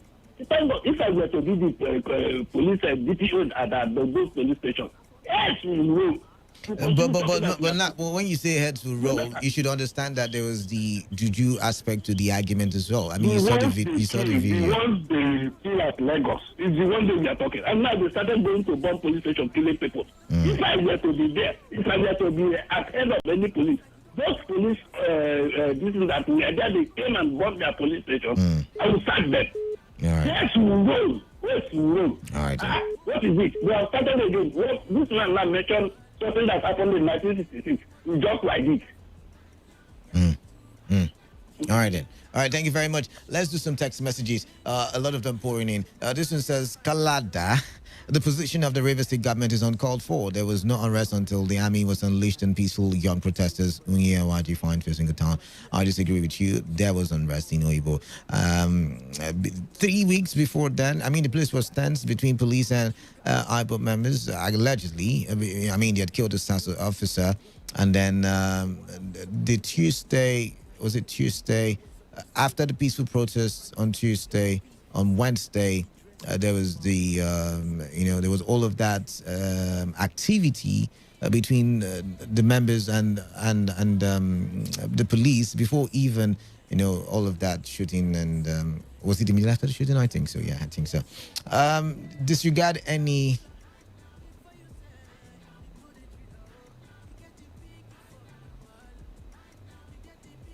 Now, this one, I don't know how true this is, but it says disregard.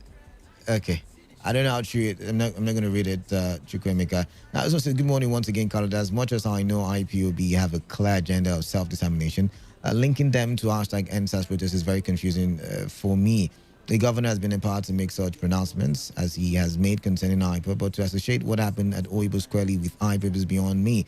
This still boils down exactly to tribal sentiments that everyone in Nigeria has been crying about, yet we are forced to accept the untenable narrative of one Nigeria. This is quite unfortunate, Chimize from Rumukurushi. Now, Chimize, yet again, IPOB is not for Igbos alone. Not all Igbos are IPOB members. You need to get that straight into your head. Secondly, like I said, based on information from Today FM's correspondent that was there, these guys at Mile 1, the four guys at Mile 1 were using certain slangs and chants belonging to IPOB. So allegedly, my gosh, you do the mathematics now. This one says, good morning, I'm Chris Chrissy. I'm surprised that Governor Wike has 50 million naira and some roads not motorable. Wike told you last 2 days that Ujukaye Flagamakri is going around with his boys killing. He did not say he's killing people. He did not say he's killing people. Come on now.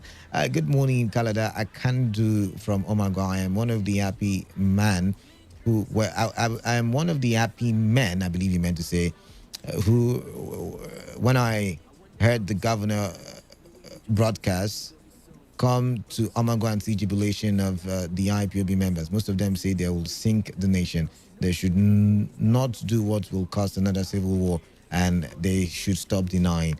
Thanks. All right. This one says, Mr. Worldwide in Omudioga, as an Ikore man, I am a core supporter of Governor Wike, but the statement of the governor have shown that he has hatred to Igbos from Governor Amechi. I've said it early to Igbos. But then again, IPOP is not just, oh my, I'm tired of explaining that already. 95.1 FM, what's your name? Where are you calling in from? Good morning, Canada. My name is Mani Ubani. Mani Ubani, welcome. Thank you.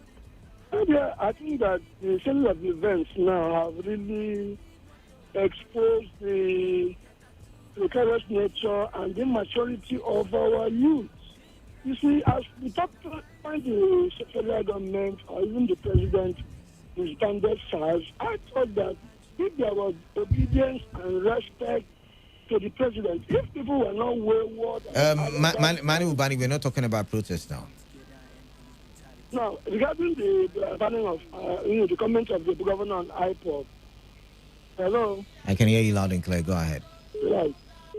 It is like repeating what has been said many years ago. I think in 2017, the federal government talked about prescribing and declaring them this or that. But this is an ideological movement that spreads all over, even outside the country. And it's not about pronouncement. It's about, the soul and the spirit of human beings, which you cannot decree or pronounce about. If there were people who were caught, arrested, during the period, disturbances and all that, then the government can now say those people should be, held accountable for the actions they took. But as for you to say you banned, people from holding opinions they have held, from the soul, from the spirit, that I don't think it will actually solve the problem, because the government has done that 3 years ago, and the ideology continues to increase in leaps and bounds. All right. My name is Manu Ubani. All right, then. Thank you very much. 10 minutes left. Then we would have to shift the conversation to another conversation. Okay, let's take this call and find out who's on the line. Lost that one. Keep calls coming in. Let's see what's on the text message portal. Madison from Thai. If you listen to Hyper Radio, it's the deuces that your leader Inamdi said they should, like I already mentioned, and then I said it makes their defense very difficult. Let's find out who's here. 95.1 FM. Hello, Canada. Hey, good morning to you. Good morning, sir. How are you doing? I'm fine. I'm great. What's your name? My name is Anthony Joe Ime. All right, Anthony, welcome. Yeah, I'm calling you from Port Harcourt, PH. All right, then welcome. Yeah. You see, all these issues, the issue of what happened at Obibo, right? Yes. I was at Obibo when that fight started. You understand? When policeman shoot one of the boys. You understand? And they shot that boy. They arrested that boy. They rushed that boy to hospital nearby. But when you say police, what happened? Why did the police shoot at the boy? What happened? Because everybody keeps making reference to the fact that the police shot the boy. What was happening before the shooting? Okay. Yes, I was at that express. You understand? The police park their van. So the boys are there, and the police now walk down there, and before I knew it, I just saw them like arguing or something. Although I'm not close, I don't know what that police was telling them. I don't know what happened. But what I saw is that policeman shot. That is what I witnessed. That just shot the guy. And the guy just fell on the ground. And they rushed him to a hospital nearby. And when they got there, and the hospital said they needed a police report. Yeah. Yes, before he started treating the boy. So that time, the boy now couldn't sustain, and he died. And when he died, and those boys have become angry. And they started behaving anyhow. And I went to that police station, and they started calling that police station. You understand? And then the whole place full of police and army fire, and I left there. You understand? Yeah. Yesterday when I went to, yesterday when I went to OEMA to go and buy what I will eat with my family. You understand? Now I saw some Fulani, Hausa people and all that with soldiers. And they food up the whole places, and people are running. I ask what's going on there. They say they don't know. Before I know what's happening, they shot. And I take up and I run for my dear life. And I came back to my house. I was scared. I told my family, this is what is happening over there. I don't know how this side will be. But this issue of describing IPOB or not IPOB, you see, this thing is happening is a result of a bad government. That is just the truth. That's all our and you have a point. You have a point there. You have a very big point there. You see, let me tell you now, after all these things, like we see, I'm still going to face more suffer. Mark my word. Yes, and I agree with you. Not take people to their destiny. They should just tell ourselves the truth. But it's violent. I agree with you. Bad government, bad governance, bad everything. Yes, exactly. But is violence the way out? Violence is only going to make things worse. Worse. We didn't use our head. All right, then I agree with you on that one. Yes, we were protesting so gently and calm and doing things well. It is who came in. And what was supposed to do after we saw those who were supposed to stop the protest, the final notice. All right, then. I agree with you on that one. I agree with you on that one. Thank you very much for calling. I agree with you on that one. Whatever did happen, there were other ways venting grievances and anger and not taking the laws into our hands. This one says, I can never accept whatever statement that is coming from the River State Police Command as the truth. The police has been unable to unravel the killers of Ken Aswete and other persons that have been murdered in the country, and most notably Chima Ikunado, which investigation is taking forever. In less than 48 hours, come out with their findings in blaming the IPOB group for the mayhem that according to State Governor Wike should use the 50 million bounty he placed on an individual to develop Oyibo local government and its people, which is now claiming to protect O.M. Thomas. O.M. Thomas, number one, Chima Ikunado's case is in court, so I'm guessing investigations have ended on that one. Which are the one, but then again, you would also agree with me that they have been able to, despite the backlog of cases they have not been able to solve, they have been able to solve some other ones. And where there should be criticism, there should be criticism. Where there should be applause, there should be applause. This one says that, good morning, Canada. The IPOB should go and express their anger in their various states. Port Harcourt is Niger Delta Republic capital. Who they go, they fear. Who they come, they fear wealth. Ben, I don't understand what you just said, but it's okay. My brother IPOB members are making we Igbo look like wild animals. Because of senseless agitation. The video sent to me from somebody in Lagos is worrisome. Yorubas are threatening Igbos to vacate from Chooks. And that banning of IPOB by Wike is long overdue. IPOB and their leader wants overtaking Nigeria by force. John from Bury. Kalada, you're not the right person to present this program. You are biased. Dixon, thank you very much for noticing my bias. 95.1 FM. What's your name? Where are you calling in from? Hello. Canada, my man. Sorry. Chief Okafu, welcome. It's been a while. It's been a while. Yeah. It's terrible. I want to thank you for the analysis of what has happened that we've been doing today. I've been listening. And I want to say that, you see, in my about 81 years now, I've never seen what in our people, in our youth, what I saw within these days. I came to see a brother who resides in Obigbo on Tuesday, and when I was going, they've gathered so many of them at Obigbo, that's Express Junction, and they have these placards. UN has granted us Biafra. There's no money or anything like Nigeria. No more police and all that. They were marching down to police station. Before I was in a car, before I reached that police station, I saw that they brought armored car, they brought a water cannon and some policemen with guns. So I said, these people were going to waste their lives here. What is type of thing is this? So I kept on with talking to my brother. And he said that afternoon, when they passed and saw how prepared the policemen were, they passed that place. They went to that place, about 500 of them in the night, in the Bond police station, killed 2 policemen and did all sorts of things. And carried the rumor that Fulani has entered here. You know, this type of thing. If you see the havoc in Aba, you just bow. 5 banks were burnt. The local government in Aba South, that is the Aba Town Hall, was raised down. Something that was built in the early 50s. I'm telling you, a whole lot of things. A whole lot of destructions. What type of human beings are these people? All of them, most of them that were doing something like a shoemaking in Bakassi, all of them came out that they're going to be this is the governor, he's going to be commander of this, he's going to be the governor of this, he's going to commission at the state job. These people, I thank Governor Wiki very well for what they have done. Anybody who is telling that it's not IPOB, that person is lying. This one cannot control like this. I want all the governors to take the same action Wiki has taken. Thank you very much. Thank you very much. Yet again, I cannot verify the story you have told, entirely your opinion, entirely your narrative. But I mean, thank you nonetheless for calling in. I'll go for another music break. When I return, okay, let me take this call now. 95.1 FM, what's your name? Where are you calling in from? Good morning. Yeah, good morning. Canada. My name is Ude. I'm calling from Port Harcourt. My dear brother, he made mention of what Lagos protesters burned down in Lagos State is an individual property. We are talking of ending of sacks, not individual. Tinubu is not a sack man. Of Lagos that was some people have argued in reaction to the Lekki. Yeah. Okay, let me say something, my dear brother. You see, in the issue of Nwike, want to prescribe IPOP in the name of what happened some few days ago. My dear brother, is not necessary for me.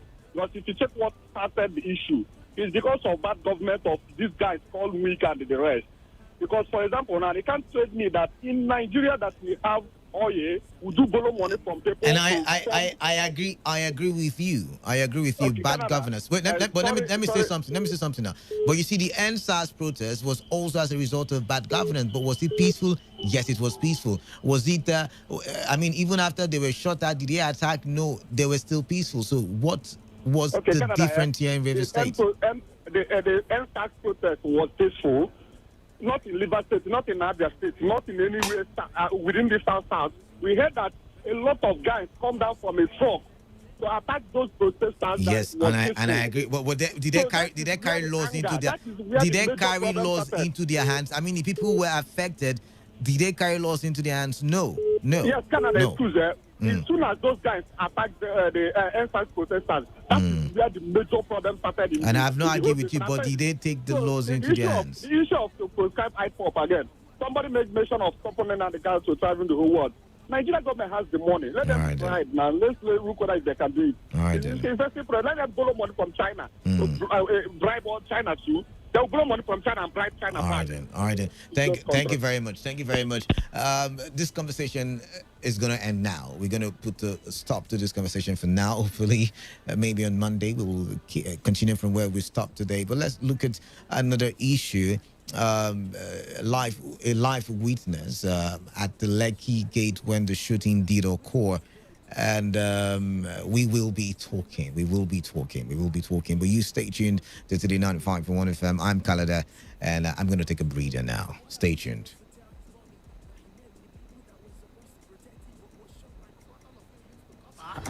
My friend, let me see your phone. Officer, with all due respect, you don't have the right to check my phone. It's my privacy. I mean, this is my private... Are you teaching me my job? No, that's not what I mean. No, you are trying to teach me my job now. Officer, this is my private... Okay. No. My private... Oh, I don't it's think... your private? No, sir. It's like you don't know who I... No, sir. Listen to me. I will shoot you here and nothing... I will... I'm like play. Don't kill her. What you say? Pull trigger. You get the big for the wall. You get the big motor, a lover. You get tattoo, keep dread. I will see the shoe, clean dress. I said, I fine, I know it. And police brutally. I wonder how you sleep at night, knowing you just killed somebody's only son. Baba, see as you did swell because you got it gone. Hello, sir, what did this boy do you now? Because you know, agree open phone, is that enough for you to pull the trigger? Hey, now God go judge you. All the people when you thief, he go budge you. So what are we supposed to tell his mommy? That he met with the people that were supposed to protect him but was shot by Mr. Trigger Happy? See, when we dress well come out, we dey expect say camera go shoot us, but then be like say, listen, and police brutality, let's go. Like play, it don't kill her. Before you say, you put the trigger, oh, you get the big for the wall. You get the big.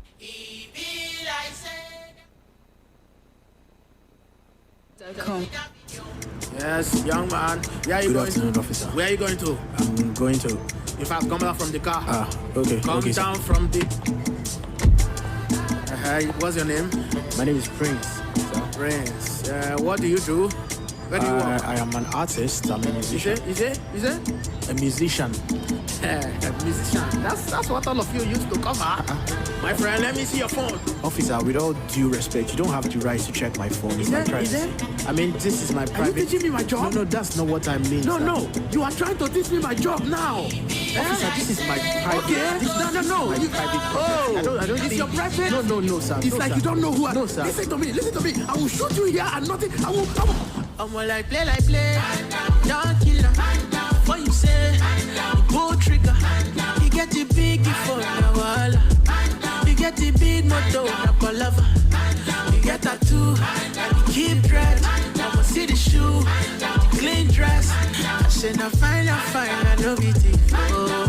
And police brutally. I wonder how you sleep at night, knowing you just killed somebody's only son. Baba, see as you did swell because you got it gone. Hello, sir, what did this boy do you now? Because you know, agree open phone, is that enough for you to pull the trigger?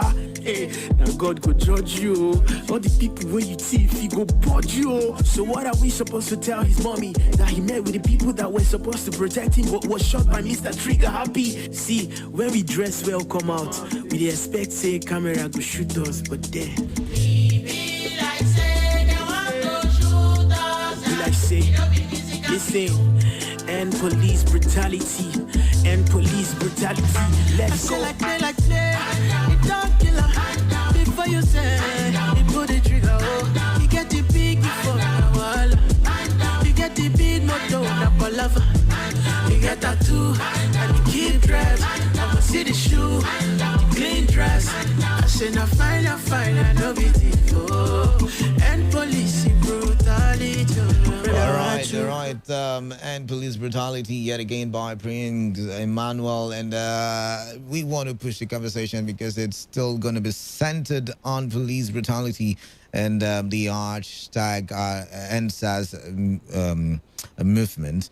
Now, on Tuesday, the world had its lights, focused its lights on Nigeria because of the shooting at Lekki toll gate. Now, a lot of Nigerians wouldn't have known what was happening, but for a live stream video of a particular someone. Now, yet again, the live video might not have gained a lot of traction if that said someone was not a celebrity. I'm talking about DJ Switch. She is popular. She's a popular DJ. She had indulged in certain reality shows, and I mean, she's known. I think she even was one of the DJs at the just concluded Big Brother Nigeria, and a lot of fans. She gained a lot of fans because she was very good at what she was doing at the time. Now, she was also at the toll gate at the time when the shootings happened. Now, there were reports that the governor had put the curfew for 4 p.m. and then changed it to 9 p.m. Why that was changed, I do not understand. Why that was changed, I do not understand. Phone, is that enough for you to pull the trigger? Hey, now God could judge you. All the people when you see, if he go budge you. So what are we supposed to tell his mommy? That he met with the people that were supposed to protect him but was shot by Mr. Trigger Happy? See, when we dress well come out, we expect say camera go shoot us, but then be like say they want to shoot us. Be like say, listen, and police brutality, and police. All right. So yeah, I'm trying to get the audio clip because there's the DJ Switch that had IG live.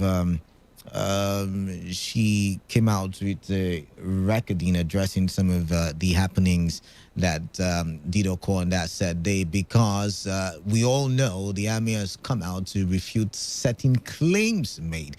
Now, she also has said that the number of deaths being attributed to the shooting might not be true because she did not count, or she was not there to count it all. But at the time, what she counted was 15, 17, thereabout. And she said that the dead bodies, because a lot of people have been asking for the bodies, were given to the army men. And according to her story, the army men had thrown the bodies into the river. Now, she also said that they were SAS-like men in that area who were shooting directly at unarmed protesters. Now, this is our story versus the story of the army versus the story of certain other media outlets and certain other people who have come out to say this is what really happened. But I want us to listen to her talk, and then we will look at it, from different angles, and we will talk for development. Okay, this is not it. Is it it? No. Okay, I'm on the wrong one. Just give me a minute there while I try to get this sorted. Okay, this is it now. So you just listen, and then I will be back.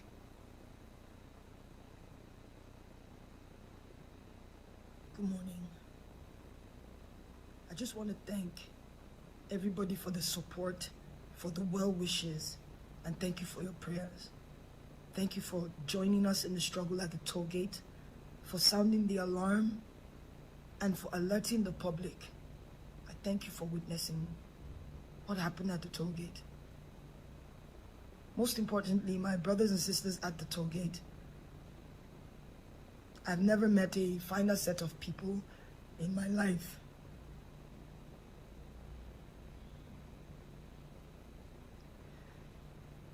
I'm sorry I haven't said anything in a couple of days. I didn't realize I'd sustained some injuries, and I had to get treated for that.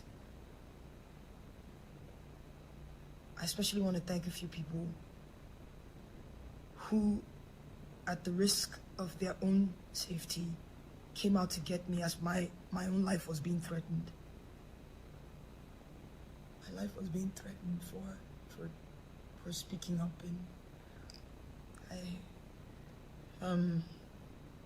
thank you, Obi. Thank you, Big N. Thank you, Jimmy. Thank you so much. Thank you to Ahis, Breeze, Richard. Thank you, Mr. P. Thank you all for getting me out safely.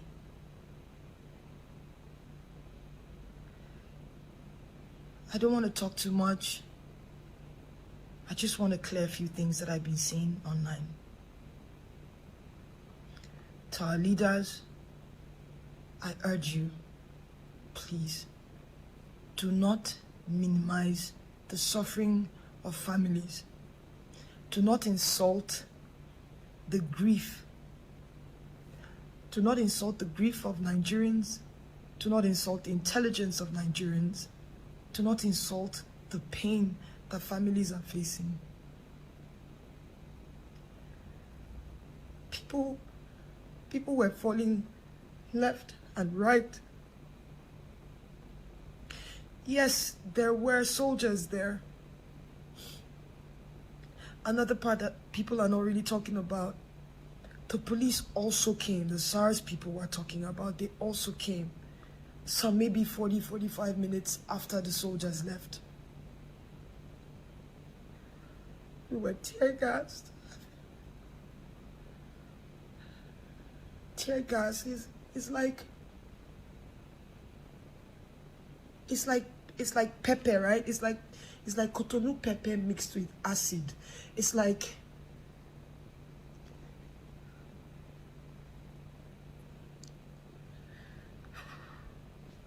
we were running.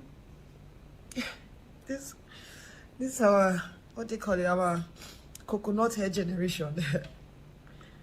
We would run, we would come back, we would run, and the only thing we fought with was our flags. We would sit on the floor and raise our hands up, waving our flags and singing the national anthem. That's all we had. They put off the lights. Even if there's no power on a good day in that axis, there's always light at the toll gate. There was no light. The lights were off. The street lights were off. It was pitch black. I'm sorry.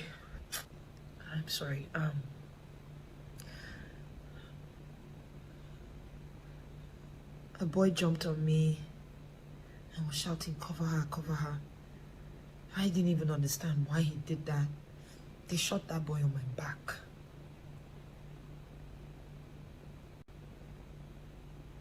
I fell, and while the soldiers were trying to pick their shells, we were running around and picking their shells too because we wanted proof. These are some of the shells we picked. This one I call my own because it's landed right next to my ear. This one was one we took out from someone's lap.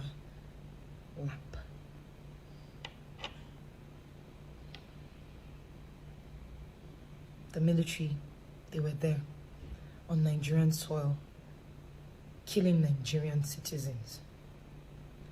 The police and their SARS-like people came doing the same thing, aiming and shooting.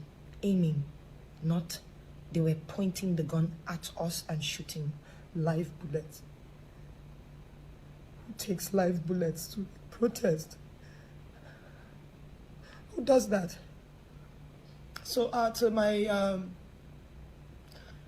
our leaders, please, I urge you to. All right, the conversation continues there. You know, she talked about other things, but then again, she confirmed that, she confirmed that the military were there. Eyewitness report. It's her words against the words of the military, like I already said. She also talked about the number of people, and she said they were not up to 78 as being put out there in the media, and she, called it fake news and said whoever was telling a story should tell it right and not use a name to put fake news out there. But yet again, it's our story versus the story of the military. The military, first of all, said they were not on ground. The what do you call it now? The IG was photoshopped, and she said, if you can find the video, you can watch it. She had said that that she should be a genius in IT to have photoshopped, a live stream, but then she's just a DJ. So, I mean, the conversation is coming up yet again. And it takes us back to the earlier conversation when we started the morning, when we started conversations this morning as to whether the president should have, somewhat talked about it because of the severity of what happened there, whether they were men of the military or not. whether they were men of the police or not. It's still, like I already said, whether investigations are going on or not. But just to somehow pacify, to somehow, bring harmony, to somehow.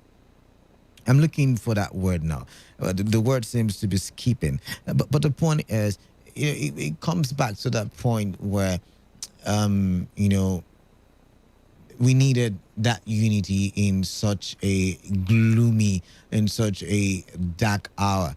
But then again, I also want to push the conversation to the point where people, we're saying, we're defending and saying that there were nobody or there were no dead bodies. Should that have been the conversation in the first place? Or should we have been calling what happened there wrong on the spot before we would now even go about doing, some x-ray? I mean, even the x-raying of what happened should have come much more later. I don't know if you would agree with me on that one. I don't know if you would agree with me on that one. But you see, I was having the argument some days before, all of that, that the army should not even have been on the street in the first place. I was having the argument that we should have had riot police or any other kind of police, special tactical squads that would have been able to disperse the crowd without the use of live bullets. But like the ex-director of DSS was arguing on the Punch newspaper yesterday,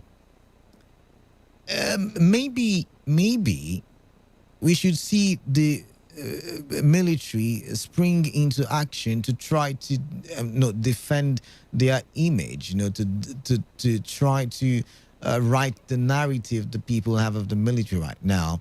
Because if it is not them like they have claimed it is not, then we should be able to apprehend those people who did what they did with the military uniform. Now, I'm looking for a video that I saw online. I think the DW, who had a correspondent who was also live at the toll gate, who said that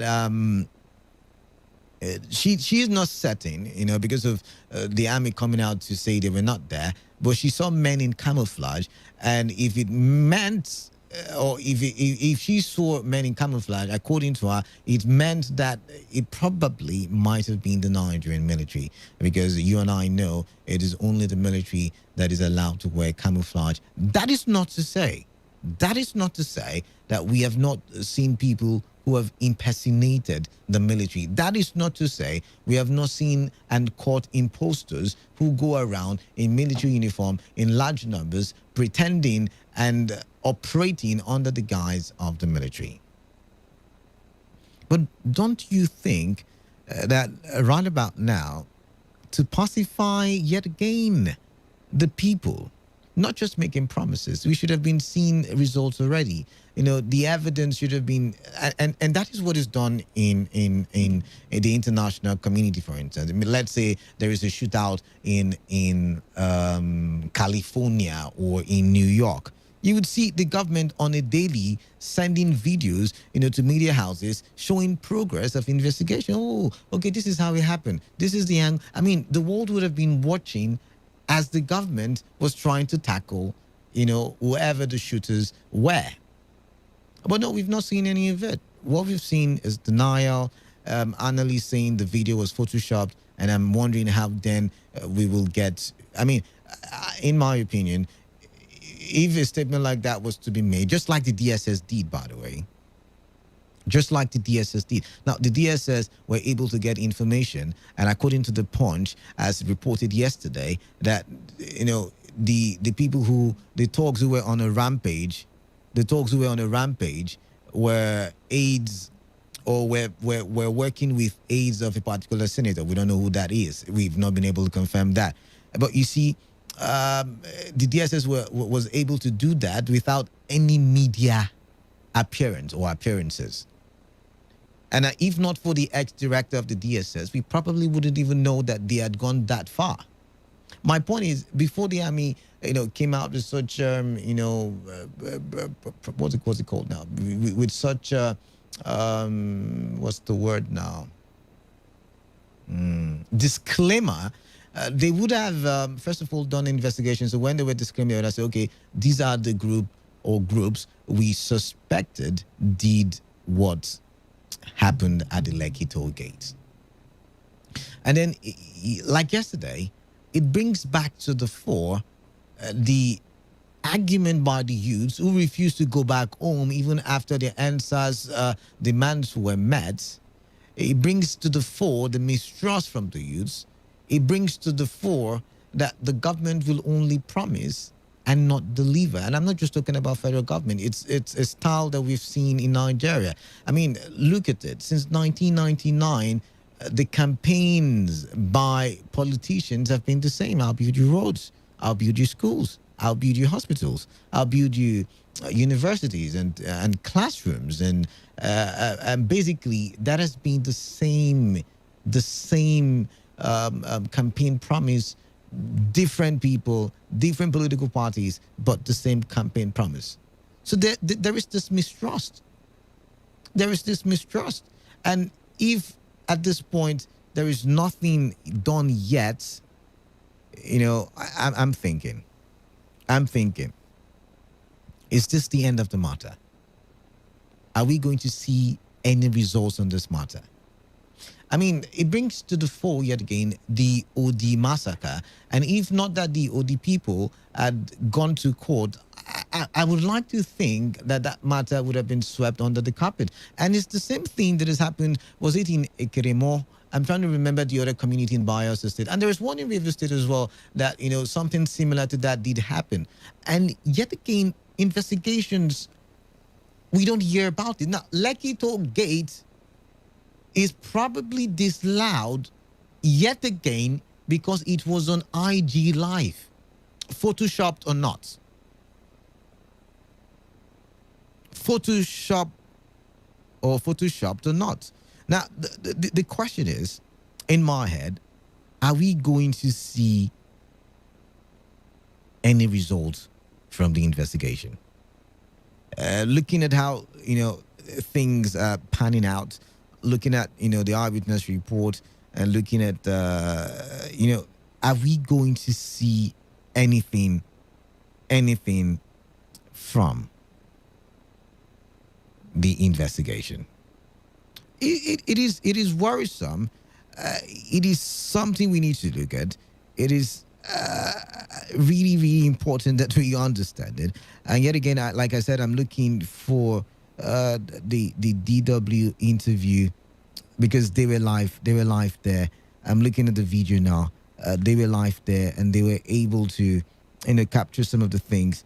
And yet again, men in camouflage was the key word there. But let's move on. The question in your head after listening to DJ Switch, after listening to what she had to say, after trying to debunk the fake news that has been spread out there that 78 people have died, that these that after coming out to say she counted 15, 17 people, what do you think will be the outcome of the investigation? Yet again, there was the fake meeting, Lekki shootings were not reported therein. There was the Security Executive Council meeting. Yet again, according to reports, we did not hear any, normally, I give you an example. When there's a security meeting like that, let's say on Boko Haram, you see maybe Mongono coming out to say that the president has given the directive, is 10 order, is 10 warning that the security chiefs should go out there and investigate and find the culprits or the perpetrators of the act. Let's say bandits did something, on the highway, you hear such orders. But now this one, it was silent. There was silence, very deafening silence, as some newspapers have captioned it. And the only order we got to hear was that, the chief of army staff was asked to call the Lagos state governor. So I'm thinking in my head, with the way things have been handled, is this the best way, keeping the people in the dark, keeping the people in the dark, will it not further aggravate issues? Will it not further escalate issues? Because there is so much tension already. The people are angry. The people are vexed. And of course, you saw how they went about doing mayhem here and there.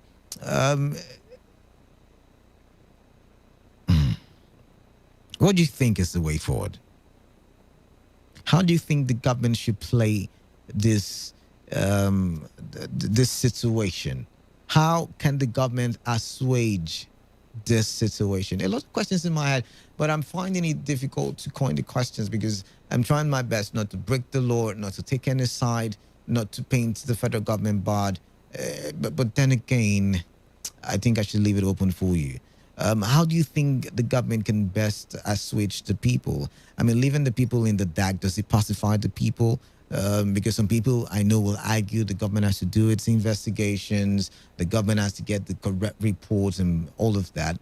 But I'll give you an instance. Let's go to the UK bombings, for instance. I think it was during a run. I can't remember, a long distance run, and there were bombings, and I can't remember the situation. But I do know that the media was continually flooded with video evidence from security agencies, and they were making their findings known, and it was even what aided them to capture the culprits. But let's come back to Nigeria. There's silence. So I'm wondering, is this? Let's even say the army is not complicit. Let's say the army were not there.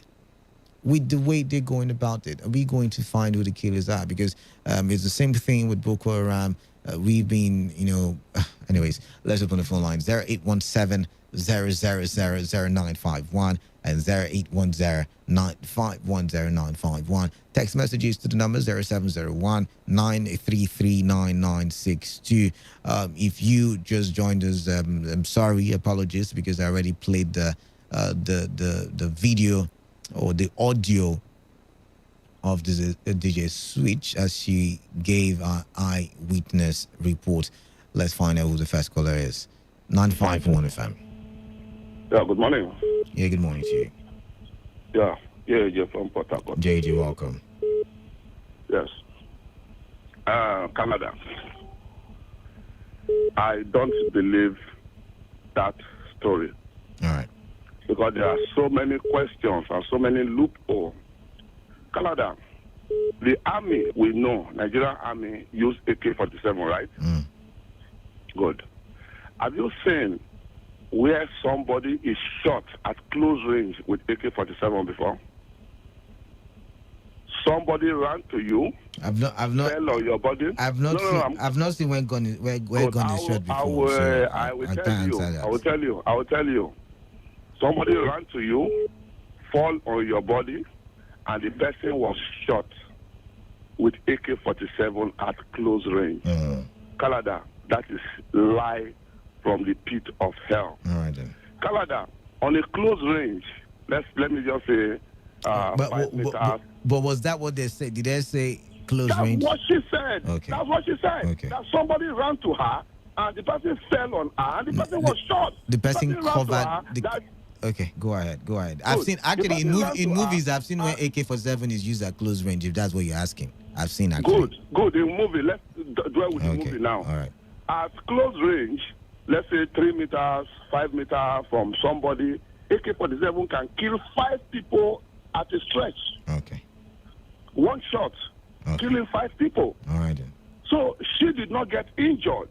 As close as that range, the person was shot when the person said, I want to protect you, okay, I guide you, and the army was close, and he shot the person, bullet, oh, Jesus, God. That is one. 2, you spray Cameroon pepper or whatever pepper she talked about and acid mixed together, you still saw eyes to pick bullets. God, I beg you. ECM, Canada, believing that story is as good as believing that someone's mother is a man. All right then.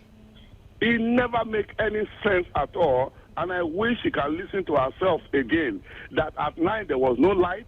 You had what you have. Your phone went off. You were now picking bullet and you're showing me bullet shell. Oh, God, I beg you. So for me, I think the DFS, please, call her and question her more, and the truth will come out. And lastly, before I go, Canada, the governor of Rivers State, for instance, right? And you and me, who do you think will get more information? The Lagos State governor was in Lagos, was not even anywhere else, was in Lagos. He did his investigation, checked all the... Let me ask you a question. Let me ask you a question. I'm listening. Now that you're bringing this up, you are live in a place, and the governor is in, Governor Wike is in Government House. Who would have... Wait now. Okay. Who would have more... Who would have the precise information? The eyewitness or the governor who is being reported to? Who will have more information? Be frank with that question. The governor, of course. You are live at Rumokoro. You're watching the shootings live. Who would have more information? Before a governor will come out, and tell you that nobody died, it is empirical. But then he has gone back on those words like twice now. Twice. He said, number one, yes, he said somebody died, and then he moved on to now say... the person did not die in the Lekki shooting. He has... The person did not die in Lekki shooting, that the person was... That's not the narrative. That's not the narrative now. To two hospitals where they were rejected. JAJ, that is not the narrative now. Go and follow the governor. The governor has changed it. Watch Arise TV. Follow him on Watch Twitter. Arise How many TV. people that the governor... How many people that the governor... Anyways, we're not going to have... Just summarize. Conclusively, according to our first account on that day, which is still there, he said 78 people died. She said she did not. She said she did not say that. She said she did not say. Is there on our Twitter page now? On our Instagram that's what she's trying to say. Those are fake accounts. It's in the video. So go watch the video. Sure that our own account right now is not fake account too. All right, thank you very much. Thank you very much, Thank you very much, JJ. Thank you very much, JJ. JJ has his opinion there. 95.1fm. What's your name? Where are you calling in from? Yeah, my name is Andre Reporter. All right, welcome. Yeah, you know, I just want to say a few things. But before I say that, I think the last caller is one of the persons we should be scared of in this country. Sorry? I said the last caller. No. Let's not do that. That's a speech. Move on to your opinion. Your opinion now, please go ahead. Thank you very much. One of the problems that we have in this country is our government is so insensitive. You know, and sometimes they, on their own, they just keep quiet and see things go wrong.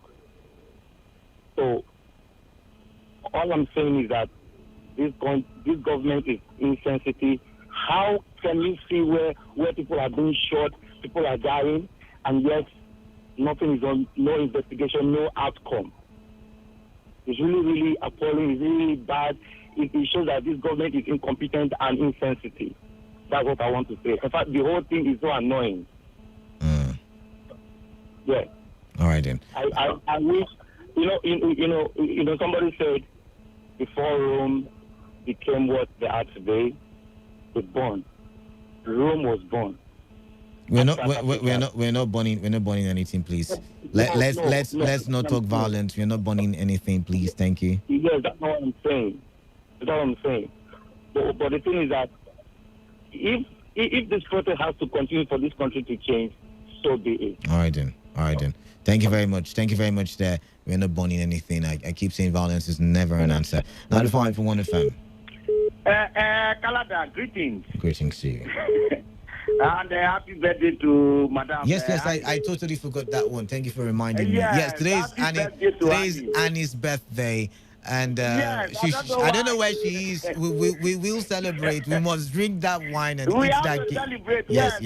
Drink to a wonderful lady. I've listened to radio station almost around south, east. And I've not seen any lady like her, honestly. All right. Yeah, the quality that she possesses is just too much. Let's leave Annie for now. We would when we reach the party, we would talk about that one. But go ahead we'll now. talk about that. I wish I win the party to make some statements. Let's go straight to the conversation now. Yes, Canada, seriously, I don't know why people. You see, people say the president did not talk about the president. The president has a reason for not talking about it. The whole thing is fake. Now, they keep saying 78 people died. Now she's saying 15 people died. 15, 17. Where are these corpses? Where are they? Where are the family members? Now, that question, family members, like I said, a lot of family members are said to be, is reported, are looking for their loved ones who are at the toll gate. Now, for our claim, like I'm making reference to that video that I watched and played on air. Yes. For our claim, she said the bodies were thrown into the river. Now, it's left for the government to do their investigation and dive into the river and find those bodies. See, these stories that she's talking, the soldiers will come. Do you know that, look at the last kidnapping that happened in Port Harcourt. What were they wearing? The girl herself said they were wearing military uniform. And I mentioned that. As well. Good. They were even the lady in Awuda, where the bakery that owns the bakery that they wanted to come and kidnap, they're in military uniform. All right. They use military uniform. Now, I like the argument now that you've brought up, and I think it makes sense. But now, let me ask you a question. The one in OD, did we have any reports from government? Let's be factual now. Did we come to any conclusion by the government saying, see what we investigated and this is our findings, the ministry did this, or was it the OD people who rose up, fought and got a verdict and then they were compensated? No, definitely they were compensated because the army, in the case of OD, Obasanjo did not deny that he did not send the army there to wipe them out. Obasanjo never denied it. My point is, you're not getting the point. Was any investigation done? Was anybody, what about successive governments? Did anybody try to retrace their steps? Don't you think this is a trend? Because we even in Ekirimo, when it was reported that they went there and burnt down, is it Ekirimo? I can't remember, but one of the villages or one of the local governments in Bayelsa. Nothing was also done by that, and that report died as well. Even here in River State, in one of the villages, I think in Awuda area, same report that happened, some 1-2 years back, even this year, and nothing, no reports, no investigations. So what are we going to say? Those men in camouflage were also not the military? Now, understand something. The movement of troops, for you to move a troop, to move army officers, there is always a commander. True. Which is very easy to trace if actually the army moves troops. Right, the commander, you understand, responsible for the movement of those officers, you understand, will always be there. He moves them. Now the army is telling you that there is nowhere troop was moved. No commander was appointed to move troops. But then again, Sanwo-Olu has agreed that the army was there. Now Sanwo-Olu was agreed that the army was there. You understand? He said the army was there, but was it the real army that was there? Okay, now that's a valid question. That's a valid question. Now, was it the real army that was there? If army was there? Now, the same Sanwo-Olu, immediately this thing happened and all that, has gone there to say nobody died. People were injured. He has visited them in the hospitals. They are recovering and all that. He said nobody died. One person, isolated case. So, who will know better between the gods? Look at River. Sanwo-Olu has changed his like I was arguing with JJ. Why did he change it? Okay, I'm going to read it out. Because even as yesterday, I monitored channel. Sanwo-Olu has been more on Arise TV than on channels. So maybe you should put your focus on Arise TV, because Arise TV has been where a lot of the interviews have been done. I'm just saying. But go ahead. Now, see, my question is point one, to look at the dead bodies. It's not possible for anybody to carry corpses and start throwing in the river. Do you know they will float after 2-3 days? True. It will float. It will come. But what about if you tie it with stone? You what? What about if you tie it with stone? I mean, you have a point there, but what about if you tie it with the There's stone? no way to not float. After 2-3 days, it will float. Okay, and then. it's been there. There's no, nobody has seen any corpse or any dead corpse. You do have a point there. You do have a point there. Floating corpses. People should not, you don't just calculate fake pictures and at the end of the day want to cause, you understand, it's amongst, you understand, the fellow countrymen. It is not good. Really. If anybody wants anything, wait till 2023 and contest election. All right, then. I mean, I don't know, you can't win election and you just want to cause problems. That is not good, Kalada. Honestly, I think that maybe it's Buhari person. That's why. He's not the type that is quick and take action. So people just tend to do whatever. Even the international community, I was surprised. They didn't even check. Immediately they took sides. It looks like, even look at the attack in Lagos. Now, let me read what I told you. Anyways, thank you very much for calling. Just listen, I'll tell you what Sanwo-Olu said. Now, according to reports, the Lagos State Governor Babajide Sanwo-Olu has said 2 deaths have been confirmed from the Lekki shooting that occurred on Tuesday. Like I said, his comments have changed. I wouldn't give you fake news. If I've ever given you fake news, I need you to point out to the time I gave you fake news. He has reported that 2 people have died from the Lekki shooting. From 2, who knows? The numbers might increase, but let's just keep watching. 95.1 FM. 95.1 FM. What's your name? Where are you calling in from? Hello, good morning. Yeah, good morning to you. This is Olorode from Port Harcourt. All right, then. Talking about whether one who suffered tear gas can be able to see and beat things. During the typical crisis in Warri, I was in crossfire. It depends on the person. Some people take chloroquine, it itch them. Some people, it doesn't itch them. One can see and pick shells. So what did they say about that? That is not true. All right, then. And then I don't know about all of that. I don't shoot guns. I've never been tear gas, so I don't know. Hello? I said I don't know about that. I don't shoot guns and I've never been tear gas, so I don't know about that one, yeah? Okay. Thank you for your good work. All right, then. Thank you very much. It's great to us. Better in River State. All right, then. Great. All right, then. Thank you very much there. 95.1 FM, what's your name? Where are you calling in from? Canada, good morning. Yeah, good morning. Sounds like AB. Yes, you're right. AB, are you just waking up? It's like you're enjoying the weekend. You know, today's Saturday. We still have to work. People like us still have to work. Welcome. Let me take my time. All right, then. Okay, Canada is unfortunate. You see, Nigeria is a country where leaders, so-called, don't respect the sanctity of life. You know, we are in a country where, you know, the lives of cows are more sacred than the lives of humans. I want to disagree with you on that one. I don't want to believe that statement, but go ahead, please. Let's leave that one. Well, let's leave it because I can give you instances. But no, let's leave that. Yeah, please. I do not believe. Now, I am wondering why we are expecting the federal government to speak in this, because one, the federal government was actually directly involved in this. I didn't say so. The governor of Lagos State said so. He has said that, look, the forces that came for this thing, the shooting, were forces that were beyond my control. And he has directly put the blame on at the doorstep of the military. And the military has not disagreed with him up till this moment. And so coming to say it was, initially they said their men were not there. They don't know those people that were there. And finally they came to say that the video was doctored. So your men were not there. How was this video being doctored? So for me, you don't expect the president to say anything because they are happy that it happened, because to them it has stopped the youth from demanding for what is right. But for me, they are making a very big mistake because hello?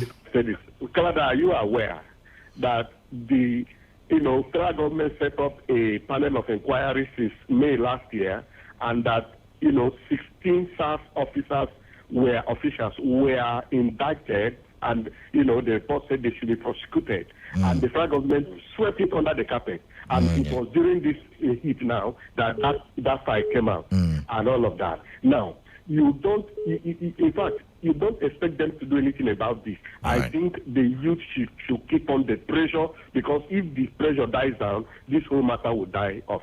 But the pressure must be on so that the federal government will do the needful. Thank you. Thank you very much for that one. 95.1 FM. What's your name? Where are you calling in from? Kalada, good morning. Good morning. Yes, it's Fred calling you from Port Harcourt. Welcome. Thank you. Kalada, the sitting governor of Lagos State, has acknowledged that there was a shooting. Number one. 2 dead. Number 2. So now, for the federal government to acknowledge that there was a shooting, even when the death toll reached to 50 and 100.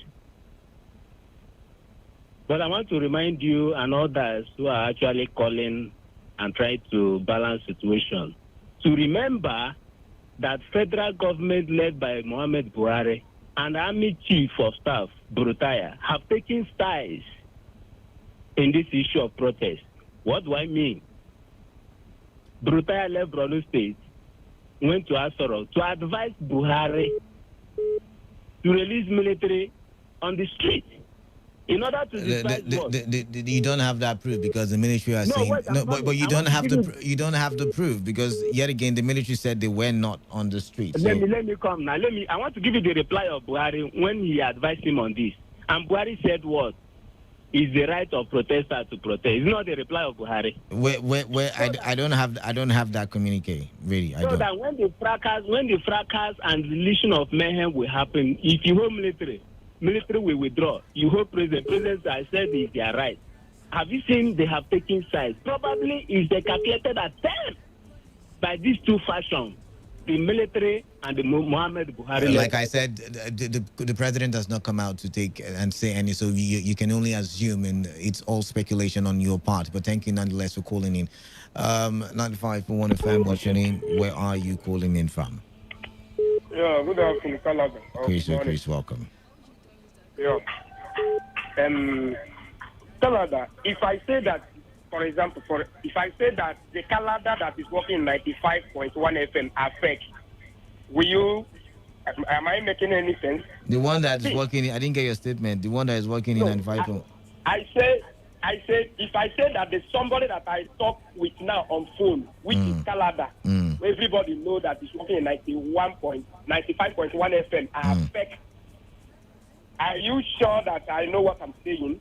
See, you see all these things that we are doing, what the federal government are doing, and some people are justifying this kind of thing. You see the reason why at times I pinch myself, I say, are we in the world or what? How can people be saying all these things? Even me here now, as I'm talking to you, am I serious?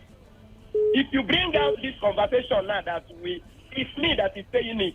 So why federal government will be coming to telling us, which means even you, the level of your education in journalism, does it mean that, which means they are putting you that you don't know anything. If you watch that video and you finish watching that video, as a journalist, you say that thing is some. Oh, Jesus Christ of Nazareth. This is why Nigeria remain like this. All right, then. And you see what is happening. You see, someone who said that he called, they are above the law. Don't you know that there is order that is above the law? You say military can come, FCC, Lekki, Trek, where the other securities? Military say that they can be fake military to come to Lagos, just like a fake military in Aso. Oh, Jesus Christ. Nigeria. All right, thank you very much. Thank you very much there for your comments. Now, everybody seems to be focusing on the IG live of DJ Switch, but then again, I want everyone listening now, if you have a smartphone, try and watch DW, their report on the shootings, and you will see that they were live there, and their camera crew was running. I think they were recording. They were running the camera when the shooting started, and they ran, and while they were taking cover, they still let the camera run for a bit, so you could hear the shootings. You could they were there. That could verify they were there. And yet again, their reports were that men in camouflage, and their story is similar with what DJ Switch is saying. The question is, did DW also Photoshop their video coverage, Photoshop their reports? These are the issues. So, it's the word or the words of the eyewitnesses against the word of the army.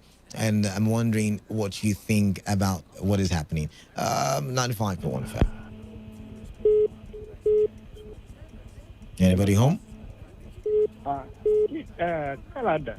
No, I'm weeping even as What's I'm your here. name? What's your name? My name is Uchechuku. I'm calling from a limbo. Welcome. I'm weeping as I'm here. The Why? kind of argument that people are making concerning this thing. Okay. As if there's something that. But everybody's entitled to their opinion. Come on now. No, what this thing we are saying, it is to whom it may concern or tomorrow, to whom it may concern. No?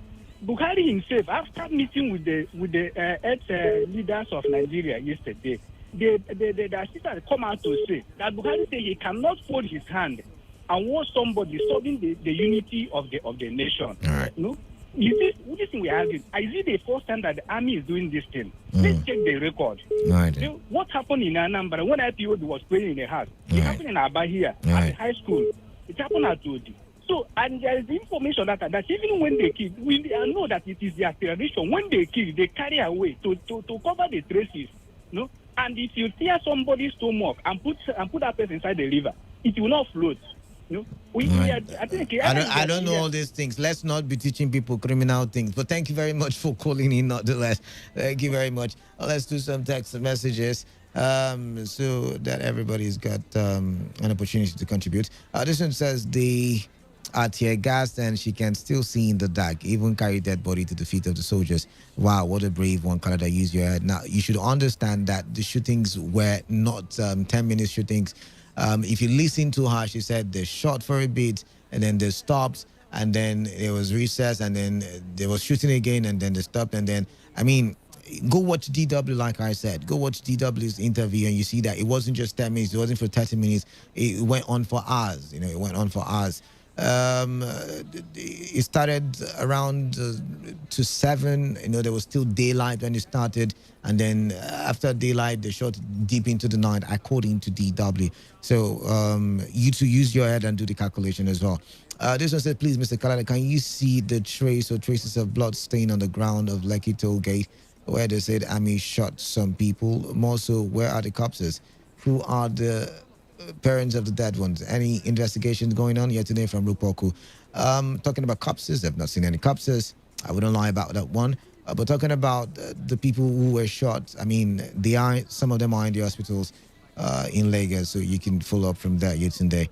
This one says the president was not sympathetic to the incident at Lekki because the protest was not expected to last until October 21. After he had accepted to implement their 5-point demands because he agreed with them on the protest and disbanded SARS on the 4th day of the protest, why then continue with the protest and free prisoners in Edo State and burn down police stations and even kill policemen before the alleged Lekki killings by the army? DJ Switch claims are self-contradictory.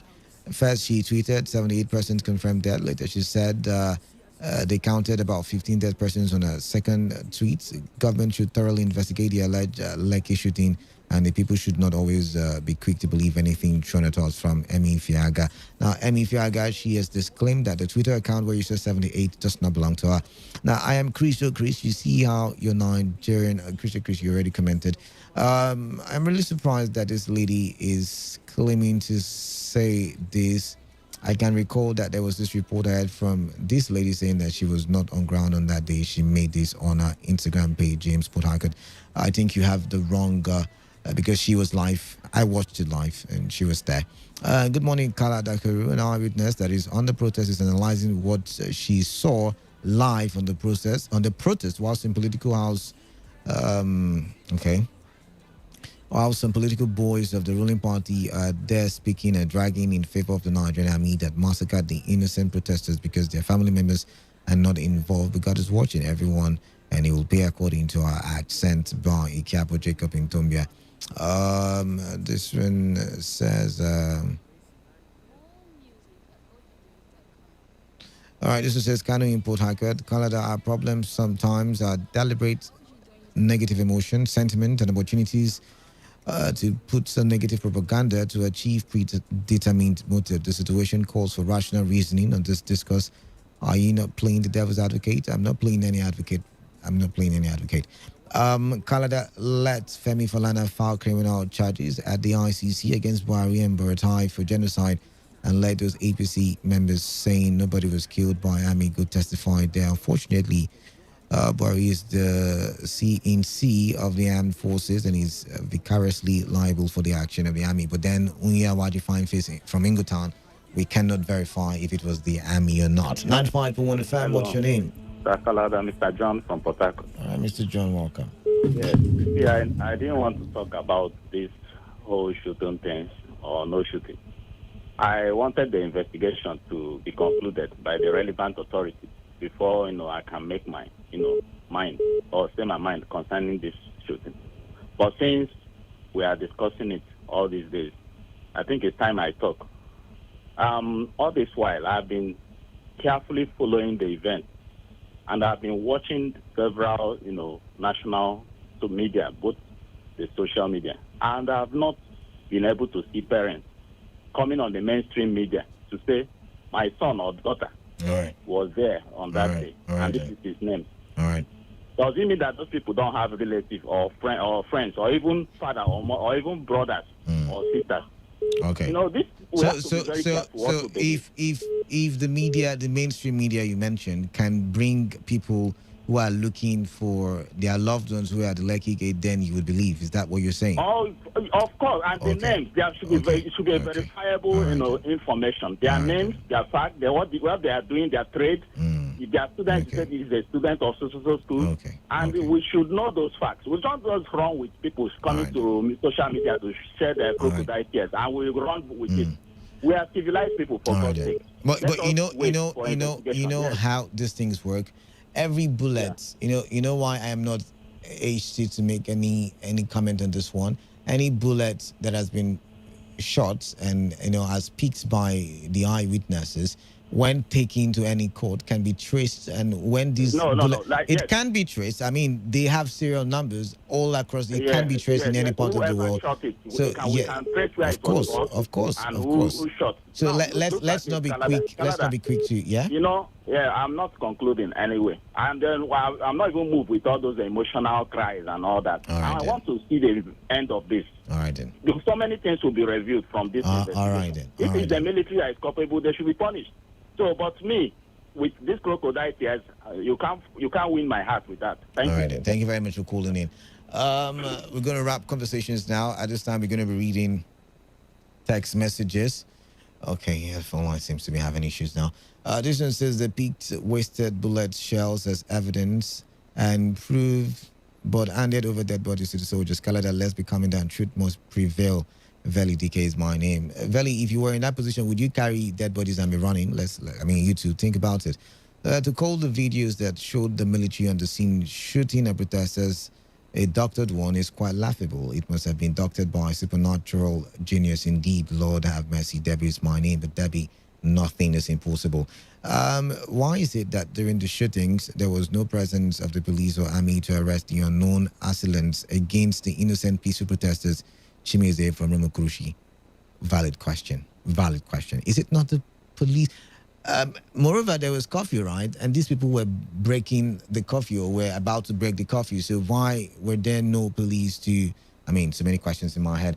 But we've got to go. And that's how my week ends. My week is not ending yet. I've got to bring you the world news. But after that, my week is ending. I'll catch you on Monday. But up until then, keep listening to Today 95.1 FM, because after the world news at noon, the sports crew will come your way by 1 p.m. and give you all the live actions across Europe, across the world, and all the sporting engagements will be brought your way. And after that, of course, you have interesting programs at the night time with Wealth Wilson. Tomorrow, Sunday, you've got Pastor Talking Drum. You've got Buchira Fwa on the morning show. And the afternoon, the sports crew will return. And the evening, Annie will be coming in. And maybe you'll be able to demand from her your birthday celebration drink. Today's her birthday. Annie, happy birthday to you. And we love you all here in Today FM. All right, the news up next. Whether it's happening in Port Harcourt, South South, Nigeria, or around the world, we've got you covered. On air, online, delivering balanced news and unbiased analysis. Today, 95.1 FM. This is Today, 95.1 FM, Port Harcourt. News.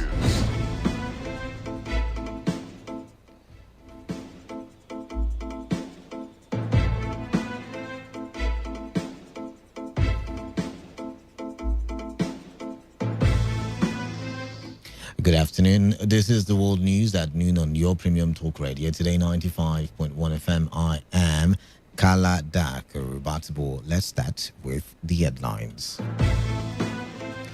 A Rivers State government outlawed IPOP from existing and or operating in Rivers State or any part thereof in line with prescription order of the federal court and federal government. Former Nigerian president and heads of state task President Muhammadu Buhari on generation of employment and economic growth to check in youth restiveness in the country.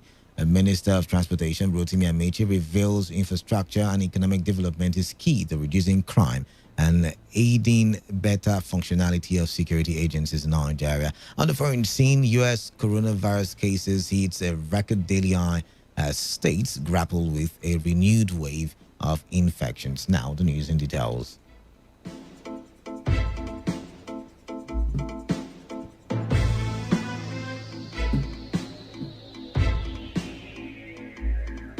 The Rivers State government has outlawed IPOP from existing and or operating in Rivers State or any part thereof in line with the prescription order of the federal court and the federal government.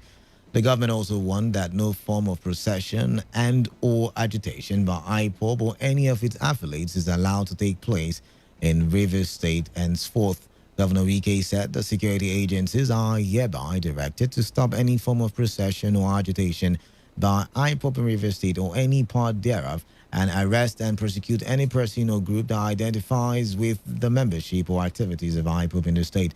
The Rivers State government expressed serious concerns at the unending destructive activities of the outlawed indigenous people of Biafra in Rivers State. The state government, while recalling how IPOP was classified as a terrorist organization by the Federal High Court and subsequently prescribed in September 2017 by the federal government, said, despite its ban, the group has continued to operate in parts of the country, including Rivers State, in furtherance of its alien political objectives. In a statewide broadcast by Governor Nyesom Wike, he said, since its proscription, the group has carried out intermittent processions in parts of Rivers State, especially in Oyibo and some notorious suburbs in Port Harcourt local government areas. He said more often than not, these illegal processions have become regular occasions for armed IPOP members to disturb the peace of the state by unleashing violence and destruction on lives and property at will. The governor said Rivers State government had several times pleaded, warned, and even advised IPOP and its members to discontinue its insurrectional actions in Rivers State to no avail, but instead the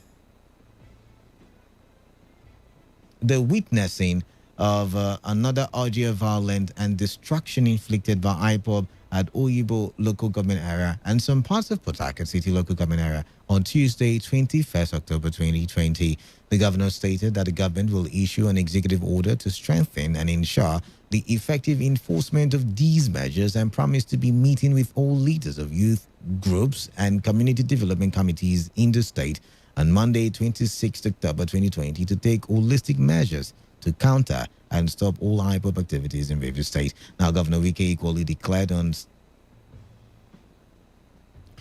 Governor Wike equally declared one Stanley Ngbere wanted for leading members of the band IPOP to cause the recent violence and destruction of lives and property in Oibo local government area, and placed a ransom of 50 million naira to any person with useful information that will lead to the arrest and prosecution of this said Stanley Ngbere. The governor appealed to leaders of the various ethnic groups resident in the state to ensure that their members respect the sensibilities of the people of River State and refrain from provocations and acts of disobedience, just as he assured all Nigerians that River State will continue to be home for all tribes, as it will not shirk in the responsibility to ensure the peace, security, and happiness of all residents in River State. Meanwhile, calm has been reported in parts of River State, especially the troubled areas that led to the declaration of 24 hours curfew. A source who confirmed the situation in Oibo said a relative calm has been restored, with security operatives taking over the area, as some were seen positioned at strategic places while others are on patrol. The same situation is reported within and around Oil Mill area of Obiakpo local government area. Now, the Ugu Mba 1 of Igbo Kingdom is a Kema Kolom Nwanwa, who spoke to us from Igbo Eche in Eche local government area, said normalcy has been restored in the area with the help of youth and security agencies. Eze Nwanwa said the current situation is unlike what happened last 2 nights ago, when some hoodlums who were suspected to have fled from Elime Oil Mill area clashed in Igbo Eche. Well, now, it's come and cool. It was a kind of people were coming from elementary shouting outside, are coming on around people in Igbo, but the Igbo now mobilize youth and then they want to block their entry here. From Joe Baxis, the chairman of Joe Vigilante and chief security officer of Eagle Island Oyaku Rescue Team, Victor RG, said they are working in collaboration with security agencies to ensure that peace is sustained in the area. The DPO sent a message to us that he wants to see us in Azikiwe police station, which we responded fast because the hoodlums have taken over everywhere. By special grace of God, it is today that the world, the people of Port Harcourt, people of Dio believe that Eagle Island Rescue Team is working. Because when the hoodlums want to take over everywhere and burn the station, we stood up immediately and blocked them and asked them to go back. When they see this, the Eagle Island Rescue Team, they were afraid and they immediately then turn back and go. Eagle Island Rescue Team have come to stay. We'll make sure we bring sanity in Port Harcourt City. And I am giving them that assurance that they should believe on us, that we'll make sure sanity reign, and they should believe on the G-boy who assisted us to make sure these people go back from Azikiwe police station. Following reported looting of some shops around Igboeche Road, youths of Omwolu community have warned against any form of violent protest in their community. The youth chairman of Omolu community, living in Otamiri, alongside another youth leader, Obina Nweke, said the youth would resist an attempt to cause violence in the community in the guise of NSAS protests.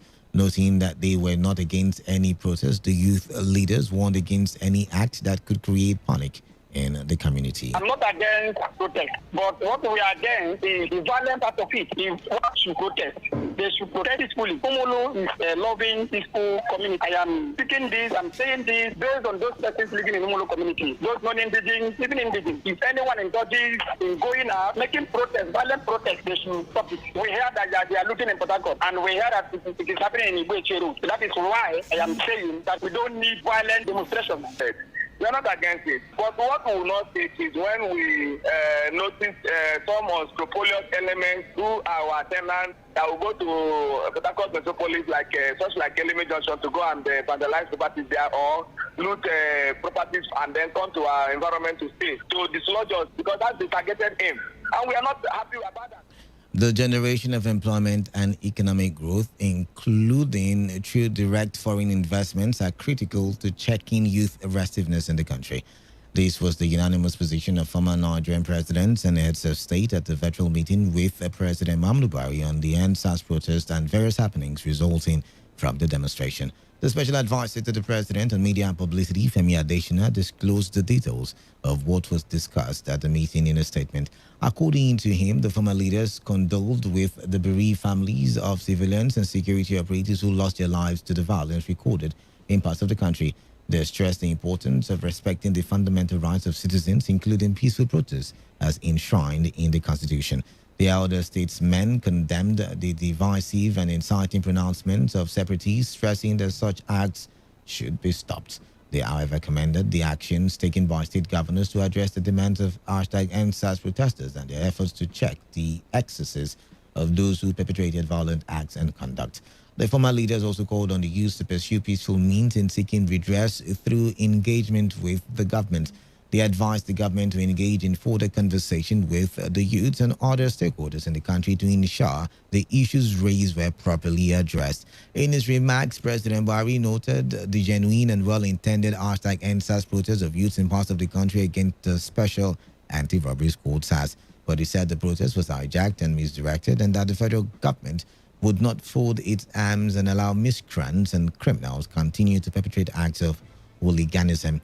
The president also recounted the initial concessions made by his administration and the demands of youths, condemning the excesses of some members of SARS. He recalled that the protesters had demanded that the squad be disbanded and further articulated the additional demands. The Minister of Transportation, Rotimi Amechi, has hinted that infrastructure and economic development is key to reducing crime and aiding better functionality of security agencies in Nigeria.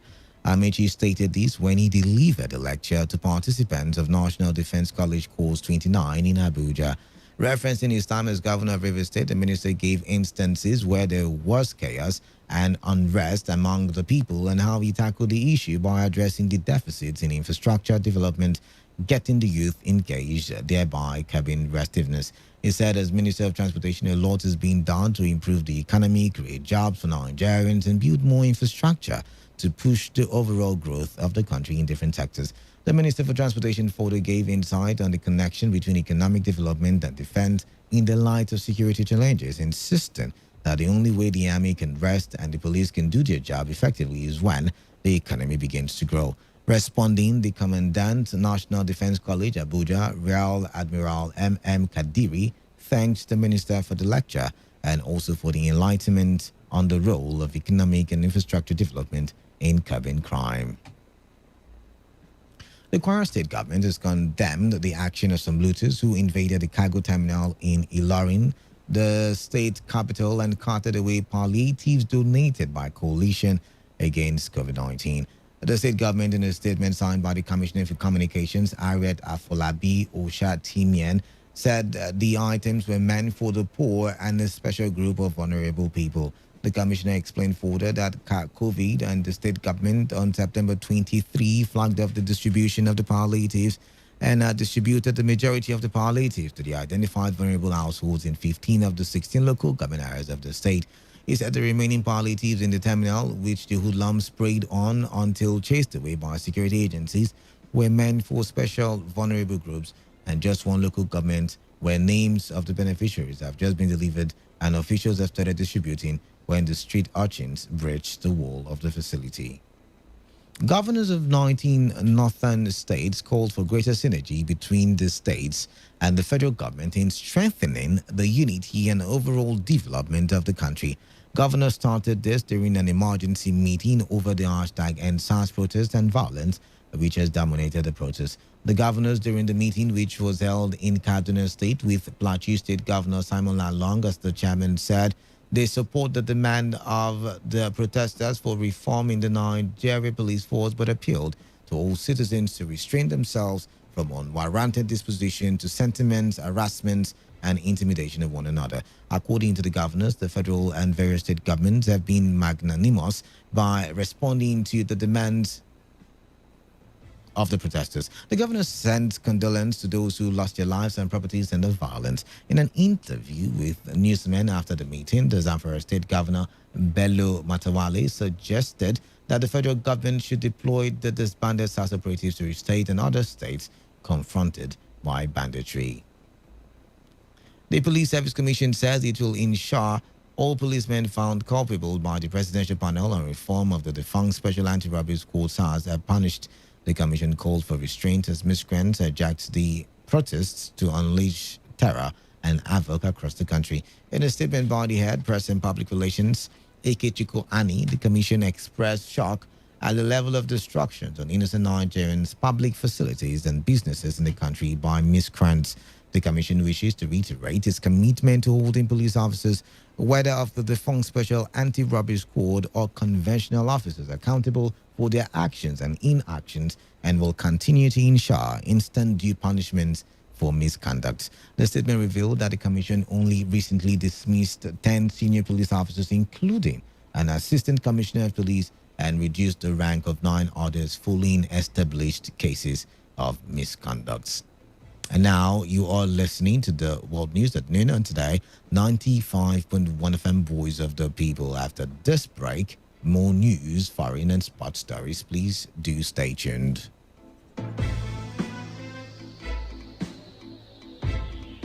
Every day, every hour, when the big stories break, depend on our 24-hour news team to bring you the latest. Today, 95.1 FM.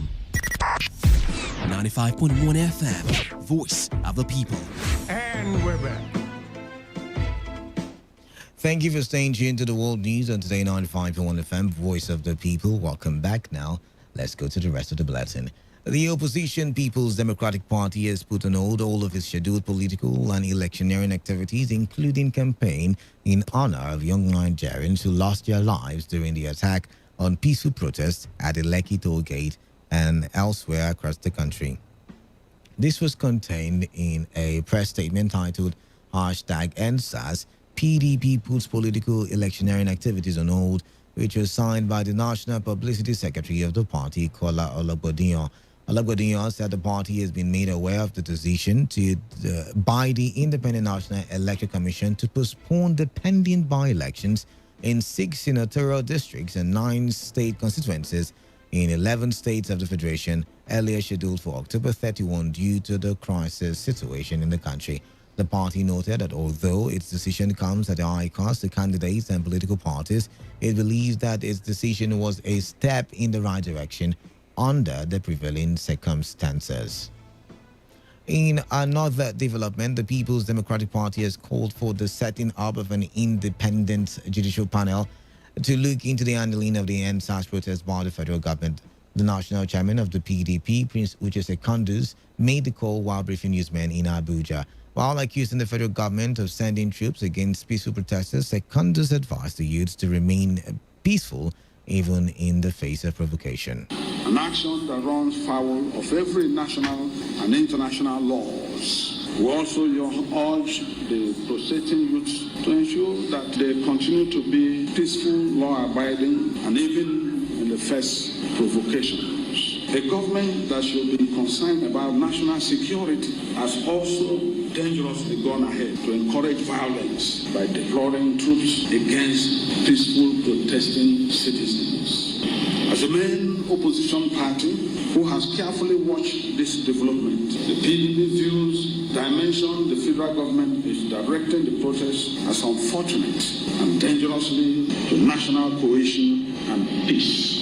We also request for immediate setting up of an independent judicial panel to look into the handling of this peaceful protest by the future leaders of our country, the youth, especially as it relates to the role of security agencies nationwide. This report says the Lagos State government has relaxed the ongoing curfew imposed in the state following the violence that was recorded in various parts of the state. Governor Babajide Sanwo-Olu made the announcement while briefing newsmen at the Lagos House in Marina. The governor said the people will be allowed to go out from 8 a.m. to 6 p.m. from tomorrow, Saturday, or rather from today, Saturday, the 24th of October. The governor added that they will look at the curfew on Saturday and Sunday and will know the next line of action from Monday, Tuesday, and into the week. He also gave an update on what the government was doing following the violence recorded in various parts of the state. Governor Sanwo-Olu, however, urged residents to be mindful of the barricades on the roads while driving, especially at night. The Director General, Nigeria Hydrological Services Agency, NHSA, Clement Inze, has said that the federal government has provided a lot of relief to cushion the effects of flooding in the affected states. Inze told newsmen in Abuja that the relief followed the setting up of a presidential committee on flood relief and rehabilitation by the federal government, where so many corporate bodies, philanthropists, banks, and some Nigerians have contributed resources. He said that the contribution is such that states that are badly affected by the floods do not bear the burden alone. According to him, the committee is a collaborative partnership between the federal and state governments for immediate intervention, prevention, mitigation, and preparedness. Inze said the Presidential Committee on Flood Relief and Rehabilitation has erected several hostels across the states to serve as temporary relief apartments for affected victims in the states. U.S. coronavirus cases have hit a record daily high as states grapple with a renewed wave of infections. Citing data from local state health authorities, the COVID tracking project reported 83,110 new cases on Friday. U.S. Surgeon General Jerome Adams has warned that hospitals' admission numbers are growing, but mortality rates are falling due to better patient care. It comes as pharma giants AstraZeneca and Johnson & Johnson resume U.S. vaccine trials after approval from regulators. The World Health Organization, WHO, has also warned that countries in the Northern Hemisphere are at a critical juncture. In sports, Omuchida village in Iba community in Emoa local government area of River State has defeated Omogbo village 2-1 in the ongoing peace and unity football competition in the area. The victory by Omuchinda against Omogbo has given them a clear stand for the second round, which is the semi-finals. After the encounter between Eyonu Iguayi and Omuagala later today, Omogbo and Eyonu Oguda will clash by tomorrow to determine who secures the semi-finals, with 3 other villages already outstanding. To end the news, here is a summary of the major stories. The Rivers State government has outlawed IPOP from existing and or operating in Rivers State with the prescription or in line with the prescription order of the federal court and federal government. The former Nigerian president and head of state have tasked President Muhammadu Buhari on the generation of employment and economic growth to help check the youth restiveness in the country. The Minister of Transportation, Rotimi Amechi, has revealed that infrastructure and economic development is key to reducing crime and aiding better functionality of security agencies in Nigeria. On the foreign scene, U.S. coronavirus cases has hit a record daily high as the states grapple with a renewed wave of infections. That was the news, as edited by Uchendu Ajawa. For comment and inquiries, please call 0815-341-8657 or 0814-434-35